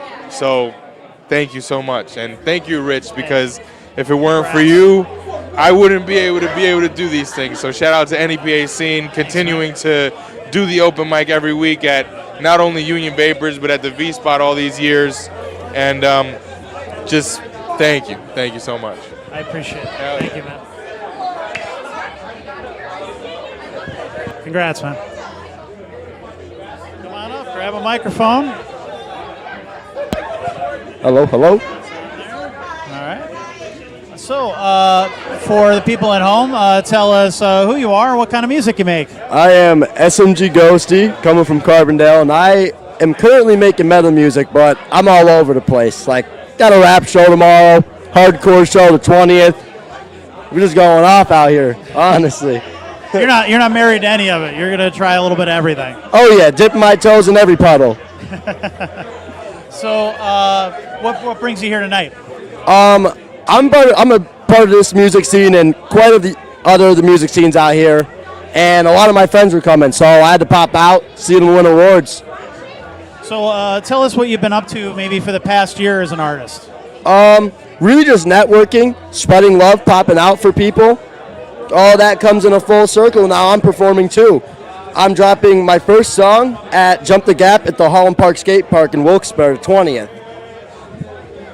Yeah, we were just learning about that show too, and like the mix of genres and stuff like that. That seems like it's going to be a lot of fun. Oh yeah, professional skateboarders, comedy. You got the metal scene, the rap scene. All of the artists from Velocity are there. You got people like Coppermine, Drowning Kelly.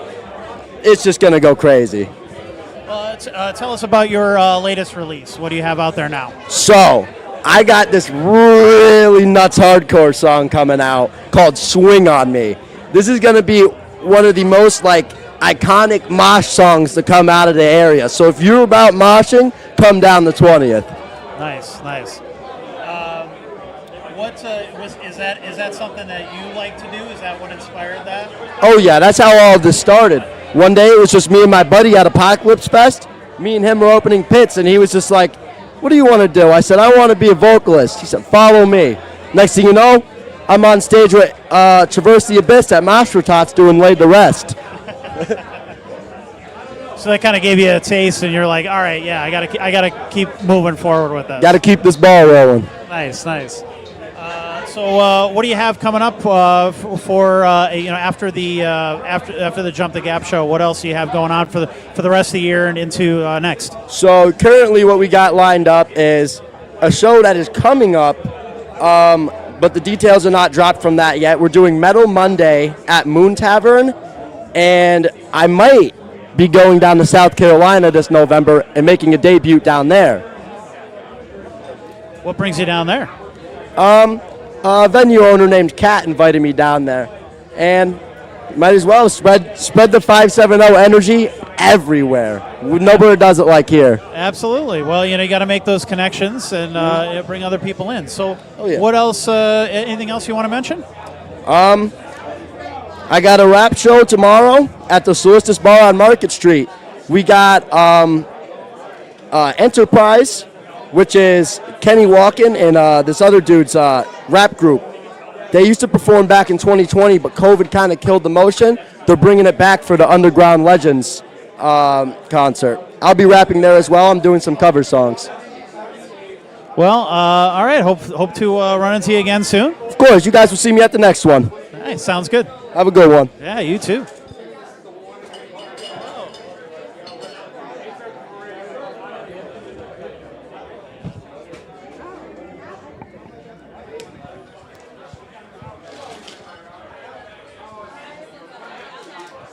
I guess I could do that too, huh?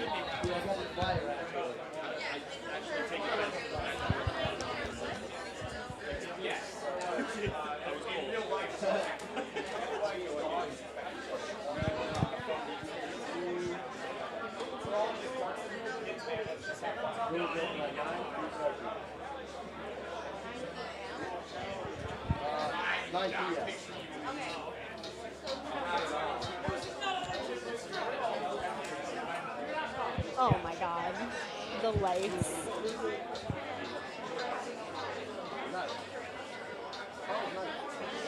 Yeah, I'm going to be doing a bunch of cover stuff. So I love it. So I think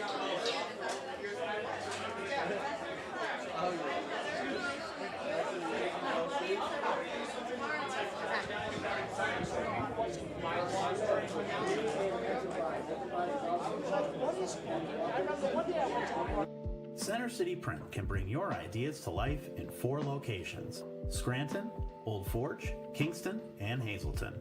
These one-stop shops are locally owned and operated, offering high-quality printed products, copy and print services, and design solutions to help you, your small business, your nonprofit organization, your band, your art project, your event, or any venture thrive. Use promo code NEPA Scene in person or online at centercityprint.com for 10% off.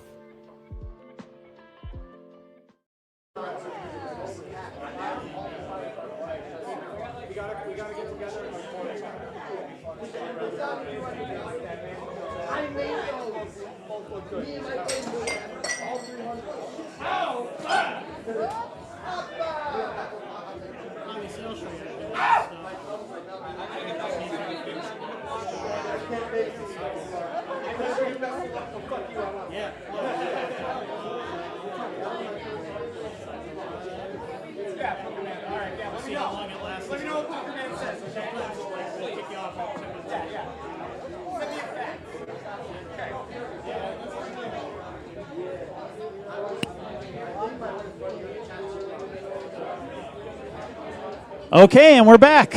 Come on over. Hello, Rich. Hello, how are you? I'm doing great. Great. Excited to be back. Yeah, nice to see you. So, for those who don't know you, tell us who you are and what kind of music you make. Awesome. My name is Robin S. I also go by Birdie. I am a folk adjacent singer-songwriter, and I also run Killer Buns Media. We do booking, we do production, we do just about anything you need. I was going to say, so you are a big music fan because I see you out at a lot of shows and stuff, and you've been on the production side of things for a long time. I've seen you at stuff. So this kind of recent venture into music, is this something like you always wanted to do, or you did before, maybe nobody knew about it? Like, what's the deal with the Birdie project? So I've been a vocalist my entire life. I grew up singing in school choir, and after I graduated, I was in a duo for a few years. Took some time off, focused on a different career, and ended up getting pretty much where I expected to and hated it. So I switched gears a few years ago. Here we are now, and being surrounded by a lot of really amazing musicians who are out there just doing whatever authentically calls to them, I couldn't help it. It was time for me to be part of it again, and so I started singing, and I'm very specific in what I'm trying to put out and what I'm looking for, so of course sometimes you got to do it yourself. You might understand that. 100%, yeah. So excuse me. Yeah, I've started writing my own songs and playing some instruments against my desires, and it's gotten me to the point where I can play your open mics now on a regular basis, which is so exciting. Yeah, it is very cool. It's been fun to see. Yeah. Thank you. Tell us about these songs that you've got so far. The first one that kind of punched me in the gut was last year around Valentine's Day. I wrote a little song called Light Me Up, and it's about having a crush and how fun it can be and how sometimes things just don't have to be so serious. So that was a nice foot to start off on when I tend to take myself too seriously. So to make a song that I didn't take too seriously and wasn't necessarily about anything other than having fun, that was a kickoff for me. And since then, I've kind of dabbled in writing behind the scenes, but recently I came up with another song called Got Love. And that one I actually ended up playing a few different instruments in my bedroom in front of my laptop and recording a little demo. So I've got, a foot out there starting to record and hopefully find some other like-minded artists who enjoy the sounds that I'm making and want to add to it, because I think that'd be really, really cool. I see every day the magic of production and what it can do when people stick together and create. So I'd love You're not that. really stuck on this being a solo thing. You could definitely see this developing into something else. I would say so. I love doing the solo thing because it gives me the opportunity to really stay authentic and just not compromise. Yeah. But it's definitely limiting, and it's a different experience. So I think it'd be just as cool, to work with other artists, especially around here and even further. Nice. Do you have plans to record anything coming up, or are you just going to kind of feel it out first before you make any kind of definitive? Definitely going to feel it out. I'm still getting used to the songwriting process and the performing process and all of that. So it's a slow grow. We'll put it that way. Okay.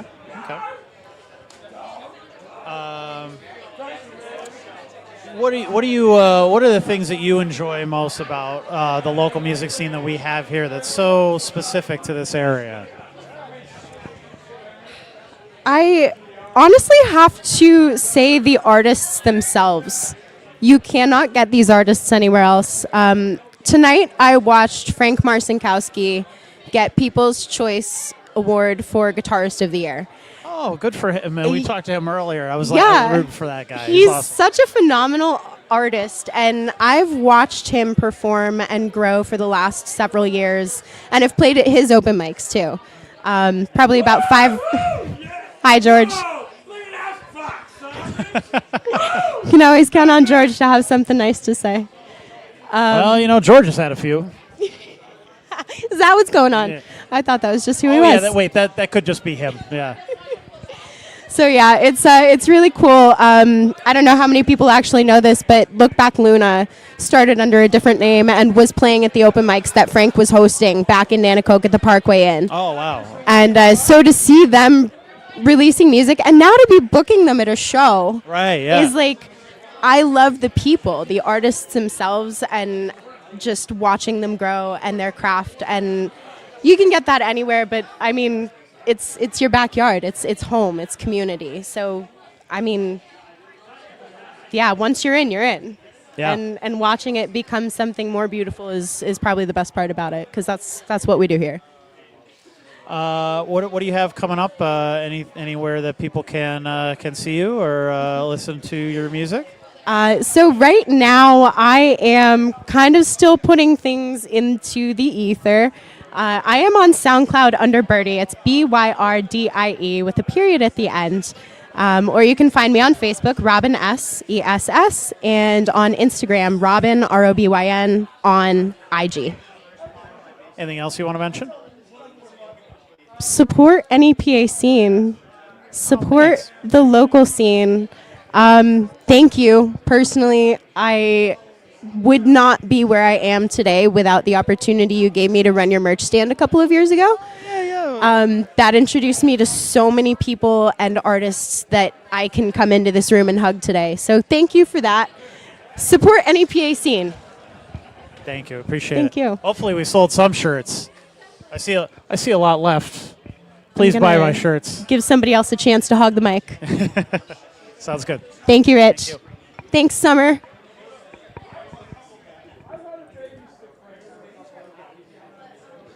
Hey.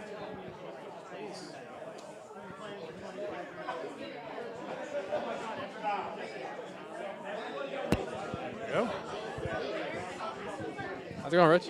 What's going on? How are you? Good. Yeah, you kind of got stuck on the end when we talked earlier there, the whole group there. Yeah. So now we got some one-on-one.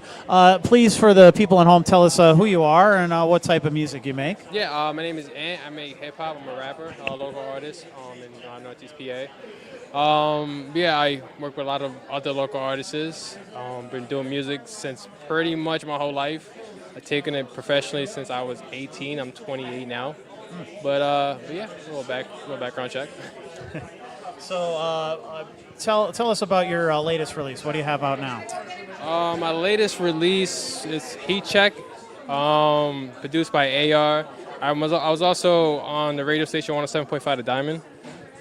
It's been kicking off pretty hot lately. It's really good. But if you heard of him as well, AR, I just said, my producer, we're actually working on a collab album called like The Party Pack. So that's coming out pretty soon. But yeah, the last thing I did release is Heat Check. So I was talking to the Diamond guys earlier. So he said it's really been taken off, which is great to see any kind of independent media in the area. Absolutely. Besides myself, there needs to be more. Yeah, needs to be many, many more. Absolutely. And obviously, like I appreciate hip hop, and I try to do as much as I can to promote that amongst all the other genres that we do, and invite to the open mic and everything else. But you guys can take that to the next level because you can focus on that specifically. That's the goal. Yeah. Yeah, and make that happen. Which is, I find it so interesting that it's such a popular genre that so many people just locally, you hear it in every other car. Yeah. But yet there's not a lot of support for it on the mainstream radio stations. And even in like local media in general, when they're interviewing artists, it's like the same 10 artists, the same 10 bands over and over again. It's like, where is the love for hip hop and stuff? I mean, and it shows you, but then you do hear it when you go certain places. Well, a lot of places, like you said, you do hear a lot of people playing a lot of hip hop. People like it, so where's that representation outside of that? So it's degrading. It is, but at the same time, we want to push harder to make sure everyone gets to hear us. You know what I mean? But the goal is to make sure we all get heard at some point. Right. It's even if we are rapping or singing or playing an instrument, you know what I mean? But yeah, hip hop, it is somehow just not really heard as it should be. Sure. And there's a strong, it seems like there's a strong presence in Luzerne County specifically of like hip hop and rap and stuff like that. Yeah. Can you talk a little bit about your experience with that?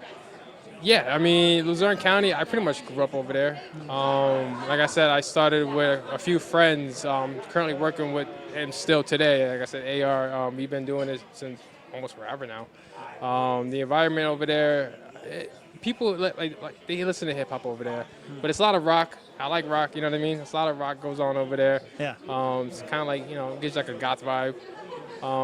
But, the support's there. You see the support, you know what I mean? The support is definitely there from a lot of people, a lot of like local fans for a lot of local artists. So Luzerne's a good vibe. It's a good vibe. It's definitely gonna it should get the credit, that it deserves. At some point it should. Right. What if people tune into the station? What can they expect? A lot of throwback on 107.5 The Diamond. Local artists, including myself, and like pop, R&B, a lot of good music, a real lot of good music. What do you have coming up? Any shows or anything like that? Working on it with Velocity. We're gonna figure that out, and I come down over here to V-Spot, do open mics once in a while. And then as far as music, like I said, I got the party pack coming out soon with my producer that runs 107.5 Diamond AR. But that's coming. That should be coming out soon. Definitely gonna keep everyone updated on it. Nice. Anything else you want to mention? That's pretty much it. I appreciate everything. Yeah, of course. All right, thank you, Rich. Yeah, no problem. Thanks for coming. Of course, of course.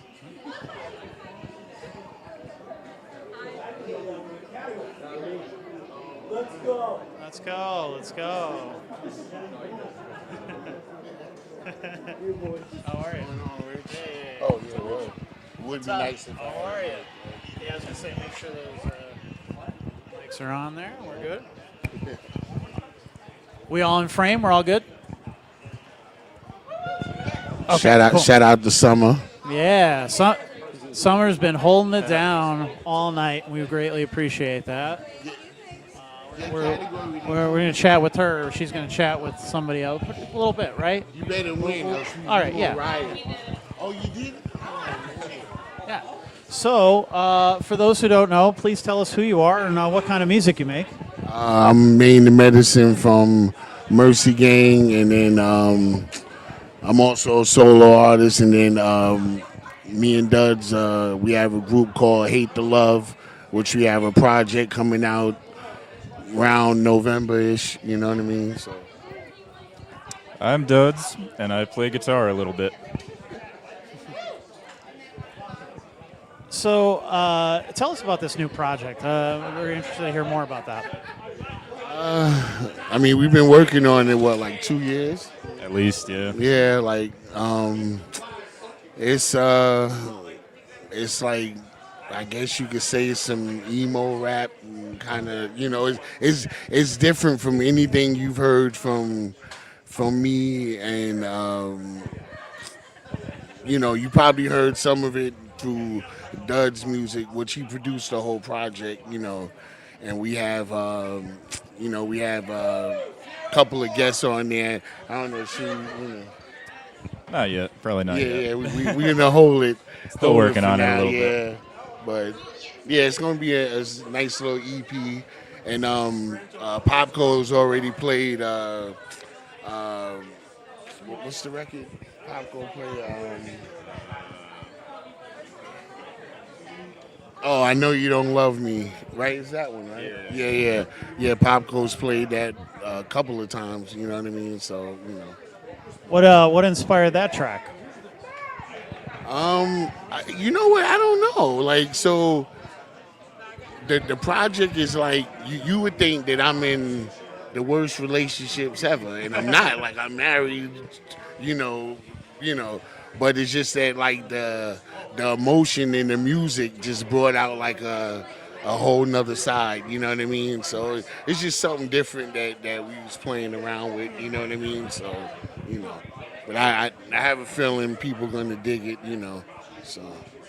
You guys, what brings you here? You guys nominated for anything this time? I think, is Mercy Gang up for something? No, I am as Main the Medicine. Oh, okay. I'm nominated for Rap Act of the Year, and then for Video of the Year for my song Dreams Come True, featuring my man Suspect, So. And Duds, No, this is the first year in many that I'm not nominated for anything. But it's weird because on the thing he was. So I was gonna say, I swear, because I was. I'm on the ballot, but I'm Okay. not a nominee. If that makes it doesn't Ah. make sense. But Yeah. and while we on it, like we spoke to Joe last year, and he must have forgot. But we've been asking for a seasonal category because this would be our 4th year putting out a Christmas album. You know what I mean? So this Right. would be volume 4, and there's a lot of other people that put out Christmas albums, Halloween. We talked to Encore you know. Studios earlier, and they was put out some kind of Christmas thing too. Like, we did our live Christmas show there. Yeah, you know what you I mean? guys Yeah, did a show there. So yeah, that's really cool. I was gonna say, well, we need more good Christmas music. As a guy who's not really a big fan of Christmas music, it's mainly because of the repetition. You hear the same songs over and over again. If there was a song that I liked at some point, I don't like it anymore because it's just year after year after year, it's the same thing. So it's nice that people are making new Christmas music. It's really cool. Well, our big record for last year was a song called Nightmare. This Christmas was a Nightmare featuring Sherry from V-Spot's very own from Wildcard, so. Yeah. So that was her first time being in the studio and everything, so Nice. she killed it. Ty Soul is also on that record too. So what else are you guys working on? What can we expect for you guys coming up in the next few months, next year or so? Well, we got the Hate the Love album. We're still playing with a few titles, but okay. Then we got the Christmas EP coming. I have an album called A Scholar's Prescription with me and my man Holly the Scholar. And then another project called Mr. and Mrs. Smith with me and Son Lee. She's a female rapper. She's been around for a while, but she kind of came back and started doing it again. She's remarkable. So, and then, we're going to be working on some other stuff, I'm sure Dud's got some stuff. I was going to say, what's Dud's up to? And Vinny got an album. Yep. No, I've had a rash now for a long time, but that has nothing to do with us. Yeah. That has nothing to do with us. But so please, if you're handling the microphone, you didn't scratch that rash. Absolutely not. Okay. Absolutely All right. But I didn't we mean to don't bum need rush any- this interview, but I have catechism in the morning. I'd like to. One of the greatest bartenders that ever lived has to go back and bartend. I'd like to wrap this up, and I'd like to wrap it up with maybe some of your greatest achievements. Is there something you want to mention that was over and above normal NEPA stuff? Was there a solo that you remember greater than the sum of its parts? I can't judge myself. Well, I do. I know. I've heard you play a J. Luke solo that made my eyes Google right out of my head. I don't remember that one. But I want to say that as far as rapping goes, the songs about your children, Sharon, over the top. Do you have to go back? It's Thank true. you. Are you It's true. working? You're a god. You're a All right. god. Okay. Regardless. Yeah. Okay, I need my 5 minutes of fame. Sure. Okay, I'm just going to go back over here and wait for my 5 minutes.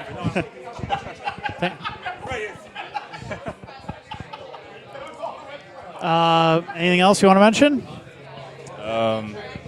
Hello. That's about it. Well, we're performing tomorrow at the Bog.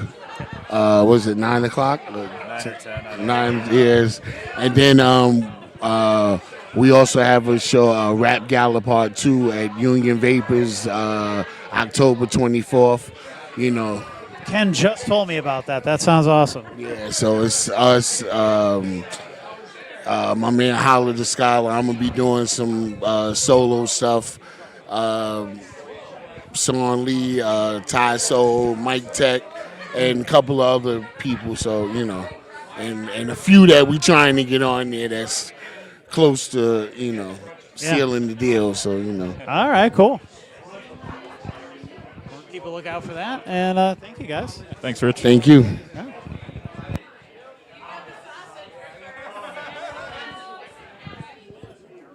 What else we got?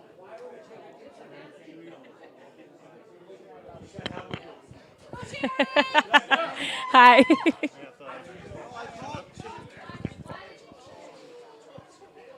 Uh-oh. 6 kids. I've got interrupted all. Okay. You just stand here and look pretty, all right? Hype guy. Yeah. So for those who don't know or maybe do not frequent the V-Spot, tell us who you are and what kind of music you make.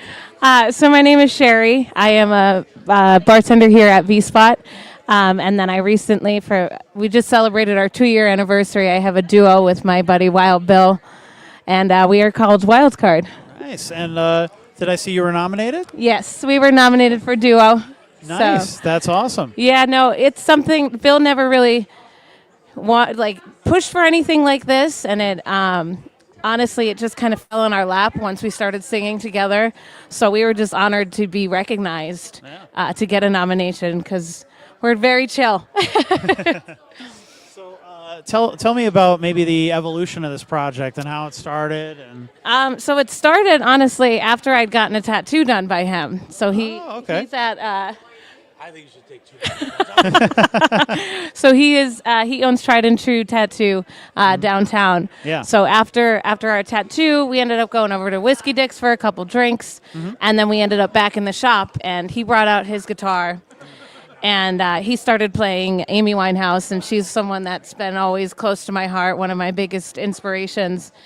And I started singing along with them, and then we just started collabing on a couple songs, and then he had an opportunity to play at the Bog, and he invited me to play along, and that was 2 years ago around this time, and now here we are as an actual professional duo booking gigs in Scranton and playing private parties. So it was just a drunken fun night that we realized we connected on so many different levels musically and spiritually that it just became so easy that we shouldn't not do this. That's awesome. So, what? How is that? How have these gigs been going for you? Good. We pretty much have been playing at Waldo's once a month. They were one of the first places we had played after the Bog. We've played at V-Spot a couple times for steak nights. We have another show coming up here October 23rd. We're doing a steak night, so we're going to throw some spooky mixes in there as well for Halloween. But it's been good. We've pretty much every weekend all summer up until now, we've been doing a show a weekend. So it's been a lot to balance with both of our lives, being artists and being a bartender. We tend to work a lot on weekends, but we're not going to not do it because it's just a fulfillment of the soul. Yeah. Well, and that's important to get in there in between. Oh yeah. What do you have any original stuff you might be working on? So I recently put pen to paper for the first time since I had collabed on a song with Maine the Medicine. We did a Christmas song last year, and that was my first time writing ever. So I recently put pen to paper again from my own soul.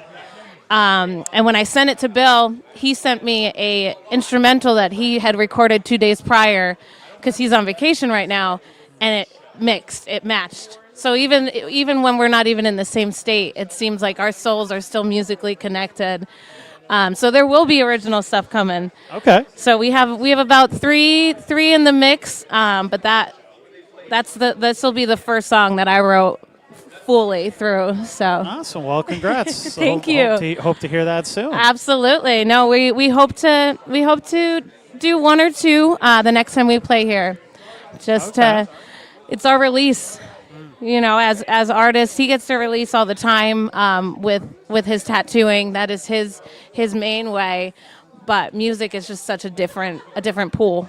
So, and I've definitely needed to get a lot out. Working these shifts and doubles and late night and everything.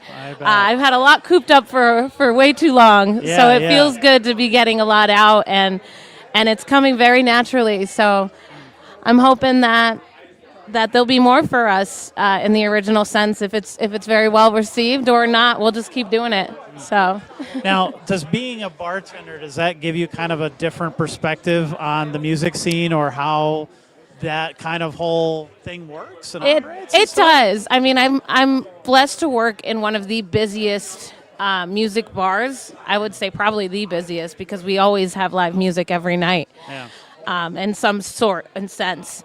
But it really has opened my eyes to the community here and how everybody reaches out to each other and supports each other. And I've also had the opportunity to see so many bands that I normally wouldn't have gone and seen, and now they're on my top list on Spotify. So it really, working here and being here all the time, forces me to open my eyes to so many different genres and parts of this industry that I normally wouldn't have gone out and supported on my own, just because I wasn't aware. I didn't know that I liked heavier music, but they have some of the best souls, and the community is so gentle for having this hard exposure. Yeah. Drowning Kelly, they always inspire me. Traverse the Abyss, University Drive, that their latest album has helped me through the hardest parts of my life, and it's been on repeat in my car. I actually got my car totaled, and I had to go back before they picked it up to get that CD out of the car because I was like, I don't know when I'm going to see any of them because they've been doing their own thing. They've been traveling, touring. But I was like, that is my album. I need it. That has helped me through so much. And at this point, I don't even know if it'll still play all the way through because I've played it so many times. Yeah. But working in this environment has opened my eyes to so many bands that I normally wouldn't have gone to see. Yeah. So honestly, I'm very blessed to be in this atmosphere. And it's just an amazing community. That's awesome. It's just the networking and the support. So I'm happy to be finally part of that. Well, any gigs coming up you want to plug? So we both have had life happening a lot. So our only gig that we have planned is the one at V-Spot here. So that is a Thursday, October 23rd. We'll be here for a steak night. But we have our books open for fall and winter. And we get thrown a lot of last minute shows just because we do have a little movement on our schedules. Okay. So that's our next one, but we hope to fill up our schedule pretty soon now that life's calmed down a little bit. Nice. Anything else you want to mention? No, I think that's it. All Thank right, you cool. so much. You're very welcome. Good to see you as always. Good to see you.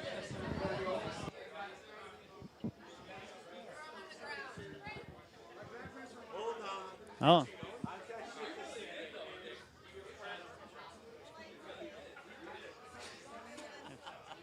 Hey, great to see everyone. We got to make sure are they on? There we go. Yeah. All right, we're good. Hello, sir. Once again, we meet. You are double fisting it tonight. Triple fisting it. I'm so honored to be next to you. I'm honored to be here and to be still doing this. How many years later now? 12. This is its 12th year. 12th year. I think I showed up here the first when NEPA Scene actually just turned 11 years old this month. So when this started, I was just starting NEPA Scene at that point. I just showed up as a music fan, just checking it out, whatever, just seeing what it was. And then by the second year, Caviston called me up. He's like, could you be the media sponsor? I see what you're doing. I love, you guys seem to have your finger on the pulse more than anybody else. Which is very true. And it was just like that. And then we've been doing this ever since. So it's. I find it odd that you don't have a crown for revolutionizing this live, the coverage of real live events. And you're just so humble. And I'm way past my bedtime. But when I see you and you explain who you are and your achievements, you've done so much. Thank you. How does that feel? I didn't mean to steal the interview, but I have 2 microphones, Rich. Well, yeah. So you're dominant in this relationship. Right? Dominance, Yeah, yes. yeah. So you've shown your dominance. So yeah, I have to. So I actually, what's funny is like, as soon as something like this happens, I'm like, all right, cool. People acknowledge us. They're still reading. They're still listening. They're still paying attention. All right, now I'm already thinking about tomorrow. Like I'm thinking about what's the next thing that we got to do. What's the what's the next bit of content that I have to be working on, that sort of thing. Like I'm exhausting. I'm always looking ahead because you really have to stay motivated to not rest on your laurels, because I've seen that happen with local independent media. I've seen it happen with the big media around here, where they just kind of rest on, well, like, hey, we're one of the only games in town, so you're kind of stuck with us whether or not we're doing a great job or not. And I always feel like I have to keep pushing myself to do more and to do better. Otherwise, like, what are we doing here, you know? What a tremendous way to express yourself. Thank you. Because, like, in reality, you're a super humble guy. But to hear you say that is so impactful because of how you impact this scene. Do you know what I mean? Like, it's overwhelming for us to be here all these years in an event like this where people show up and actually, like, it's not about come together is a strange phrase, but look at us together. Just some people just promoting the scene in the humbleness of just saying this. What you've done is overwhelming. It's overwhelming to me how you've brought this to the mainstream. Whether people like, so we know people are going to see this, but the impact that you've given to my business. That's important to me too. Right, of course, but it's overwhelming, and I don't know how many microphones I have. I wish I had 3 or 4. And I know these guys. Let me have this one. Yeah. But what I want to say is that thank you. But I was supposed to be an astronaut. But there was a time after my divorce when I said to myself, I want to run a bar with live entertainment. Right. And just so you know, NASA, because I knew somebody there, contacted me and said, are you sure you're giving up on the dream? And here's what I said. I don't need you people. I want to pursue rock and roll. Super sorry, I'm not done. Will you take this, Rich? Rich, come back to me. So, because of my low SAT scores, I couldn't be an astronaut. I couldn't be. You were robbed. I was robbed. I could have been something. Yeah. But thank you. I want to pass this on. There's other people that want to be here. Thank you. What I want to say is thank you for being a part of this business and projecting it as a real entity. I appreciate it because the V Spot is my favorite place to go. And my favorite place. Thank you. To be able to do this all these years and to continue to support you in any way that I can is my pleasure. Super dirty. All right. Okay, thank you. Thank you, Rich. Thank you. Thank you. Big fan. Thank you. Oh, I get one. Yeah. Oh, spot jam. Take it. B spot. So, can I put one of these mics down? Yeah, you can. I'll put one like that. You don't have to double fist it. All right, cool. Thank you, Joe, for regulating. So, what's up? What brings you back here? I just wanted to check in with you and see how you're doing. I was going to say, I'm like, did I fuck up our first interview? No, you've been here all night. How are you? Oh, okay. Yeah, no, I'm good. Thank you. I appreciate that. No, I worked the rounds inside. I just want to come check in with you. No, I saw that's there was cool, still, man. I saw appreciate you were that. still out here. I was like, I just want to say hi and Yeah. how are you? And you're like, how are you? Yeah, no, I'm good. I'm good, man. Man, you won your award, man. Again. Yeah, I got two of them, and I'm very happy to have both of them, and yes. I'm very, very appreciative. Great. I mean, again, we'll be at Shakespeare's tomorrow, and I just want to check in and say hi, and thank you again for doing what you do for the scene, man, and That means a lot.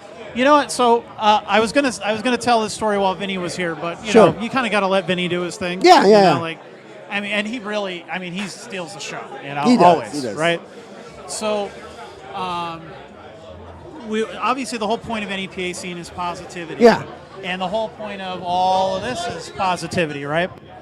And what I think is, I do NEPA Scene, independently by myself, self-funded, which means everything comes out of my pocket. All this is my junk here. It's that all I hope you. to, It's all you. make this happen or whatever. So a couple months ago, I wrote an article, and a lot of people were complimenting me on it, really liked it, and I got a lot of really nice feedback. Yep. And there was one guy, and it's always one guy, it with a was. fake account where he won't use his real name, won't use his real picture, right? Yeah. Yeah, fuck those guys, right? So, but I left his comment there. I didn't delete it. Sometimes I just. What did the haters say? So here's what he said. And I'm paraphrasing. I Okay. can't remember it exactly. Yeah, go But ahead. He go said ahead. something to the effect of that. It's the same old music scene. A bunch of elitists who all just jerk each other off, and it's all just one big circle jerk. And you guys are all whatever, and this and that. And I'll do it. I'll what's be the controversial figure. Fuck that. yeah. Whatever. Well, what I think is hilarious about that is I've just been around long enough that people now I think I'm the big guy, or I'm the guy that they got to take down, or whatever the case is. Which is really funny to me because I started off in this scene as an absolute nobody. Yeah. And had to work my way up slowly but surely. Interview after interview. Going to show after show. Introducing myself to people, finding out about these things, researching, writing. I worked my way up from a freelancer to a staff writer to an editor in local newspapers. Then got laid off. Then had to start NEPA Scene and build the entire thing up again, just using the experience that I had and build it all up again. So. And I'm saying this not to brag or to make people, whatever. No. What I'm saying is, I want you guys to do the same thing. I want you to take that as some kind of inspiration. He works hard. He knows what he's fucking doing. You guys need to do that too. I don't want to be the only outlet doing this type of stuff. There was a guy interviewing people with a camera and stuff before. I love that. I want to see more of that. Protect the Please free bring press. more of that. We need Protect more the free independent press. media. Because Yes, we there's do. a lot of big media around here that don't really care about the scene, unfortunately, or they're just their resources are so low that they can't cover the scene anymore. Yeah. So we need you guys to step in and do that sort of thing. So if I can do it, and I have a face for radio, and I'm standing here doing this in front of you, So do you I. guys, Look at us. you guys can do it too. We're two ball motherfuckers out here. Right? Look at these The light ballies. has been bouncing off Yeah. of this all night long. Well, at least we've Look. we've at least been able to keep this illuminated for the evening. But you get what I'm trying to say here. He is protecting local music journalism. Respect this man. Thanks, man. Protect this man. Support this man. We love NEPA Scene out here. A spectacular failure fucks with NEPA Scene, and we will always fuck with local journalism. We will support independent journalism. Thanks, man. No matter what. Because fuck corporate journalism. They are slaves to their fucking payers. And we will support independent journalism no matter what. Yes, thank you. All right? I appreciate that. Thank you for coming out. You interviewed me 2 times for no reason at all. I'm just a guy with my guitar out here doing nothing. I'm just gonna let this guy take over. Yeah, I'm gonna head out. All right. I'm going to tell you something, brother. No, I'm not gonna do it. And he won the goddamn, he's an award-winning journalist out here. Yeah. And he's sitting out here. He's been sitting. How long you been here? You got here like 4 o'clock? 3 o'clock? Yeah.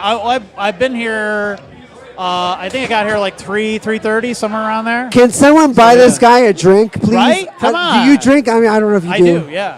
Yeah. Get him a shot. Get him a beer, please. Come on. Right? Come on. Yeah. I mean, the A spectacular interviews get way more interesting if you do. A Spectacular Failure tomorrow at Shake Space, 6:30. But NEPA Scene. Come on, check this guy out. Always happen. I love you, man. Thank you. Thank you, Appreciate man. I'm done. I'm gotten. We'll give it to the next one. I know this guy's been patiently waiting.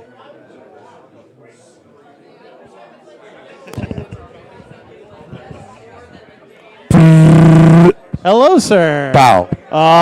Mr. House.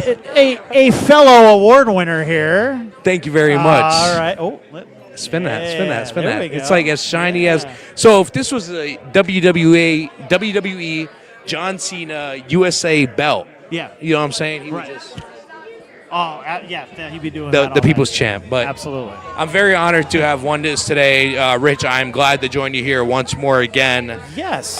For the Steamtown Music Awards. It's year 2, and I have had the honor of winning Podcast of the Year, which is the Middleman Podcast.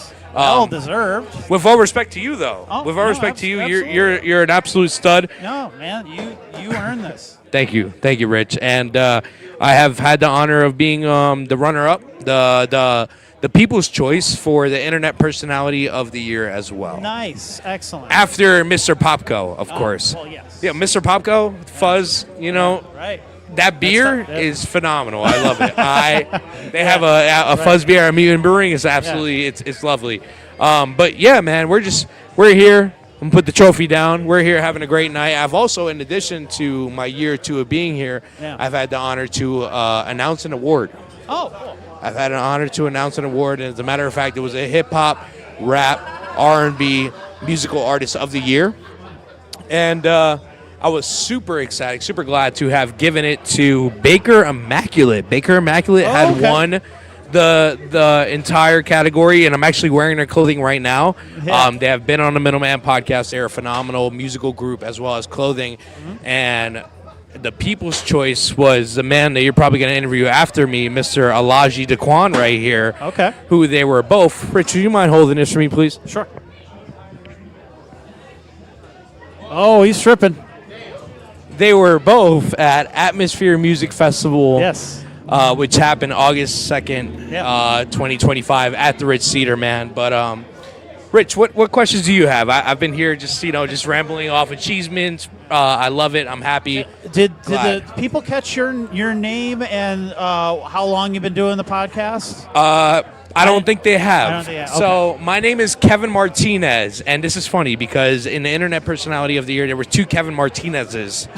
There was Kevin Kevin Martinez, and then there was also Keven Kevin Martinez. And for those of you wondering, it is Keven. And it is so much so that I managed to get it tattooed on my tricep in a hangman form. So, Rich, would you take a look at this for me, please? Yeah. All right. We there we go. Yep. That's it. Yeah. It's the best close-up, but it's a Kevin with 2 E's, and so, yeah, man, I'm just like glad to be here. Glad to That have is the been best way to nominated. correct somebody about the spelling. That's So great. there's only like probably 5 other outcomes of that. Yeah. One of them is heaven. The other one is Kevin. Yes. What else? Level. Okay. Okay, you see what I'm right. saying? Like Yeah, we're having a conversation here. What else? Come on. We're playing Scrabble. Oh yeah, we're playing Hangman. I've been hung by now already. No, but that's pretty much it, man. Yeah. So you do a phenomenal job here every year. Like you're a fucking stud. Thanks, man. You are I an appreciate absolute that. stud. So So what now that you've got your you're probably thinking about the past year of what you've been up to with the podcast. What have been some of the highlights for you over this past year? Some of the highlights this year have definitely been a big portion of the vlog aspect of the podcast. Okay, so every now and then I incorporate a vlog within my podcast or on my podcast platform because that shows what I like to do as a person, individual, my interests. I've had vlogs at racing events, snowboarding, musical events. dealing with that all night. Yeah. And so I've loved that aspect of it, but continuously when it comes to the podcast aspect of it, it's just the attraction from the public who want to come on my show. You know, I'm sure you experience this as well. People are probably knocking down on your door, and it's like, let me suggest them to Popco. Let me suggest them to NEPA Scene. Yeah. Let me suggest them to 107.5 The Diamond, because my platform, I really love the aspect of being able. Shout out C's PA. I really love to have like multiple outlets of creatives on my platform. You know, and you do a phenomenal job, as well as Popco and 107.5, with the music aspect, whether it be hip hop, rap, rock. Although I will say this is that I have become maybe the more prominent one for hip hop and rap. Oh, 100%. Which is fine. That's perfect. You know, and you guys hone in on the rock aspect, the big group of it. Right. You know, and I'm eager to jump into that. You know, but it's like I don't have the equipment to accommodate that. Yeah. So that's why I recommend people to you guys. So it's a big community. It's all love, and one of my favorite things about this entire experience is I never not once nominated myself for any category this entire year. Yeah. And the love from the people and from the public was so genuine, in that they felt the Middleman podcast deserved to be on this ballot, as well as Kevin Martinez to be on this ballot. Yeah. That's monumental. And I got to say this because I didn't say it during the speech. I cannot do this without my team, as you know. Absolutely. This is not a one-man show. It's not a one-man No, pony. no. I have tried to do this as a one-man show, and it's very hard. So, you know, some people like Summer come on and help me out behind the scenes, and it's just like it's such a relief to have somebody else on your side, when you're trying to do this stuff. Agreed. I'm gracious to have a guy who's there recording every time. Shout out Mike, as well as post-production, video editor. Shout out Colo.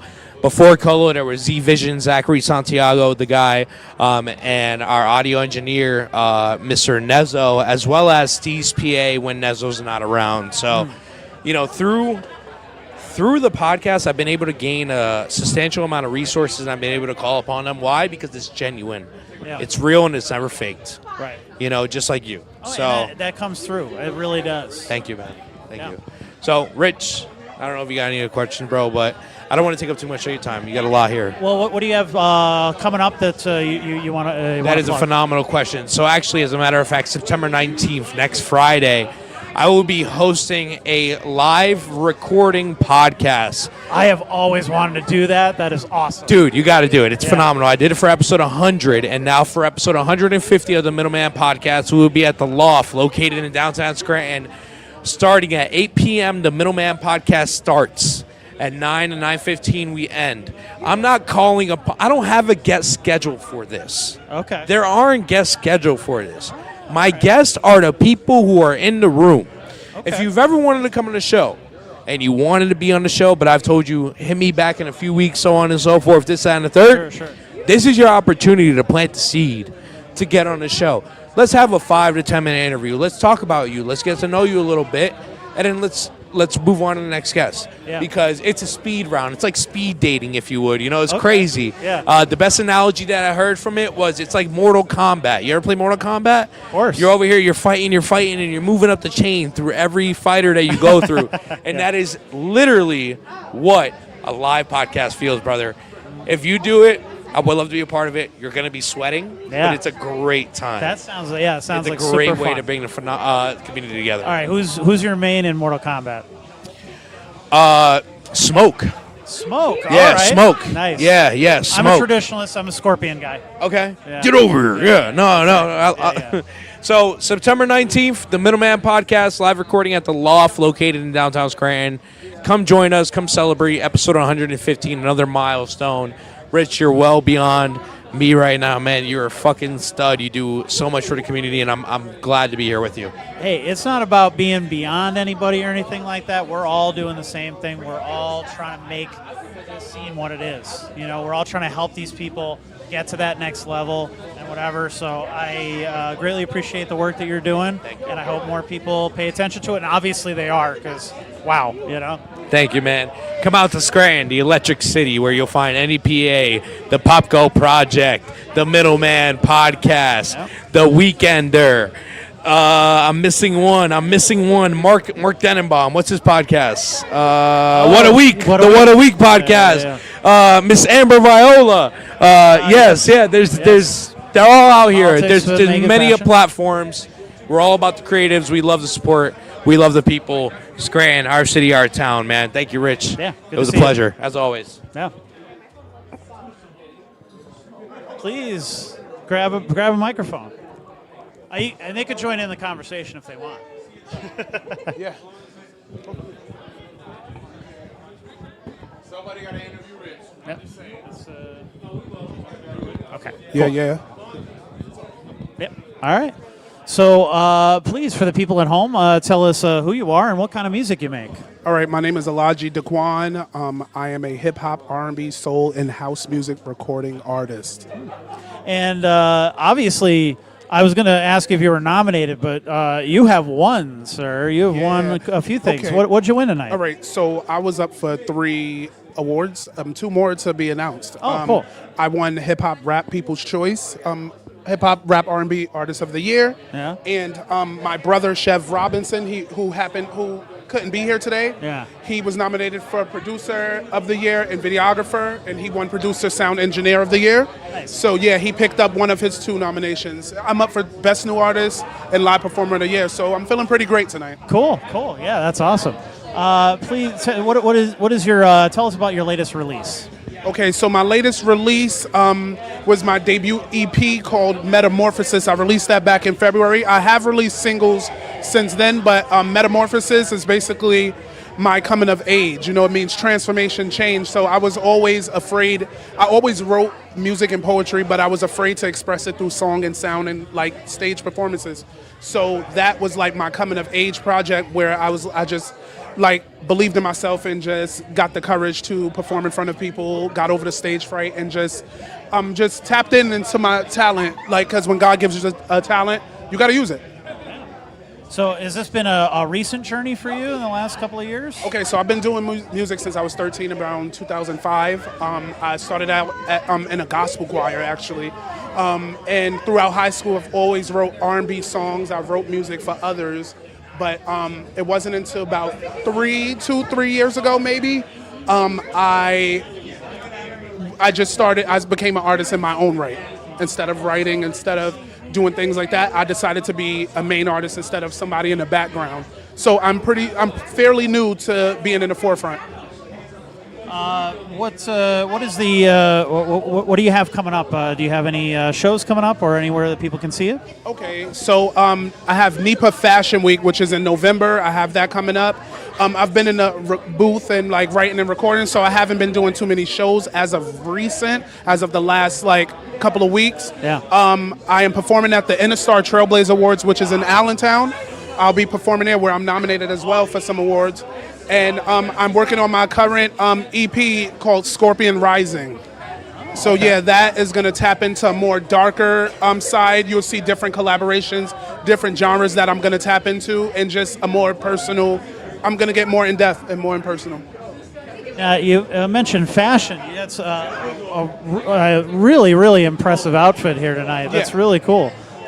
Did you make this yourself, or? Okay, so no, I am a fashion stylist. I also am the founder of NEPA Fashion Week, Northeast PA Fashion Week. Oh, cool. It's a biannual fashion show production where we just showcase local talent and fashion designers and stylists, and they hit the runway and show and models, and they hit the runway and show everybody their talents. They showcase their talents. But no, this outfit is actually. I envisioned it, and my friend Nestle from Nestle's Treasures out in Easton, Pennsylvania, she crafted and put it all together. Yeah.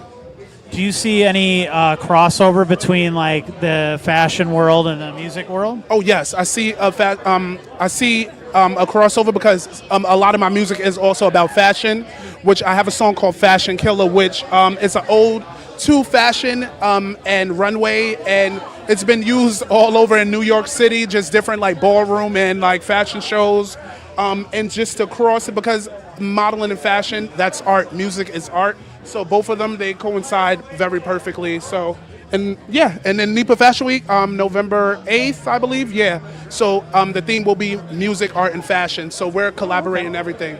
Nice. What can people expect at an event like that? They can expect local artists and designers, local models and designers to showcase their talents on the runway. Some will be walking while an artist is performing a live set. Artists will be awarded, community leaders will be awarded, big people in the industry, fashion and music, they will be awarded and celebrated that evening. Awesome. Anything else you want to mention? Scorpion Rising, it is coming soon. Make sure y'all continue to stream my music. We are already at 70,000 views, 70,000 streams for the Metamorphosis EP. I really appreciate it. The people have been supporting me, and I thank everybody. I thank the Electric City Music Conference for just this opportunity showcasing local talent. This is something that I believe this area needed in 12 years. I haven't even lived here 12 years. And to come from New York City to find something that is reminiscent of the city with music, this is amazing. It is incredible. The atmosphere, everything is electrifying. And it's just, I just appreciate it. So yeah, stream my music, Alaji Daquan. Follow me on Instagram at Alaji Daquan, ALAHJIDAQUAN. I really appreciate that. Nice to meet you. Nice to meet you too. Yeah. And I voted for you. Oh, thank you. Thank you. That means a lot. It really does. Hey, what's going on? Yeah. Donation real quick. Oh, all right. I appreciate that. There you go, Dave. People leave donations. I take them. You know what I mean? I was walking around with that earlier, but everybody thought I was homeless, so I was like, all right, yeah, I better cut that out. Yeah, sometimes, hey, listen, you got to do what you got to do, right? Just to make sure people know that it's there, and there's a reason for those donations. For just $1 a day, you could support a local journalist. That's it. For $1 a day, Rich's hair will come back in 1 month. Who just wants to sit here and talk to people on the red carpet all day. Yeah. And everybody should support the NEPA scene. If you're not supporting the NEPA scene, you're crazy, because if it wasn't for them, and if it wasn't for Rich, we wouldn't have all these great interviews going on today, all the great information that we're finding out, and the resources on where all these events are happening from, and all the great articles that are being covered about all the great things happening in Northeastern PA. So thank you, Rich. And don't forget, I won't get into details because we're on national television right now on CBS. Right. But I will say that you did have our backs, not us per se, but the music scene, when you helped out with that whole situation. You know what I'm talking about? Yes. And that was awesome for you to have everybody's back like that. That was great to see. Thank you. Because that was a bunch of nonsense, and we appreciate that. Because all we want to do is bring people together. We're divided. It's obvious. Yep. And music will bring us together no matter what. Because we forget about the BS and we come together. Politics continues to divide us, and they need to stick their nose somewhere else, and hopefully up their own. And we asses. need to focus on each other and stop getting distracted. Absolutely, 100%. And speaking of, that's what's great about tonight. Yeah, absolutely, holding us together is Rich. Another shout out to you, right? Obviously we've been a band for 8 years as the MDG crew, and love this guy. love this man here, and we obviously went through our times with losing Bob as our bandmate a couple years back, right? And you were so supportive of us when we came down here and did our benefit show for him and tribute show. God knows if we would be here. Yeah, honestly. you've always, from day one, we talk about that all the time. Our very first interview here was in 2019, and it's when Bob gave his famous speech about the Irish Wolf Pub, and you can go down to see Peter Kelly, and we know how that rest goes. And I think it was like kind of shock across the faces of the people that were doing interviews with us, but that was just Bob. And you know what? You gave us a platform, and you talked so highly of us and us being a great party band that was coming on the scene, and here we are, fast forward, 8 years later, and we took home top Pop 40 Act of the Year for the second time, and this is now our third Steamtown Music Award. And second in a row, just saying. We just want to thank everybody, that keeps showing up to all of our shows, supporting us. The MDG crew family is a real thing, and Dave and I are more than just bandmates. We are family, and Jimmy couldn't be here with us tonight too, who's been now rocking with us as well. And he's with his family. He's with his family, and that's what happens when you're in your 40s now, and you get a little too old to come out and do things. But we just want to thank the MDG crew family on here today, and just say, hey, thank you so much for voting for us. Thanks so much for rocking with us for as many years as you have.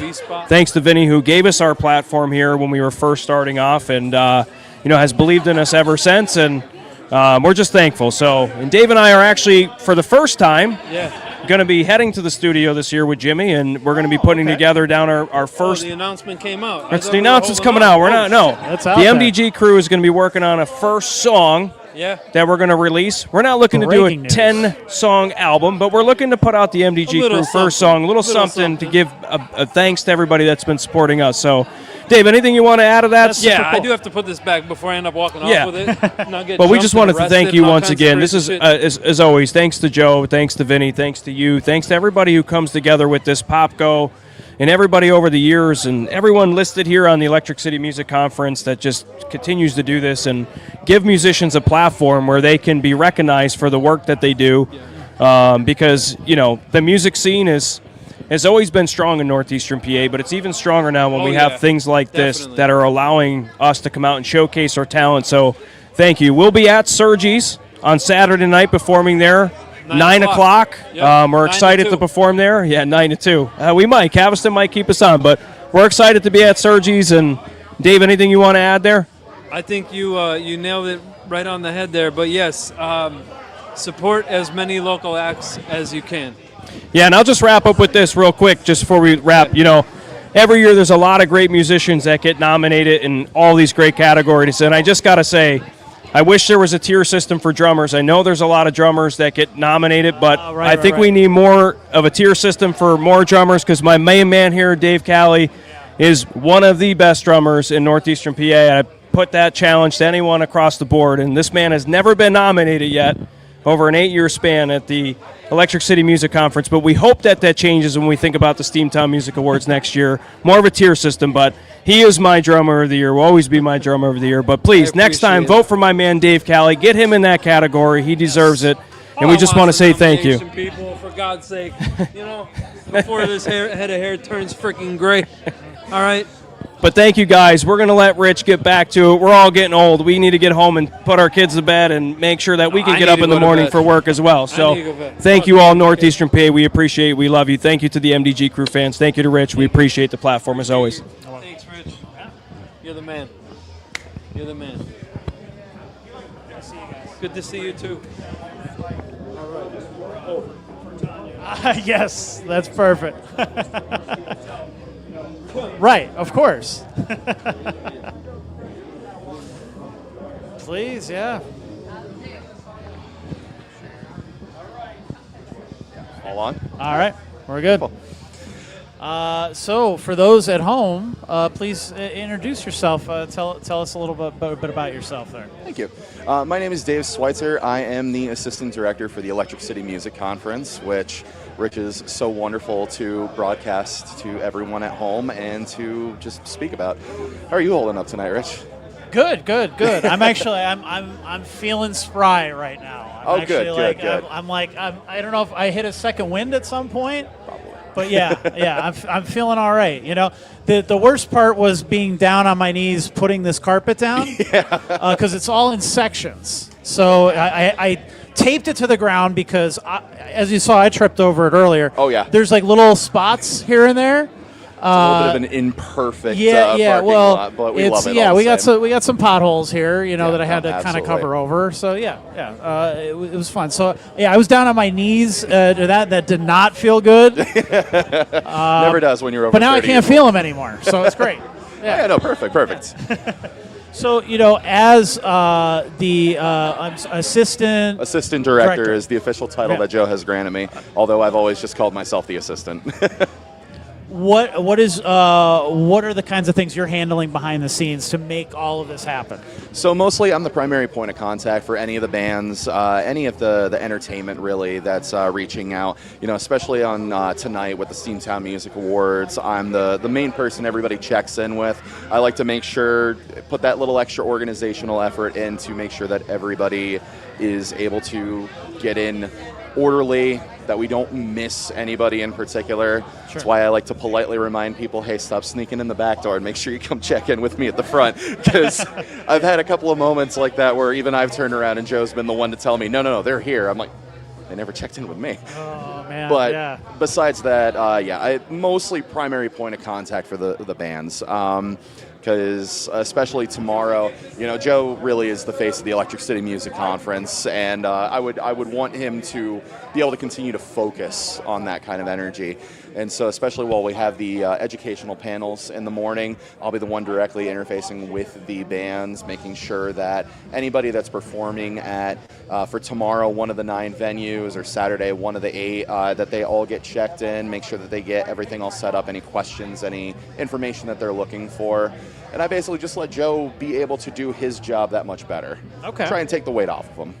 So how did you end up getting involved in this? So Joe's other love of his life, which is Screaming Infidelities emo night, I saw them perform at one of the local bars in Wilkes-Barre, and I just started going to every single one of them pretty much.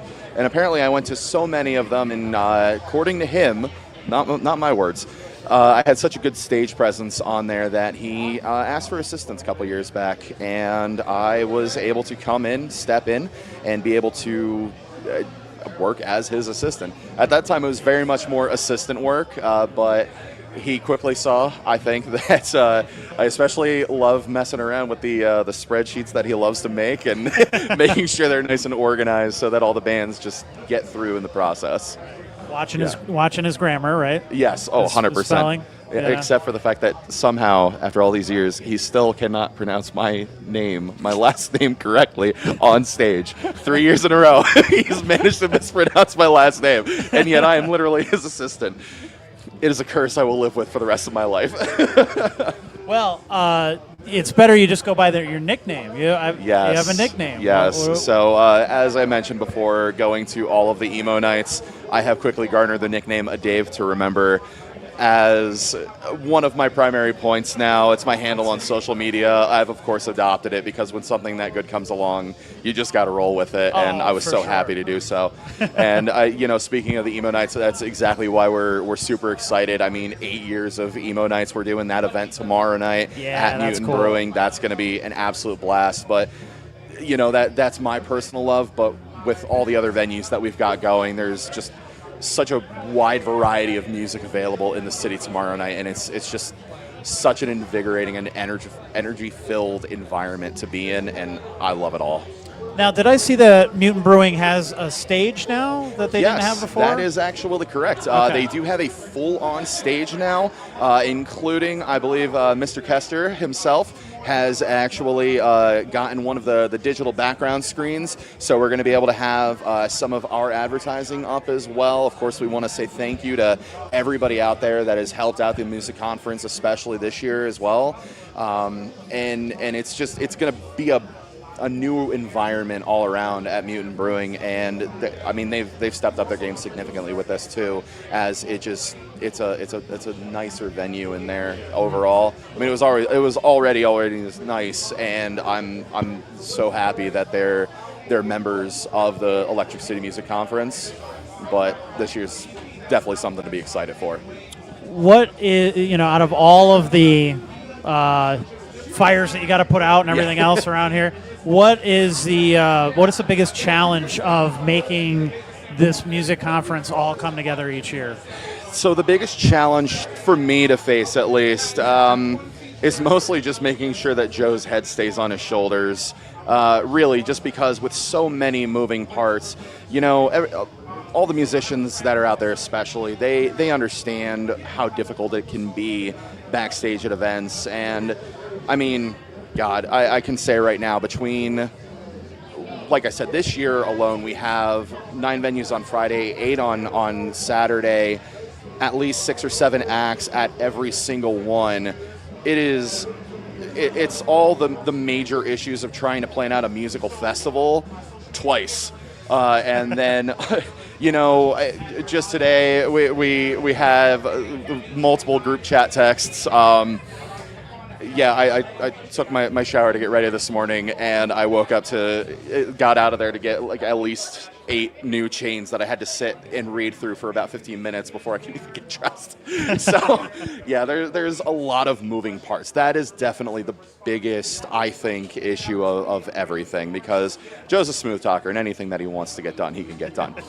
But I'm sure that does it become easier every year at least? Definitely. I know that I've taken the personal lesson of learning from my own mistakes, and Joe gives me the resources and the very basic lists. For example, just music awards alone tonight, I made sure to get everything organized. I put together the checklists to make sure that when everybody gets in, I can make it as easy and as smooth as possible, because the quicker that everybody gets in and gets to enjoy the awards show tonight, I think it's the better. And I mean, last year I tried something new. It didn't work. It made it, in my thoughts, I think it took a little bit longer. This year, I just had to do that. Stop. You're overcomplicating it for yourself. Just reel it back in. And I think that things went quite smoothly, at least getting everybody in this year. So I'm quite proud of that. For sure. I mean, hey, it took me 3 years to be able to finally come up here and do an interview because I've been so busy doing everything else. If I finally have the time to step away for 5 minutes and do an interview, I think I actually succeeded this year. Absolutely. Anything else you want to mention? No, I just wanted to bring up again and say, you know, again, over the next 2 nights, we are going to be performing at, tomorrow night, 9 different venues within Scranton itself. Saturday, we've got 8 different venues, including due to some wonderful friends of ours that are going to be opening up new venues, and these are new for the music conference, so I want to read it and make sure I don't mess it up. Yeah. You know, tomorrow night in particular, we've got something that I think is fantastic, which is Black and Brass and the Solstice Bar in Scranton are going to be having what I'm almost calling filler shows, not in a detrimental way, but we have the musical education panels that we have in the mornings, and these shows are going to be filling a very, I think, unique and awesome niche, because they're going to be having set times that are in between the panels and the other events that are going to be playing in the night. So those that want to spend that time in Scranton, in the city, enjoying the scenery and just the environment and the atmosphere, are going to find themselves with more places to see that. And so whatever your musical tastes, whatever you're interested in, I think that you're going to have a great time if you come to Scranton tomorrow and Saturday. Awesome. When if you go to nepascene.com right now, right on our front page, first thing you're going to see is a schedule of everything. As alphabetical and analytical as I could possibly be about every little bit that's going on. There's a lot, and I know it can be overwhelming for some people, so we try to make it easier every year by putting out our annual guide to the whole thing, the panels, the performances. Everything is right there. The prices of everything. Some stuff's free. Some stuff costs different than other stuff. It's all sorted for you. All the links are there, ready to go. Just go right to nepascene.com right now, and you'll find it right at the top of the page. Yeah, and thank you, Rich, for all your assistance with this. We really couldn't do it without you, and I wanted to make sure to come up here and personally say thank you for doing what you do and helping us out, because you help make these nights absolutely fantastic. Thank you, and Thank you. I appreciate you guys doing it year after year and including us year after year. Absolutely. It is our genuine pleasure. Thank you again for your time. Come on out to the Electric City Music Conference events that we have going for the next 2 days. All right, guys? Thank you. Thank you, Rich. You're welcome. Okay.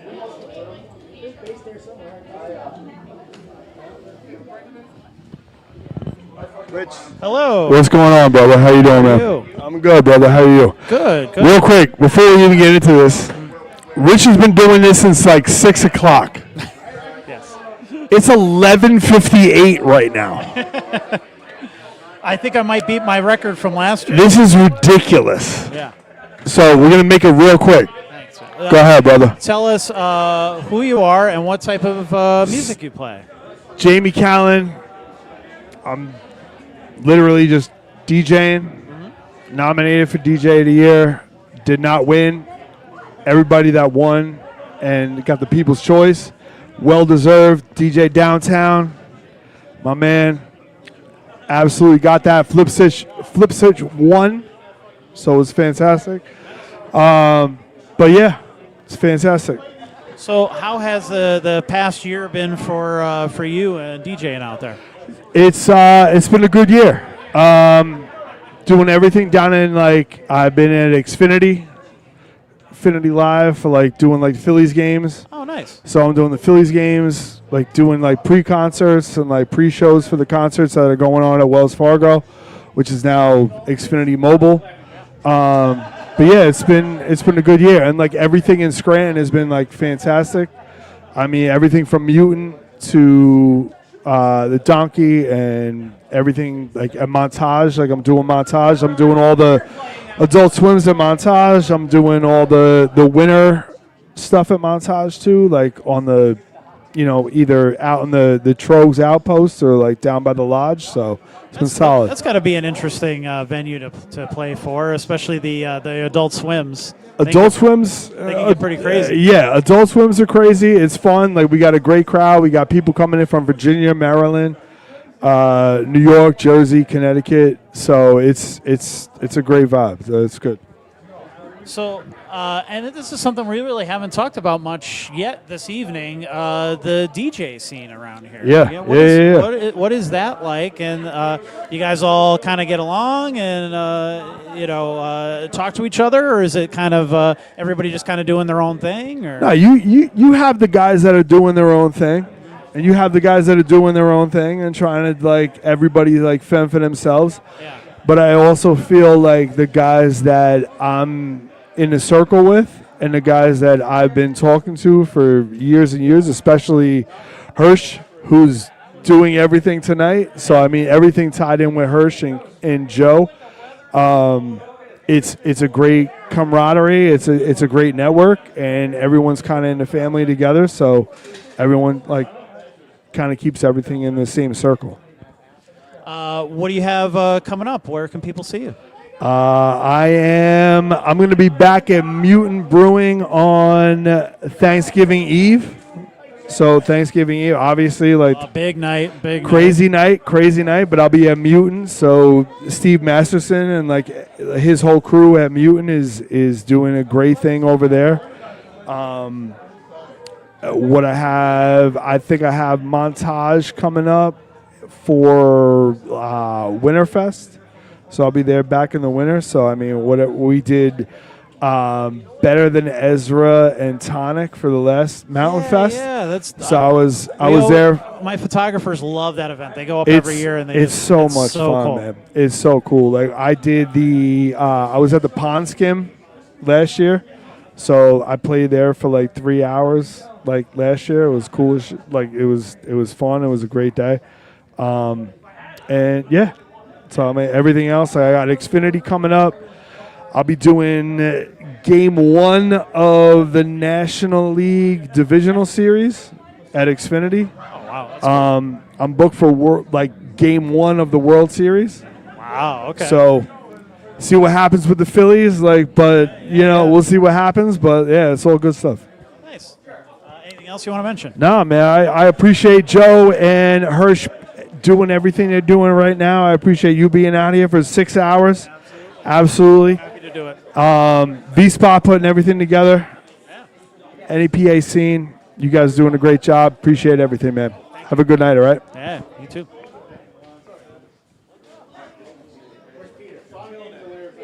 Oh, look at this guy. I don't know if I'm blinded by the jacket or that handsome man. Hold on, Rich. Wait a minute. Is this about the end of the night? It starts to get a little raunchy at the end of the night. It does. But however, yeah. I would like to flip the script for a minute. All right. And I would like to ask you a few questions because you clearly are one of the major players in this game.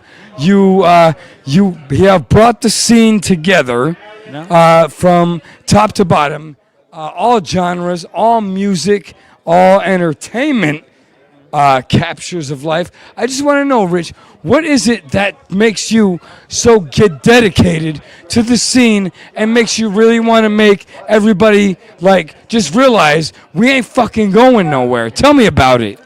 I feel like there's that the artists don't get enough credit, that there's not enough people out there covering this stuff, and it really just comes from that.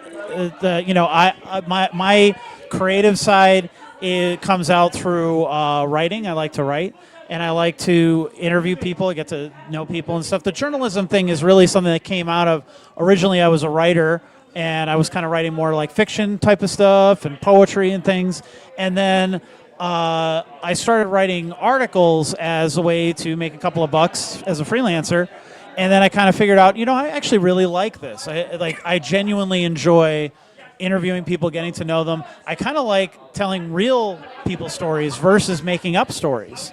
So that kind of developed into my whole journalism career, and then newspapers and all that kind of stuff. And now here we are in digital media, because that's where the people are now. So and that kind of transfers forward, not few, but forwardly, because tonight you guys were up for quite a bit of awards, correct? Yes. And I mean, so it's not going unrecognized, Rich. You really are truly bringing eyes to the scene. You are bringing eyes to not only the music scene, but to the, I mean, it's going everywhere from poetry to acting, Battle of the Bards. Yes. You're supportive in that. Yeah. Smash Master Wrestling. You're supporting wrestling. Also, like just so much of journalistic articles that wouldn't be written by just some lame out here in the streets. Like, you got to really know what you're doing when you're covering all of this. And you, I feel, Rich, has put in the time, put in the work, has put everything on your back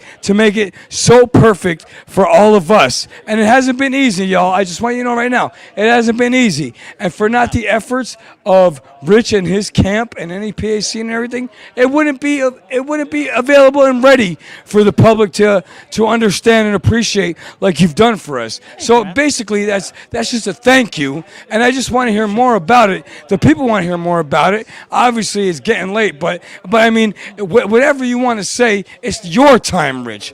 We want to hear you. You've interviewed so many people tonight, so many acts tonight, so many deserving entertainers of our community, but we want to fucking acknowledge you, Rich. And I say fucking because, you know what I mean, it delivers a little extra of an impact. But let me tell you what, man, thank you for Tuesdays, thank you for Wednesdays, Thursdays, Fridays, Saturdays, Sundays, and then Mondays. Thank you for NEPA Scene. Thank you for allowing us to do all of this. And just bottom line, thank you, man. So, I mean, whatever else, you got to rip on y'all. First of all y'all that come out to these shows, listen. Y'all see this? These are donation buckets. Rich don't make a goddamn dime off of this. He does it on his own love. So go ahead and contribute to a donation bucket. You come out to a show, it's okay. You can buy a t-shirt. You can buy some stickers. You can support the scene. Don't just say you're about the scene. Put a couple money, put some ducats in the buckets. I'm looking at a big pile of T-shirts over there. There's a big pile of T-shirts over here. You know what I mean? Come down. There's still plenty of time left. Rich, I want to thank you for allowing me and the gang of everybody in here for another successful Steamtown Music Awards. I want to thank you for bringing what you bring to the table and helping all of these artists express their music, their talent, their goddamn good looks. You all look beautiful, including Summer behind the camera, baby. Hey, listen, y'all. Summer, come here. Just real quick. Come here, say ya. No, hold on. Wait. That's my cocaine, bruvy. Hey, Summer K, y'all. So just so you know, this is the brains behind the cameras and the ones and twos, like you see. Summer, you do a great job, and I love all of that. But from the top to the bottom, from me, the meat, emphasis on Palomitas, emphasis on the meat. Thank you, Rich Howells. Thank you, Summer. Thank you, NEPA Scene. I got nothing else to say, Rich. If you want to sign off to the people, that's on you. I would talk for another hour because you're the motherfucking man. Yo, bringing all this together. We got a full weekend out here in Scranton. Shows from fucking all the way down from Taylor to all the way down to friggin' North Scranton and every bar in between. Dixon City even? Dixon City even. What we got? Union Vapors. We got the Bog. What else we got? Rich, tell them. Backyard Ale House. Backyard Ale House. Sergey's.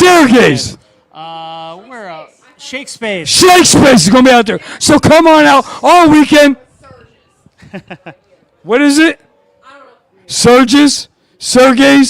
I'm pronouncing it the way that I assume it is because it's a G. Sergey's. So yeah, that's. We've. Yeah. The old Tinks, the old Levels, the old Hardware Bar. Yeah. They don't know. These young bucks don't know about her. Right. Yo, listen. Bottom line, thank you for supporting Rich and everything he does. NEPA Scene. Thank you for supporting Steamtown Music Awards. There's so many stars out here. I got nothing else to say. Summer, go ahead, blow a kiss to these fools. All right. Rich Howells, y'all. Thank you. Take him home, Rich. All right. Well, what else we got here? Yeah.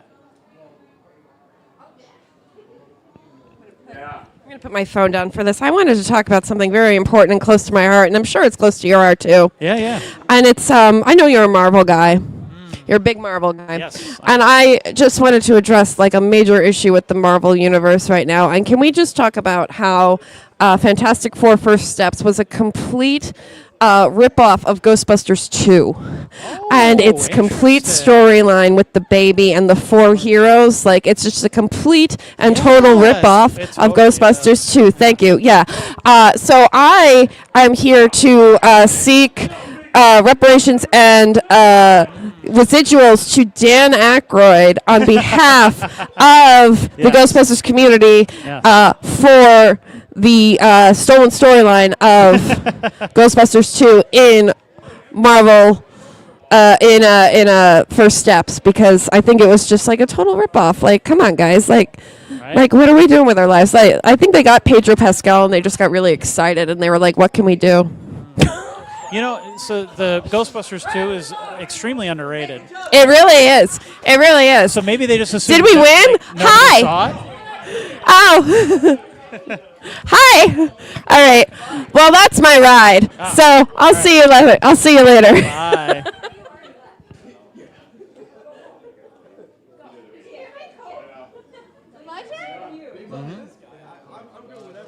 All right, so we've been name dropping her all night. Summer's here. Hey. Behind the scenes. Yes. Now there are several times that I've done this where it was I had to kind of keep running back and forth here, and it was an absolute nightmare. So you have saved me from that, and I greatly appreciate that. You're welcome. You're welcome. That's what I do. Yeah. So Summer, tell the people a little about yourself and what you do in the local scene. All right. Well, I'm Summer with an O. I am your local friendly sound engineer. Live, mostly live, a little bit of studio. I do play instruments and sing as well. But no, I've been a little bit of everywhere. I think more people have known me just from talking to them than they found out before I had actual skills of doing things. So this is actually my first time on this carpet. Yeah, which I'm glad we've corrected that finally. Yeah, even though my first Steamtown Music Award was 2019. Wow. Okay. Yeah. So you you do sound engineering. Tell us about some of the venues that you've done and the bands that you've worked with. Well, I've worked here at the lovely V Spot. Definitely check it out. They got good food, and the bartenders are awesome, and Vinny's awesome. You know, maybe you'll even catch him triple fisting a microphone again. You might. That was the highlight of my night. Yeah. I mean, I thought he was gone already, but he's still hanging No, out. he's still here. He's partying. I love it. But I've been here. I've worked at Union Vapors. Where haven't I worked? A nice little place called the Art Academy of Milton. Some band that I've worked with is our wonderful University Drive, which I'm hoping they won Best Performance of the Night because I was their sound tech that night, and I'm super... Oh, yeah, that'd be cool. I work with a cover band called Pammy and the Groove Factory, and they're super cool. I don't know if I'm allowed to say this, but I'm going to say it anyways. September 27th at the Gin Mill and Grill in Northampton, PA, I'm doing sound for Drake Bell. Ooh. Yeah, I'm super excited about that one. Yeah. I've done Camp Pennsylvania this year. That was really cool. I've done the Launch Festival, which is super similar to our Steamtown Music Awards here. Yes. I believe it was the inspiration for it, if I'm not mistaken. I think so. They're only a couple years apart from each other. Yeah. And that's in Lancaster, and now they're doing down in Texas too. That's super cool. Yeah. Yeah, I've done a lot of different things. I do a lot of stagehand work for Live Nation at Montage and our Scranton Cultural Center. So we're at that point in the night where we're asking the real questions. The real questions. Yeah.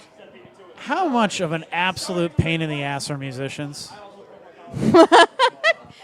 Because as a sound tech, you're dealing with all the problems, all the complaints, all the BS.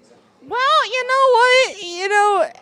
The biggest problems I've run into is when they want to talk behind your back, which is super fun. that gets you into good places. Yeah. The thing that pisses me off the most, guitarists, stop touching your amps. Don't touch them. I've already fixed it. It's gonna sound like shit. And also, singers, take some lessons. Well, I mean, you're hearing the real vocals. I'm hearing it all. I can't fix you cupping the mic. I'm sorry. That's just physics, I guess. Right. Yeah. Right. This is gonna cause feedback. I can't fix it. Between the hardcore guys and the rappers, right? That's their thing, right? Yeah. Here's the proper way to hold a mic. Right. That's why they made this part. Right. The shaft. But you know what's funny too? That I've even seen recording engineers too. Like I've seen so many people hold it here. Yeah. You can't. Right. This isn't. That's not where you hold the mic. No. You can't hear. I can't turn it up into infinity. There's a limit. Right. What? I just do the only real sound engineering that I got to do is just plugging people in on a very simple board at the V Spot on Tuesdays. And I get people all the time who are like, yeah, well, my vocals should sound like this and that and whatever. And it's like, guys, I love you. I appreciate the artistry. I want to get it right. And I work really hard to learn more to get it right. But it's like, it's open mic, guys. Come on. Give me a break. Like I'm not a sound engineer. I don't have all the tools or the experience, all that kind of stuff. And we're working with a very simple board here, and there's like 15 more people that I got to get on and off stage. Come on. Exactly. Yeah. You're doing a favor. Let's move it along a little bit. Yeah. And I would say my other biggest gripe about this is being a female in a male-dominated field. If Any field, any right? field, yeah. But if this one, something, if there's an error that just occurred, give me a couple minutes. If I'm actively fixing it, don't come up to me and be like, I work in sound. I could help. Oh no! Oh no! If I had $1 for every time, somebody said that. I would. Oh God, I could finish paying off my recording bachelor's degree. Which you have, versus some of these people who do not. Yeah. No, but you don't need. I don't think you need to go to school for it. But some people have just a lot of arrogance about it, and it's not helpful. No, it's not. Until I actually have a problem, I'm not actually working. We're by the way, we're saying this all in being lighthearted, in jest, and whatever. Obviously, I would not have stood here for 6 hours interviewing people if I didn't love musicians and love local music. And you have been behind the scenes the whole time doing this. So obviously we would not be constantly volunteering our time and spending all this extra time and effort to make these things happen if we didn't love music. There's just some things that bug you sometimes. Even when you get you can get your dream job that pays $100,000 a year, and you could still have complaints about it, right? Yeah. No, this is just workplace drape. But no, everyone. Usually it's out of town people, honestly. Everyone in the scene's usually great. And that's why I love it so much, and that's why I volunteer my time for this, and I want to stay in the area and keep working on things and collaborate with people, and yeah. So have you enjoyed doing the podcast part of things? Yes. Yeah, has that been cool? And I'm not saying that just because we're just promoting ourselves again, but That's something that you have. Have you done podcasts before that? No, that's something different. Oh, I'm falling the hole. No. I know, right? That's what I've tripped over like, before. It almost killed me. Love you too. Love you guys. Congrats, Adam. Congrats. Adam Jockman, One Auxiliary Musician of the Year. I got to present More that. friends winning stuff. Excellent. We love it. Yeah. I love this. But I forgot what we were talking about. Oh, the podcast. Yeah, so you started doing the podcast. You haven't done that before. No, and I mean, I've been coming. We've been doing it for about a year together, right? Yeah. It's been about a year. Yeah. It's different, and it's helped me still continue to build my skills because I'm still learning just as everyone else is. Right. And I'm hoping soon we get some sound effects. Yes. Because I like making it funny. Well, there's the unique challenge too of the way that we do the podcast is that we have the condenser mics out in front of people. Not to be boring and nerdy about this, but just bear with me. So we're not doing the whole like mic in the face thing like a lot of podcasts are. Yeah. Where it's, I just feel like, and that's fine if you do that, but they're all set up like that. And I feel like it does take away a little bit of the rapport that you're trying to build with somebody. Sure. So like, especially when you have the cameras and the lights and stuff like that, and people are kind of nervous because they also know it's live, so it's live streamed, and they don't want to say the wrong thing or something like that. So there's a lot of pressure there. For a local artist, for somebody coming into it. So I try to make them feel as comfortable as possible. Sometimes the beer helps with that, crack open a couple of beers and, they get a little more loosey-goosey with the interesting stories and stuff. But besides Tell us that, all your secrets. yeah, I mean, some of them just drink water, so, you got to try other tactics.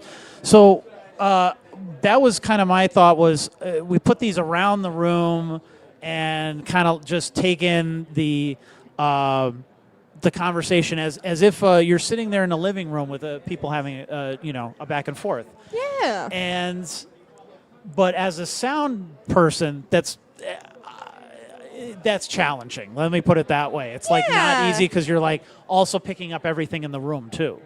True, and especially when people are walking upstairs and there's some random electrical thing making noise. And Yes. So you've noticed that too. Okay. I did notice. Yeah, it is. So there's like this weird, and I assume it is an electrical thing, where every once in a while, and you'll hear it on the podcast, and I feel like I should maybe give away a prize to somebody if they can spot it in every show or whatever. But there's, it sounds like you got the wrong answer on a game show. It just goes, and just all of a sudden, out of nowhere. Just every once in a while. And it probably happens maybe once every like 40, 45 minutes, something like that. That was not about right. I was down there in the studio last night by myself, talking to myself in this mic, trying to make sure that everything would sound good for tonight. Because those are the crazy things you have to do to like make this shit work. And I know I'm like, all right, I'm going to keep a tab of how long it takes in between those little things. So, yeah, it probably happens at least twice a show. Yeah, You yeah, know, definitely. at some point. At the very least one, but Yeah. definitely like twice. Right. Yeah. It's super weird. It is super weird. Yeah. I don't know if anyone else has really noticed it, though. No, well, I think if they do, they're like trying to ignore it. Because they're like, yeah, that was Noises weird. of the basement. Yeah, but we're in the middle of this talk, so we're just going to keep going and pretend that didn't happen. Yeah, it's super weird. So, like, is that strange doing that versus, like, doing mics for a show or something like that? Or doing the sound engineering for It's different. Honestly, it's a lot less mentally taxing because a lot of doing work on a live show is the mental focus. Yeah. And that's what really tires me out. I love it, but it's not like I have to, not the setup, it's the mental, like I'm always listening for things, I'm always trying to pay attention, and trying to make sure everything's right, and I want everybody to have a good show. Like, one mistake on my end could equal something bad on the artist's end, and Well, I mean, talk about like it sucks because you being a music fan, you just want to enjoy the show. That but too. like you're really trying to think like you got to think about every little. Oh, okay, that doesn't sound right. I got to fix this or change that or whatever. And then if they're trying to give you some kind of like, oh, hey, I need more of this in the monitor or whatever, that sort of thing. You got to like keep. So you really got to focus on. Really got to focus. But when I get it just right, the euphoria that you get, it's just the same as playing on stage, right? Which like I've done as well. Yeah. And it's magical because you're just like everything's in sync. I do that on the podcast. Like I like watching the podcast because I would be doing that at home anyways. And oh well, thank you. Yeah. And I like getting to meet new people. Like I've made so many new friends just from doing that. Yeah. Well, it's cool because it's almost like a kind of networking after the show is over. Yes. You know, sometimes people hang out a little bit and chat afterwards and stuff like that. And I think you got turned on to some gigs through that too, right? You know, Yeah. Shout out Keystone Earth Center. Right. Yeah. We just had them on, and they were super cool. And even like the Smash Wrestling guys, like yeah, that. Yeah. No, there's a lot of opportunities. Just you got to find it. Yep. Got to be willing to do some things. And sorry, that sounded wrong. But I just mean like you got to be willing to like put yourself out there. Like I said, I don't. This isn't a pay dig for me. I do it because of all the good things about it. Yeah. And that's not me being cheap. That's like That's just I literally can't afford it most of the time. There is one bill in this town. Right. So like when I get stuff like, I try to at least give you a couple bucks here and there, or Jason a couple of bucks here and there. Our photographer, Jason Remiller, who's too cool for stuff like this. He doesn't do that sort of thing. Yeah. Yeah. No, we're pretty much, I think. We're just kind of BSing at this Anything else point. you wanted to mention? No, come check us out. Monday, Union Vapors. Tuesday, the V-Spot. Wednesday, the podcast. Yeah. Thursday through Sunday, everything else. Yeah. And catch me around. I post a lot of things. Yeah. Hire me as your sound tech. Yes. If you need a sound person, this is the person to hire right here. Thanks. Yeah. All right. All right. Are you? I'm still alive, Rich. Yeah. Hey, are we? We're not. Close this out. I can't get in here. I want all these guys in here. All right. Listen, this is DJ Hirsch, aka DJ Mini Needle, aka DJ Emo. Never been on one of these before in 8 fucking years. Are you allowed to cuss? I don't know. Yes. Yeah, we're in the later hours now. We're okay. We're on day 2. Yeah, we're on day 2. Now we can cuss. We got the legend, Now, Zach Bryan, aka Kenny Norton, out here. JD Callen, get in here. Brian, We're Zach. throwing this home. This is a party. We got Will here. Yo, Ultimate Eleanor Rigby's kid. Microphone like, I don't think he ever got thrown out because he was respectful. like this. Kenny Norton Kenny Watkins got thrown out every week. Fighting. Got Jamie Callen in the house. He's here. Rich Howells. Yeah. Guys, Rich Howells. Rich has been podcasting at this point for 72 hours. Yes. So my legs are numb. I don't feel them thank anymore. you. That might be diabetes, Rich. Yeah, You're gonna want to look into that. be. That might Could be be. diabetes. You're gonna want to look into Check his that. ankles. Ken, I say am something. that old now, so yes. Give it up for Fart. DJ Emo Hirsch over here. Fart. Really giving Fart. it up. Joe brought him into a new light. Really gave it to him. He's like, hey, we're going to sell tickets for this shit and you're going to DJ. There's He's a like, light. I love that shit. It shines bright. On DJ me. Emo. Murr. He hates his This dad. is the worst interview in the history of interviews, and it's all thanks to Kenneth All Norton. because of me. Thank you. Ford Jr. Best song of the world or whatever I won tonight. Thank you. Brian Zach. Yeah. Right here. Thank God. Ken he's Country. here. Check us out. He's looked better I don't than know he has why. in years. I do. Jamie, you talk now. Jamie, hold that. Will, it's your turn.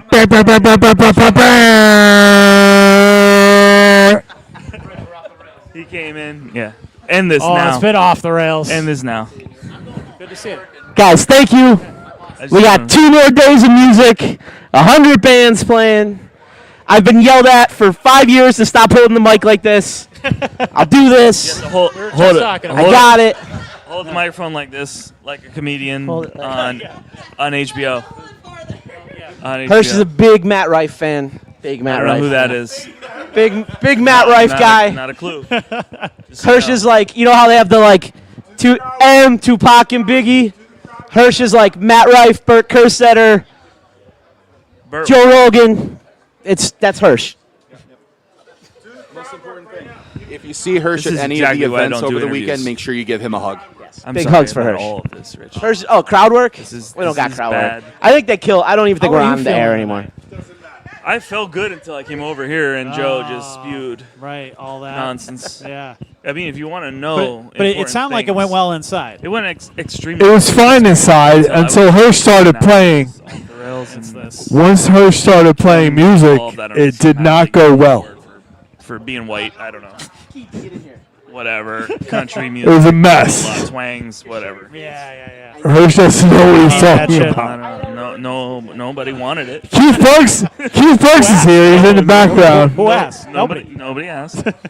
And he just did it anyway. He was in anyway. And surprising. Yes. So Nothing matters. I received a gift earlier, and I promised you Open people it. that I would open it before the end. of the Open it show. up. The microphone for you. Oh, thank you. There you go. This is a disaster. Reporting live.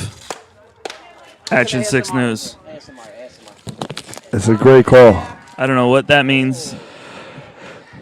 Oh my God! It's a fine timepiece. You're welcome, Rich. It's a Jorge That's timepiece. courtesy of Boscov's. Boscov's, 20% off on Sundays. Al Boscov. Boscov's. This is terrible. Here, please, somebody take these. That ASMR was great. Oh, Rich, this is one. DJ Hirsch has Burt's Bees behind his ear. Now I just need to watch battery so that it. Guys, thank you so much. Rich, thank you. Summer, thank you. Thank you, guys. Thank you. Oh, am I Vinny now? Oh, now yep. Now you're. Yeah. Oh, we're switching places. Oh, people are gonna. Yes. Now. I mean, I think we're going longer than the show at this point. Oh, way longer. Oh, well, okay. So let's wrap up. All right. Yeah. All right. Billy does that better.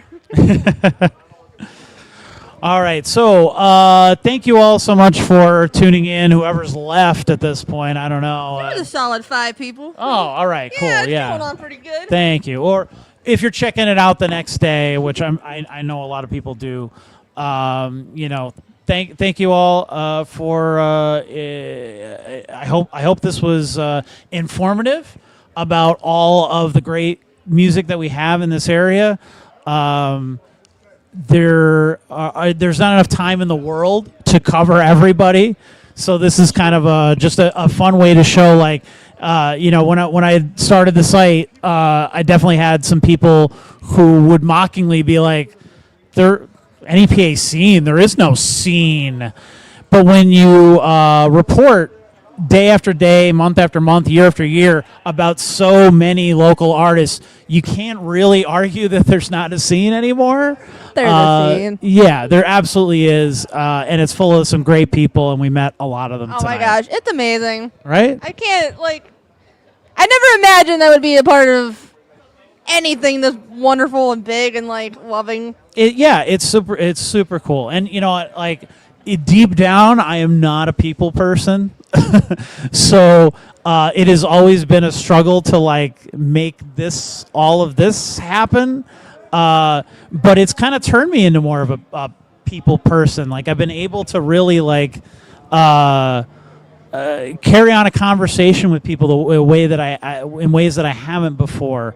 The open mic is constantly what you're seeing on camera is the people on stage and performing and stuff like that, and I'm taking pictures and whatever. But in between all that are these really great, lovely conversations, sometimes deep conversations, sometimes drunken conversations when at the end of the night people just spilling their guts to me about stuff, and it's it's an honor and a privilege, and it hopefully we will be able to continue to do this for years to come. I can't say anything better. That's wonderful. Thank you all.